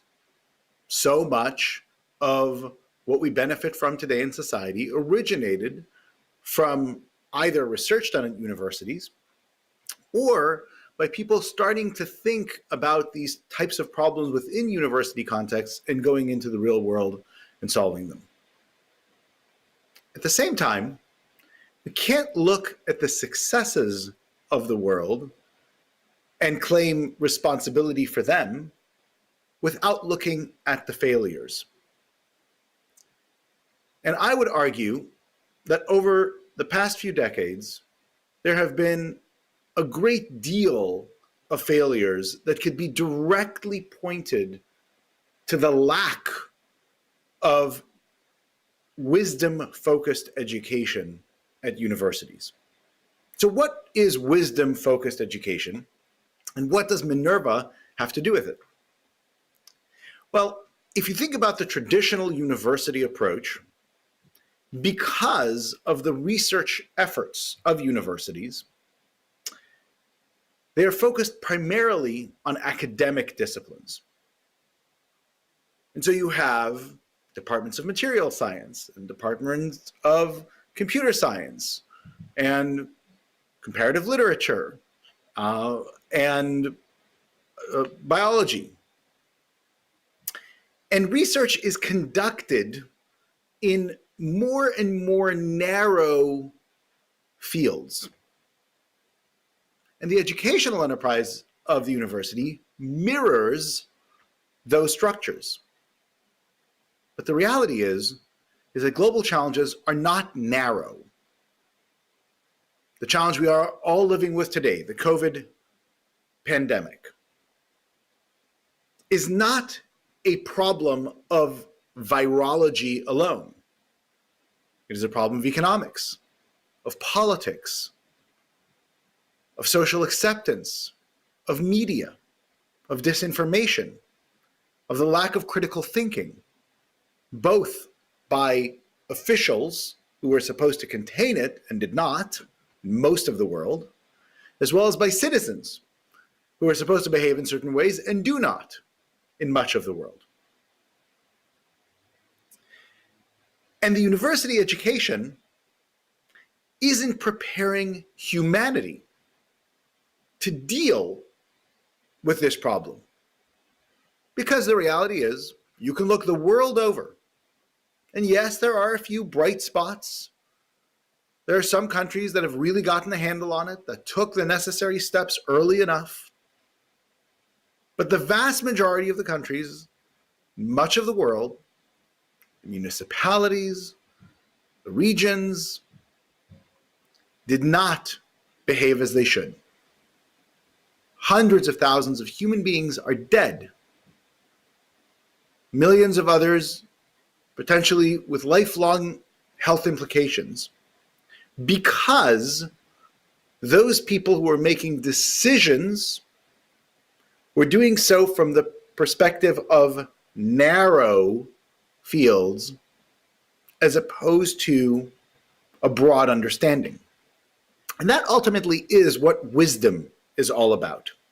Wisdom is the ability to apply particular approaches we refer to as cognitive tools from one context to another to deal and thrive in a world of complexity.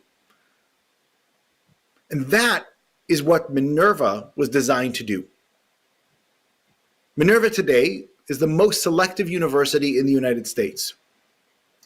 But rather than concentrating on a small number of wealthy Americans and then sprinkling a few others into the mix, as most American universities do, we select the very best and brightest, which regardless, I would say, of their socioeconomic background from all over the world.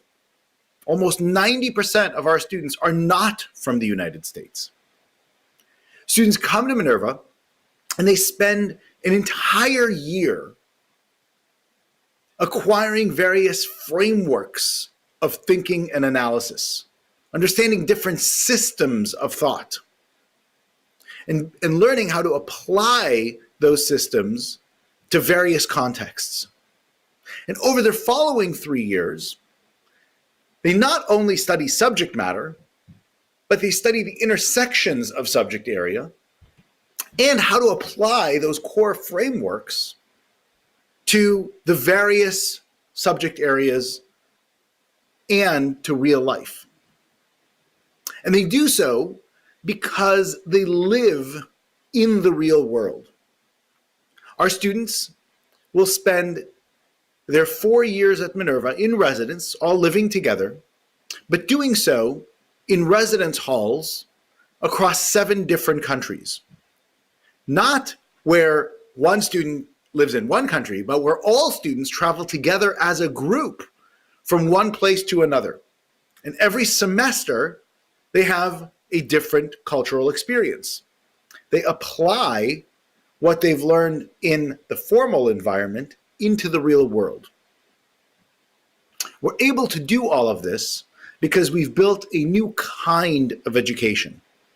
An education that isn't just delivered course by course, but is delivered using technology on a programmatic level, where what you learn in one aspect of your education is applied in any future aspect.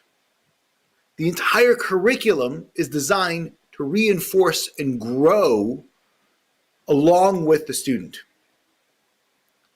It puts professors at the center point of the education, but with a structure that helps coordinate their education of the students as opposed to having more of a free agent model. The Minerva model isn't just an obscure one university approach.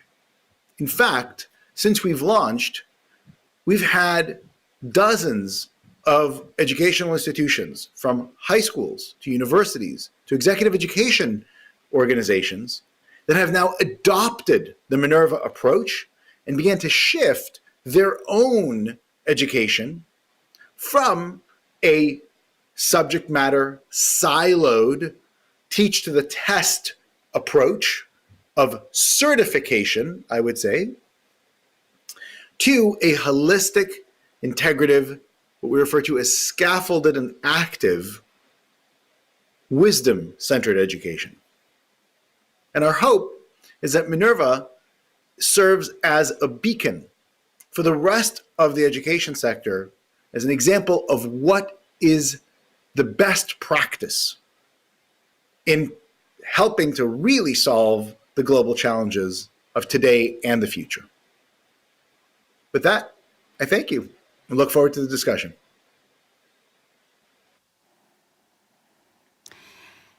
Another of our panelists is Andreas Björklöv. He is a rector of Technical University of Denmark. So Andreas, you've been a rector for a while now. I think it's your third term in the office, in the university already. You're a very experienced man. So listening to the concept of the Minerva University, what do you say? Do you say, I've heard this before, or do you say, we've done it already, or do you say, oh, that's some things that we could adapt and learn from, or all of a little of that?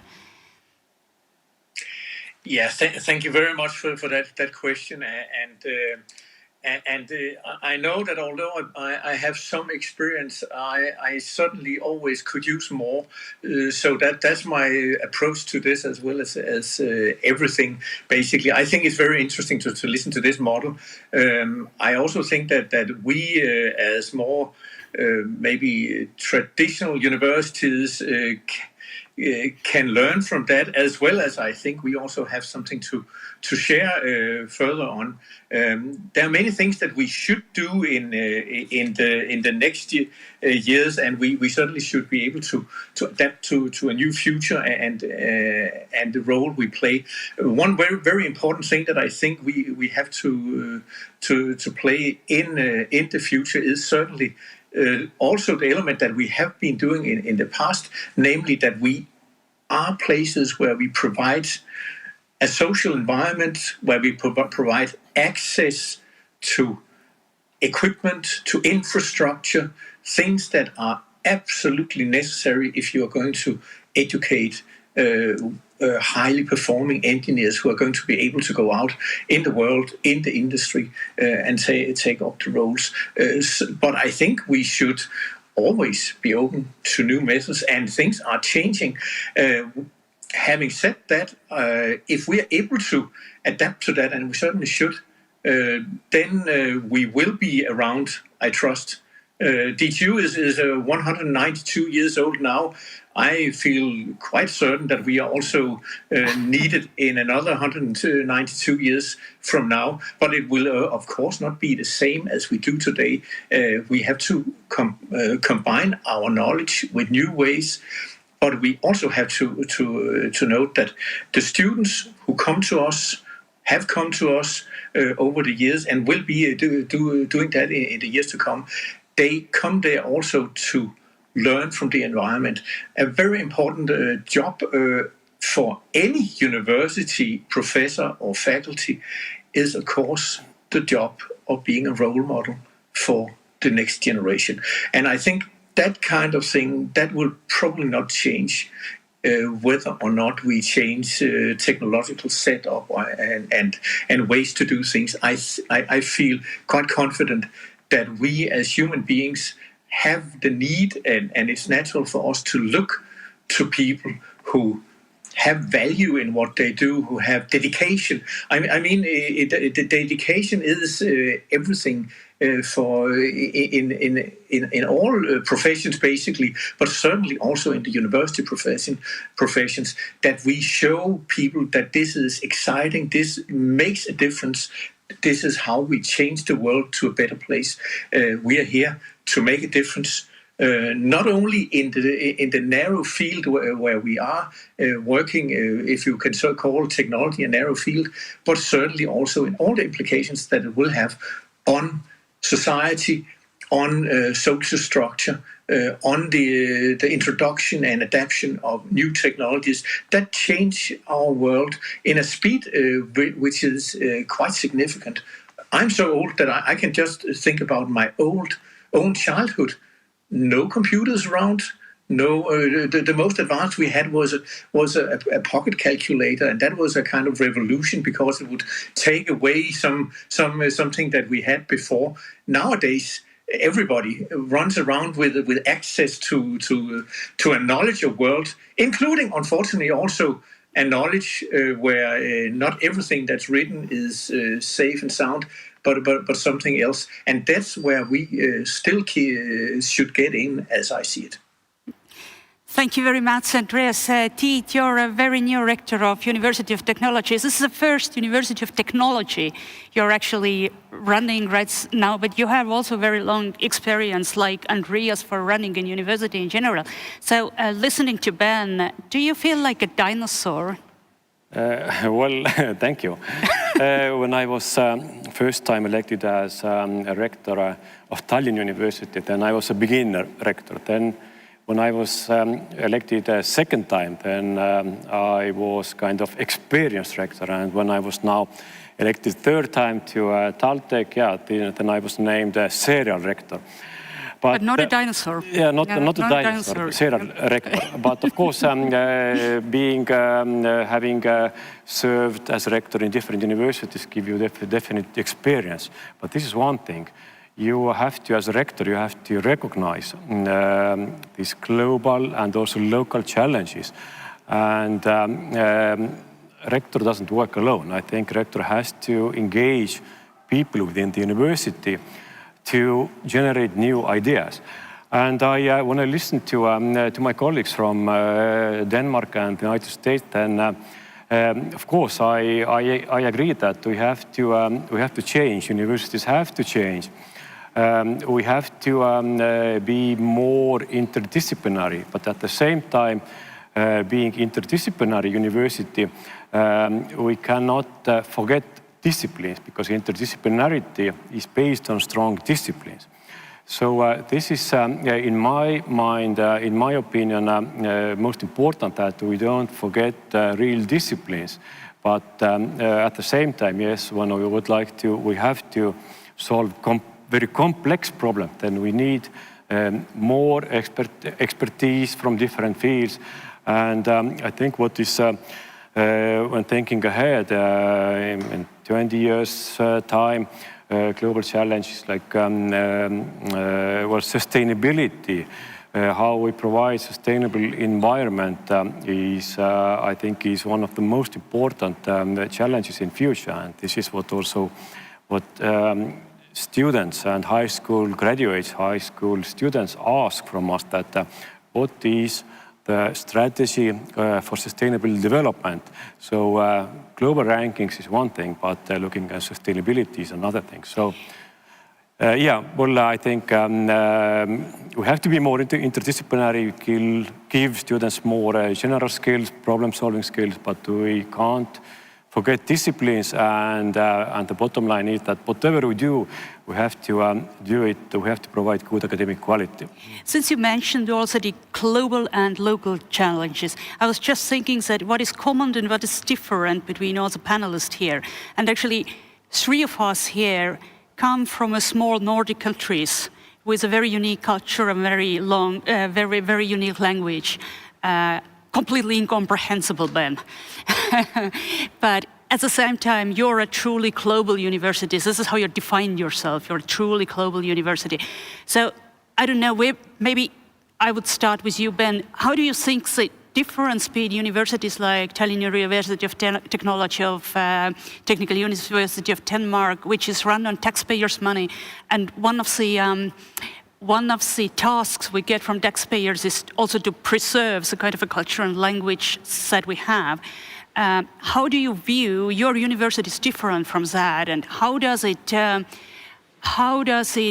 influence the kind of education you're giving to the people?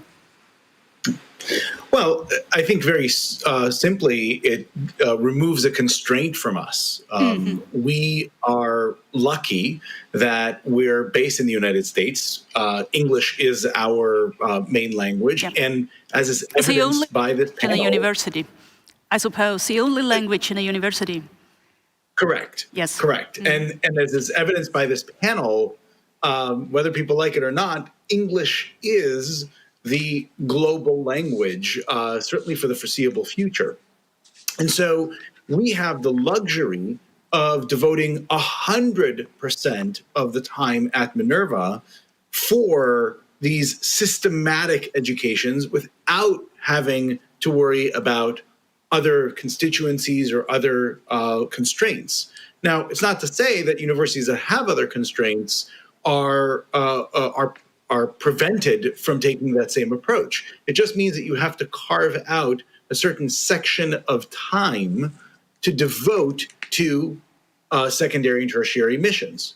And that's fine, but what it shouldn't be is what happens in most universities. I remember, when I was an undergraduate, when I did a business degree at the Wharton School in the University of Pennsylvania, and the series of departments that each said, oh, well, you got to have 2 semesters of finance, and then you say, oh, you got to have 2 semesters of accounting. You got to have to learn about management. You have to learn about marketing. You have to learn about operations. You have to learn about corporate legal studies. You got to learn economics. You got to learn calculus. And all of a sudden, my interdisciplinary degree wasn't interdisciplinary at all. It was a complete mess of a hodgepodge of information from different departments that was in no way integrated and looked at together. And so what I think about when I do curricular design is I look at the constraints that you have to fill and then figure out how you apportion time for those constraints, but make sure that you integrate them in a logical way into the overall program. It's not to say that they dominate the overall program. It doesn't say that they're there to do these things and you forget about the holistic program, but instead you use it as a way to strengthen and enrich what it is that you provide, as opposed to others who don't have those constraints. So since you're mentioning the integration, Andreas, what do you think? You're pretty much in the same situation as Estonia. It's a small language. Speaking about integration, is there also a way of integrating Danish language, Danish culture, or culture in a broad sense into the curricula of your university? Even so, I know your university is also a truly global university. You have students from all over the world. So how are you dealing with this situation, problem, challenge? Yeah, I think we try to take it as a benefit, actually, that we have both. At my university, you can say all the majority of the undergraduate studies, they are done in Danish. We have few programs in English, but mostly in Danish. But our master's program, where we have, I think today, around 100 different nationalities present, there we do everything in English. I think it's also something that very many Nordic universities doing at the moment. Just as a remark, they have bachelor studies in their native languages and then master studies in English. Yes, that's true, and I think it actually worked pretty well because we still maintain the chance to keep our national languages an active part of, in our case, engineering, and but on the other hand, we don't limit ourselves to only the people who are able to speak these languages. I also think that actually we have a chance that I hope we can develop further in the years to come. The similarities between us as representatives of technical universities in small but also advanced countries, I think we have a special chance, although I know I don't speak Estonian and you might not speak Danish broadly, but still I think we have a good chance that similarities between handling small languages at the same time as working in a globalized way will give us possibilities to work together. And then when if I may just also add to what Tit was saying a moment ago about the strong disciplines, I'm very much agreeing on that. At TU, we spent quite a lot of effort in placing the university so we are contributing to the innovation in society, and here I really think that we see when we bring our engineering skills together with other competences in economy and legal aspects, etc. That's exactly where we shine and where we feel that it's worthwhile being an engineer, because it's great to be an engineer among the others who then also shine. And that's that's really the important thing, as I see it, that we can bring our knowledge in action, create new value for everybody in the society, and at the same time, of course, create some fantastic studies and study environments for our students, and great places for our faculty to show all they're able to do and develop their skills and careers together with other people. But it's an international thing that we do, and I think us small countries also in that respect, and although we speak different languages, I think we should stick together also, because it's easy for us to understand the situation that we are in, and I think we can use this as a strength. So it's not always the big countries where they speak Mandarin or English or something like that, Spanish, who will take all the advantages. I think we have a chance to operate very efficiently when we do this and maintain the good combination.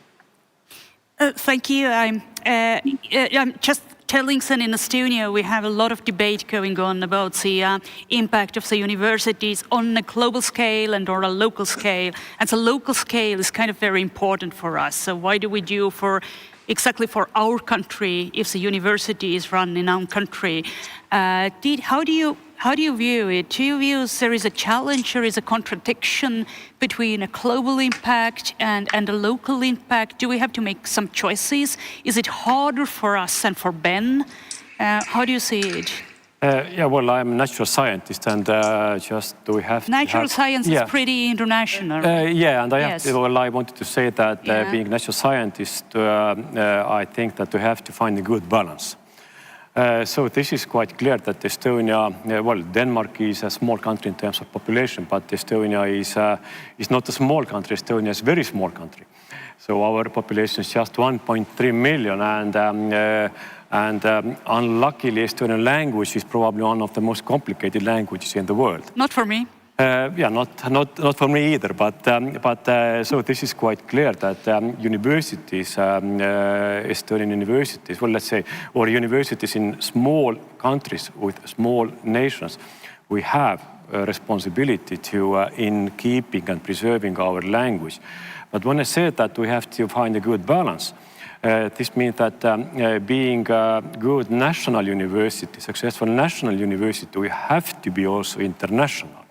So the question is how to find a good balance between being national and at the same time being international. This is what we have huge debates in Estonia. And being as a technical university, TalTech has very good opportunities to contribute in other ways to preserving our culture and language. for example, in developing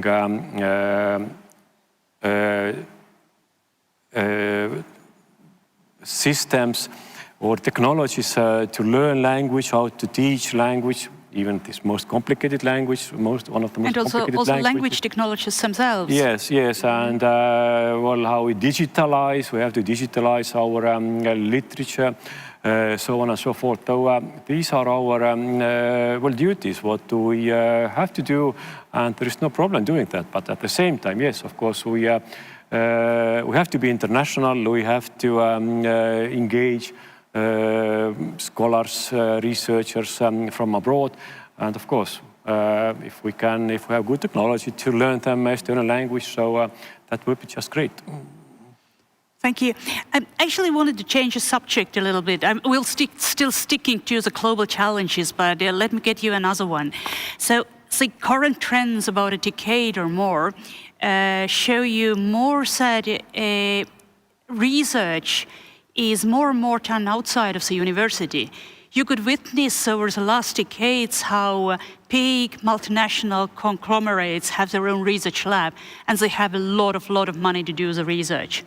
And they're doing it really well. So all the technological advantages you could see from Google or Facebook or somewhere, they actually ran and developed in research lab which are not public, and also the research coming out from there is often not public.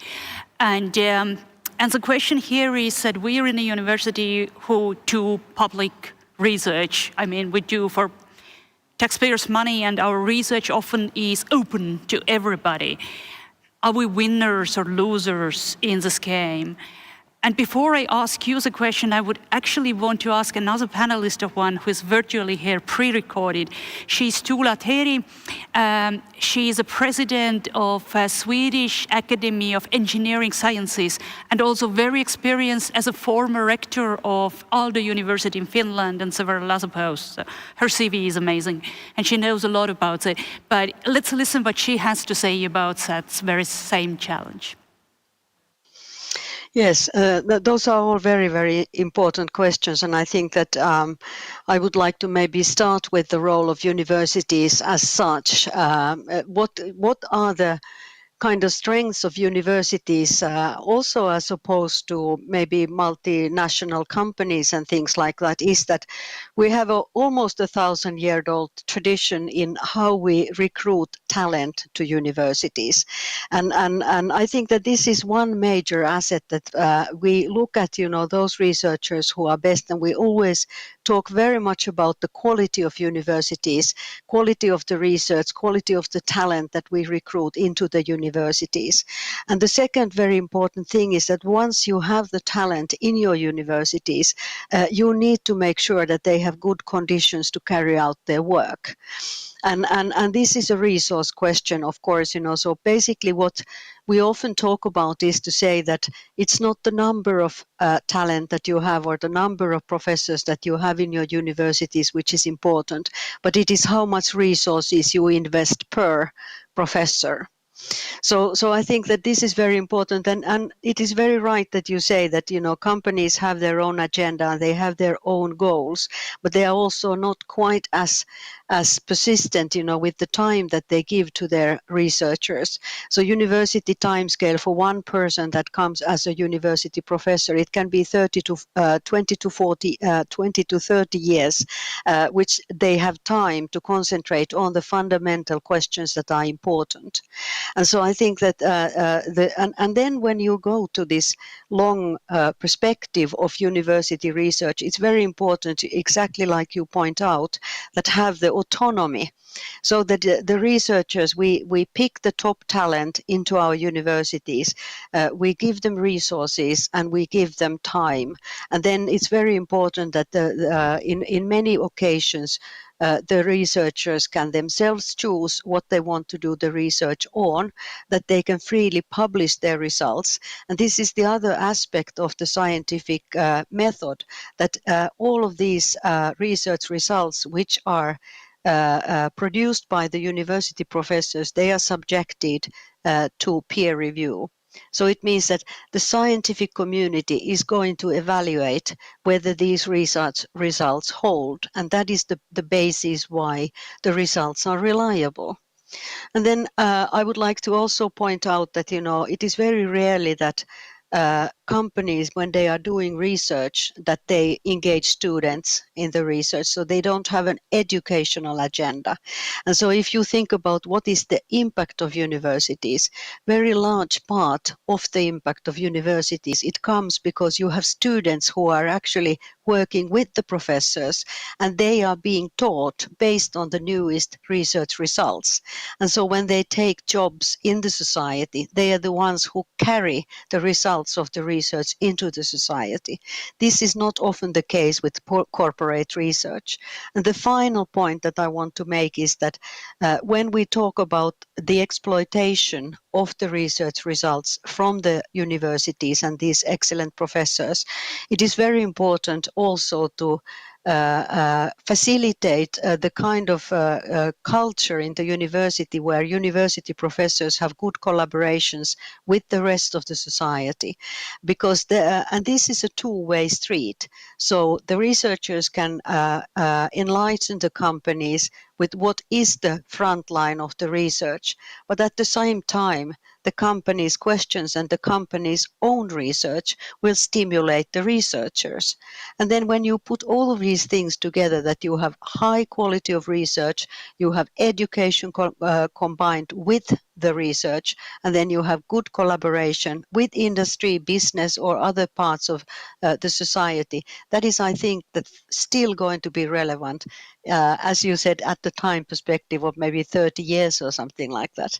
So I'm not worried about the role of universities or the importance, but it is really difficult it's really important to focus on the quality connection between education and research, and also connection between the research, education, and the rest of the society.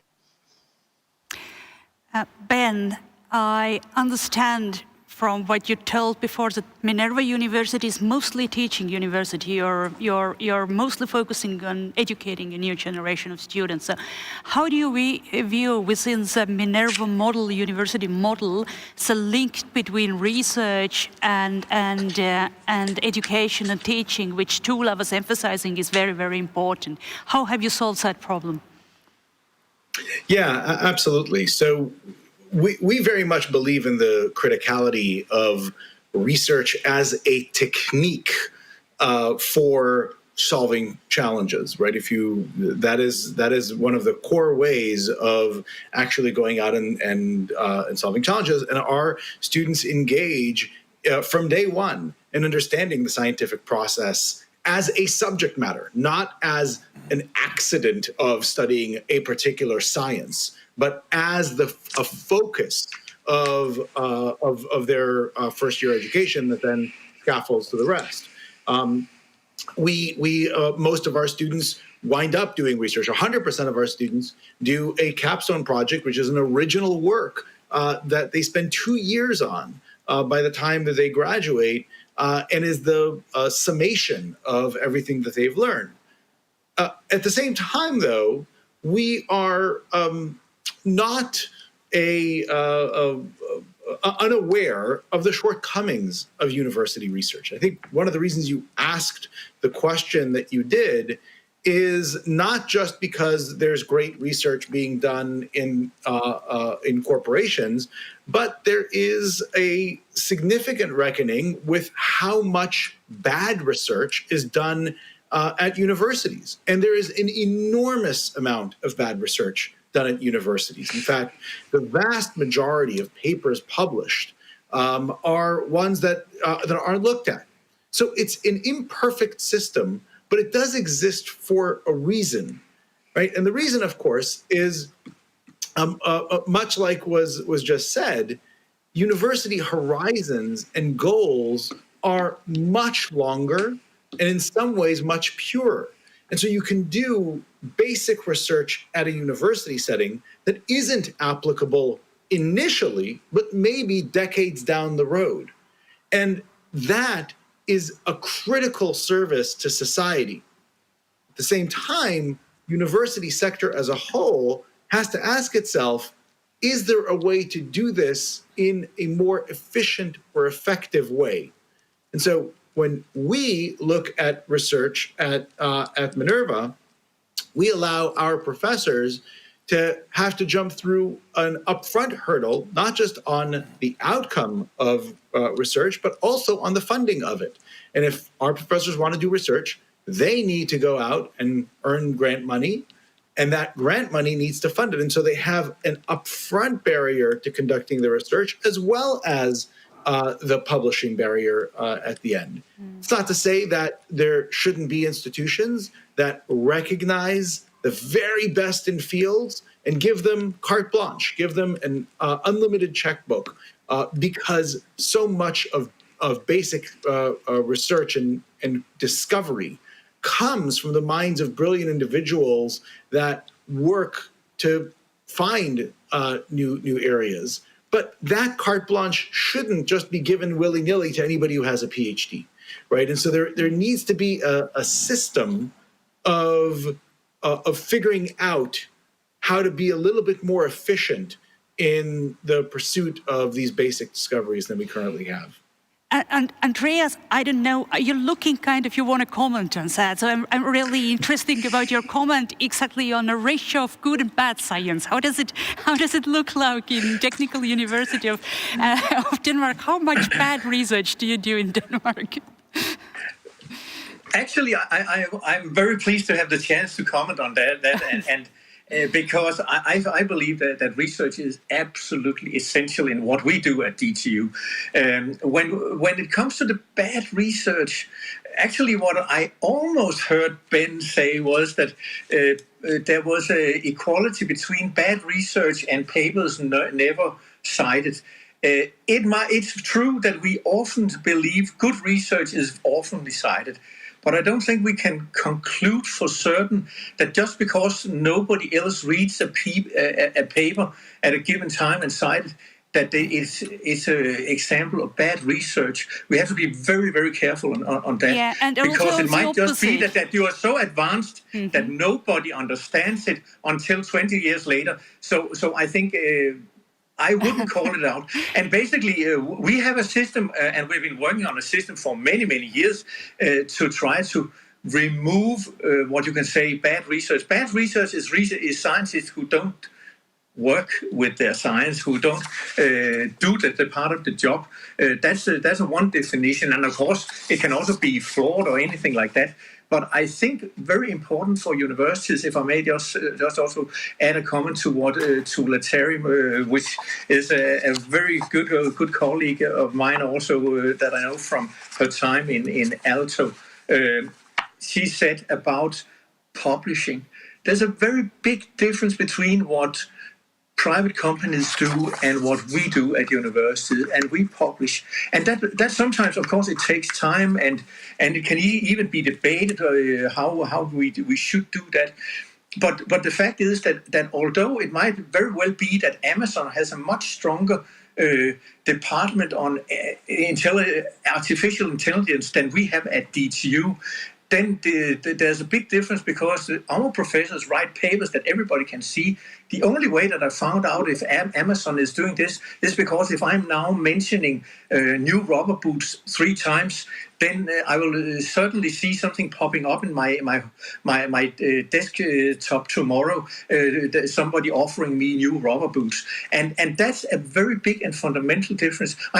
I think we should work together with the industry, and we do that from universities and benefit from that, as well as the industry will benefit from our science and work. But we are certainly absolutely necessary, and we need each other. And I really don't think that a society like ours can live without having universities that do research. And I also would like to maybe add finally that when we talk to people from industry, when they are in their very best mood, they often tend to say that the best science they apply in their companies is actually developed at universities. We've seen that from the very top people of Danish businesses saying that. So I think it's necessary to have the freedom to have the long perspective, as Tula Terry says, and we have to be very careful who we claim are bad scientists and good scientists. Bad scientists are those who don't work. I also wanted to mention, before we recorded this video with Tula Terry, she mentioned another important fact, and it didn't come out from her interview here so much, but the ratio between basic science and applied science, how much basic science can you do in companies in general. And she was mentioning an interesting things about AstraZeneca, who is now behind of the new vaccines for COVID, tried to do basic research in a company about 10 years ago, and then they gave up because it couldn't fit with the company's model, even was such a big company, was such a wealthy company. So, Tiit, what do you think if there is a difference between basic research and applied research? Is basic research, what do you think, is still always done in public universities? Because as Tula was saying, that this is something that takes time. So professors need time, you recruit best people, you give them money, you give them time, you need to sit there and hopefully do good science, not bad science. Or can we play it differently?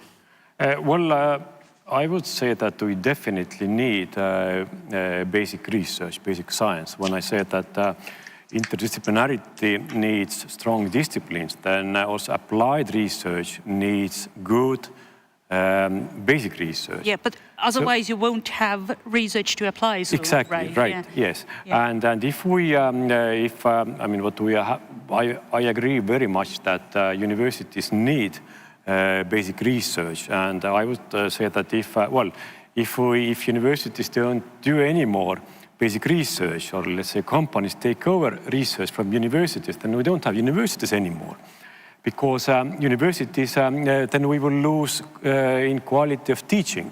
So universities need need research, need basic research, but at the same time we need more collaboration between universities and also companies. So I'm not feared that companies, Amazon or Apple or Google will just kind of take over research from universities, because the bottom line is that companies' research is driven by commercial interest, and this is in long term is not sustainable to carry out basic research. So at one day, at one point, the interest will just disappear on that specific topic. So, and also what is important, what was already discussed about good and bad research, that universities have quality control system and is publishing, when we have to publish our results, this is kind of quality control system. When we just, we can publish perhaps bad research just perhaps once, but not twice, and definitely not 3 times, because we will, that will be recognized, and we will not, and the researcher will just not get competitive funding. So my, as once again being a national scientist, I think we need a good balance between basic research and applied research. And good and bad research. Exactly, and between good and bad research. Coming back to good and bad research, I really like that, Ben, because another trend, I think, which is more dominant than dominant, I think is that research, Tula was also mentioning in her interviews that a big thing is trustworthiness of research and reliability of the research results through the peer review system. So nowadays you can see a lot that basically it shows that whatever you want to claim, for example, you want to claim that COVID vaccine doesn't work, or you don't have climate change, or whatever, right? And you always find a scientist who backs it up, isn't it? So I'm wondering whether it's always backed up by bad scientists, or is there something else? And also, you know, almost every businessman now, I think, has its own academy now, whatever he means by academy. So, you know, people go and study there and get an education, but it looks like it's very hard to maintain the trust in science when when we researchers ourselves, or we universities ourselves, don't have a good quality control systems, perhaps. As Ben was mentioning, we do also a lot of, all right, I wouldn't call it bad research, Ben. I think, as Andreas was saying, bad research is something which is a fraudulent research or done with a very bad methodology. I would rather call it a mediocre research, perhaps. I don't know.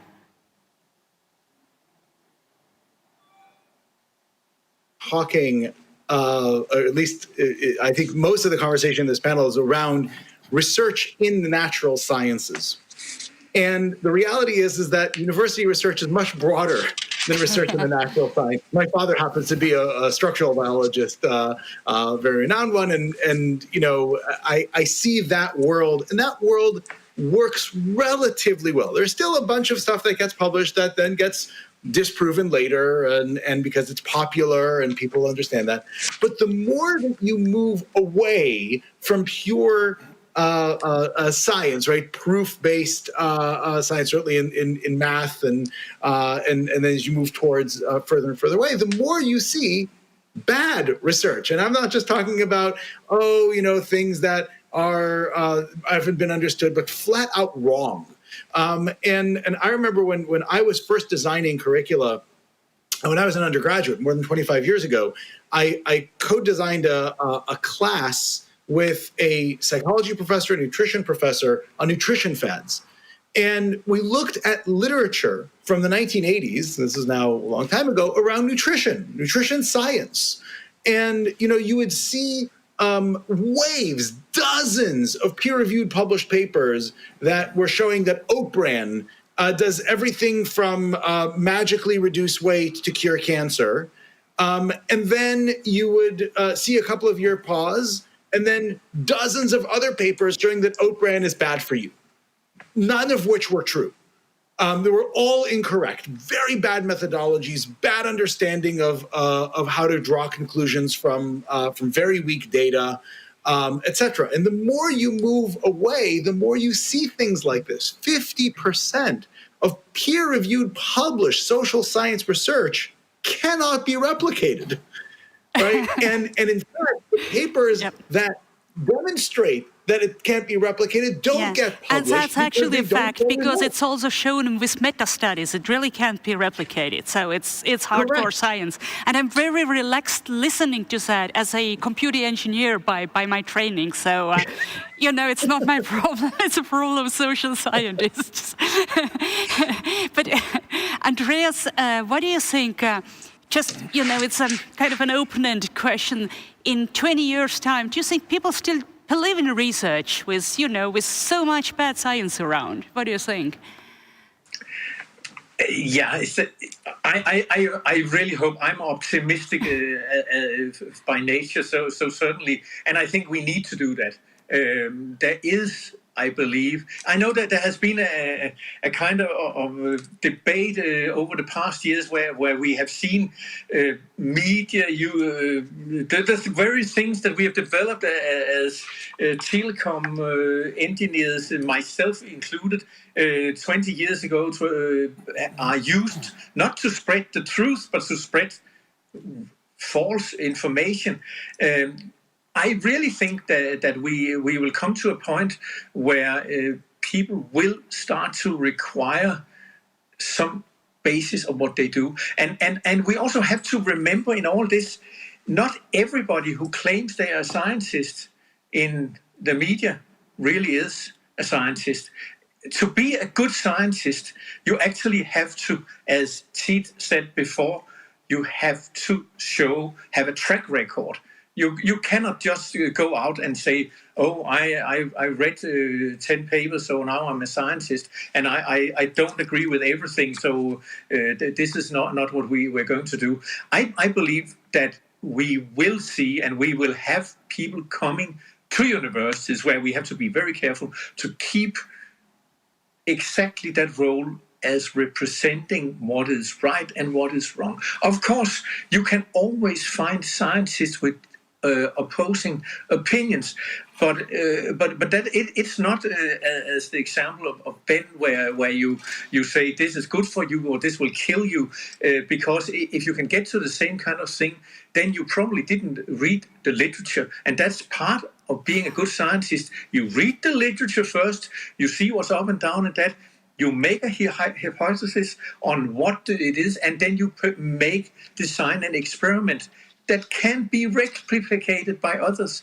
And if that shows what your hypothesis is, then you believe in that hypothesis until somebody else come up with another experiment that doesn't show that, and then you have to redo the whole thing. That's the nature of science. But that the fact that you can find scientists with opposing opinions doesn't mean that necessarily any of the two are bad scientists or anything like that. It's simply that you have to understand the method. But of course, you cannot just say, I have this opinion and I grab it out of the blue air, and then that will be as good as something that another person studied 30 years on and actually are based on the scientific facts that we have today. I really like have to be careful with that. Yeah, I really like that debate. I would go on now. Now it's getting really good, which is good and bad science. Unfortunately, our time is over. But I would really like to continue that. Thank you very much, Ben and Tiit, coming. Tusen tack, Andreas. We are very, very glad to have you. And very many thanks also to Tuula Teri for giving her opinion to us. Thank you very much for joining us. Thank you very much for having us. Thank you for having us. Teil minna. See läks arutelu muidugi tõesti huvitavaks. I let you go, and discussions turned really informative and interesting because all the information provided by universities is not always relevant or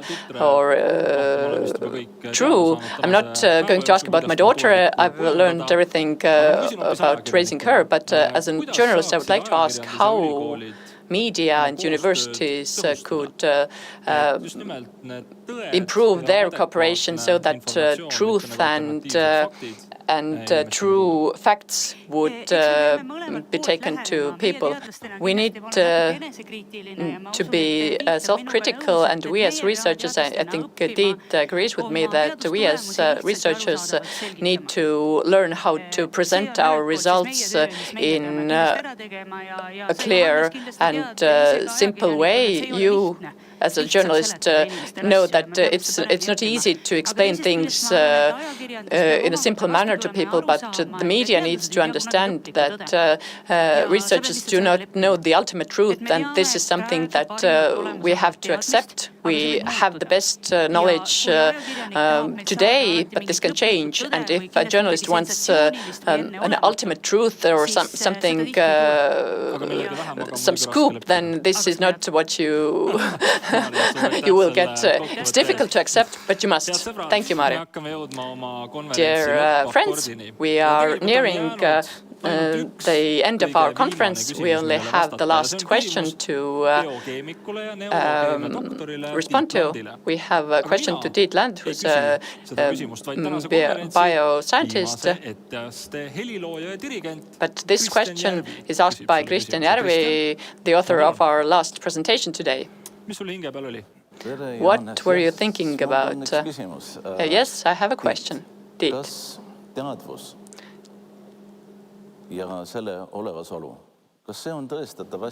Can we prove that mind exists? Can it be proven? Yes, this is a very serious question. We've had a long day already. I'll try to speak in simple terms. Do we need to prove this? Is maybe the question I would like to ask in response. Maybe as a natural scientist, I put too much emphasis on some things, but I see conscience as something in our brain, an environment consisting of brain cells cooperating with each other. And if we go inside these neural cells, we have 100 billion such cells. It's a huge number, which makes things even more complicated, is that each nerve cell can interact with 10,000 other nerve cells. I can't compute this number. We have so many interactions between so many nerve cells. If this constitutes conscience, how do we measure it? But I'll ask what you think about this. I think it's resonance.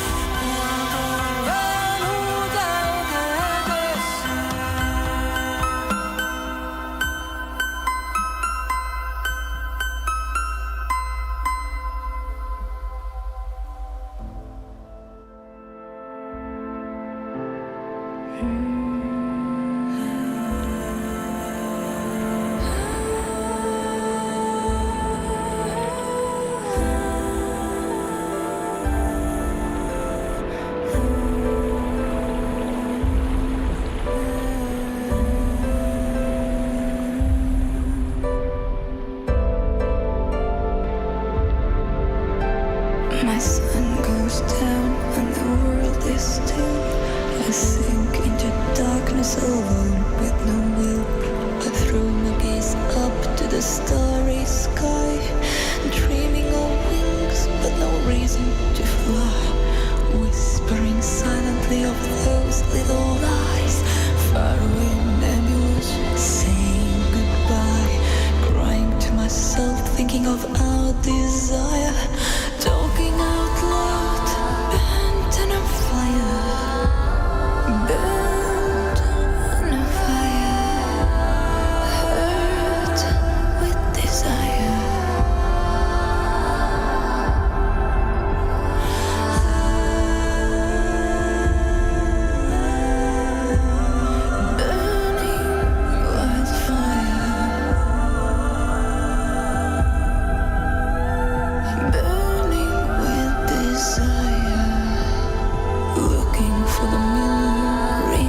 To hide from unbearable burning feeling inside. I search for the answers up in the sky, but there's gold in the stars to be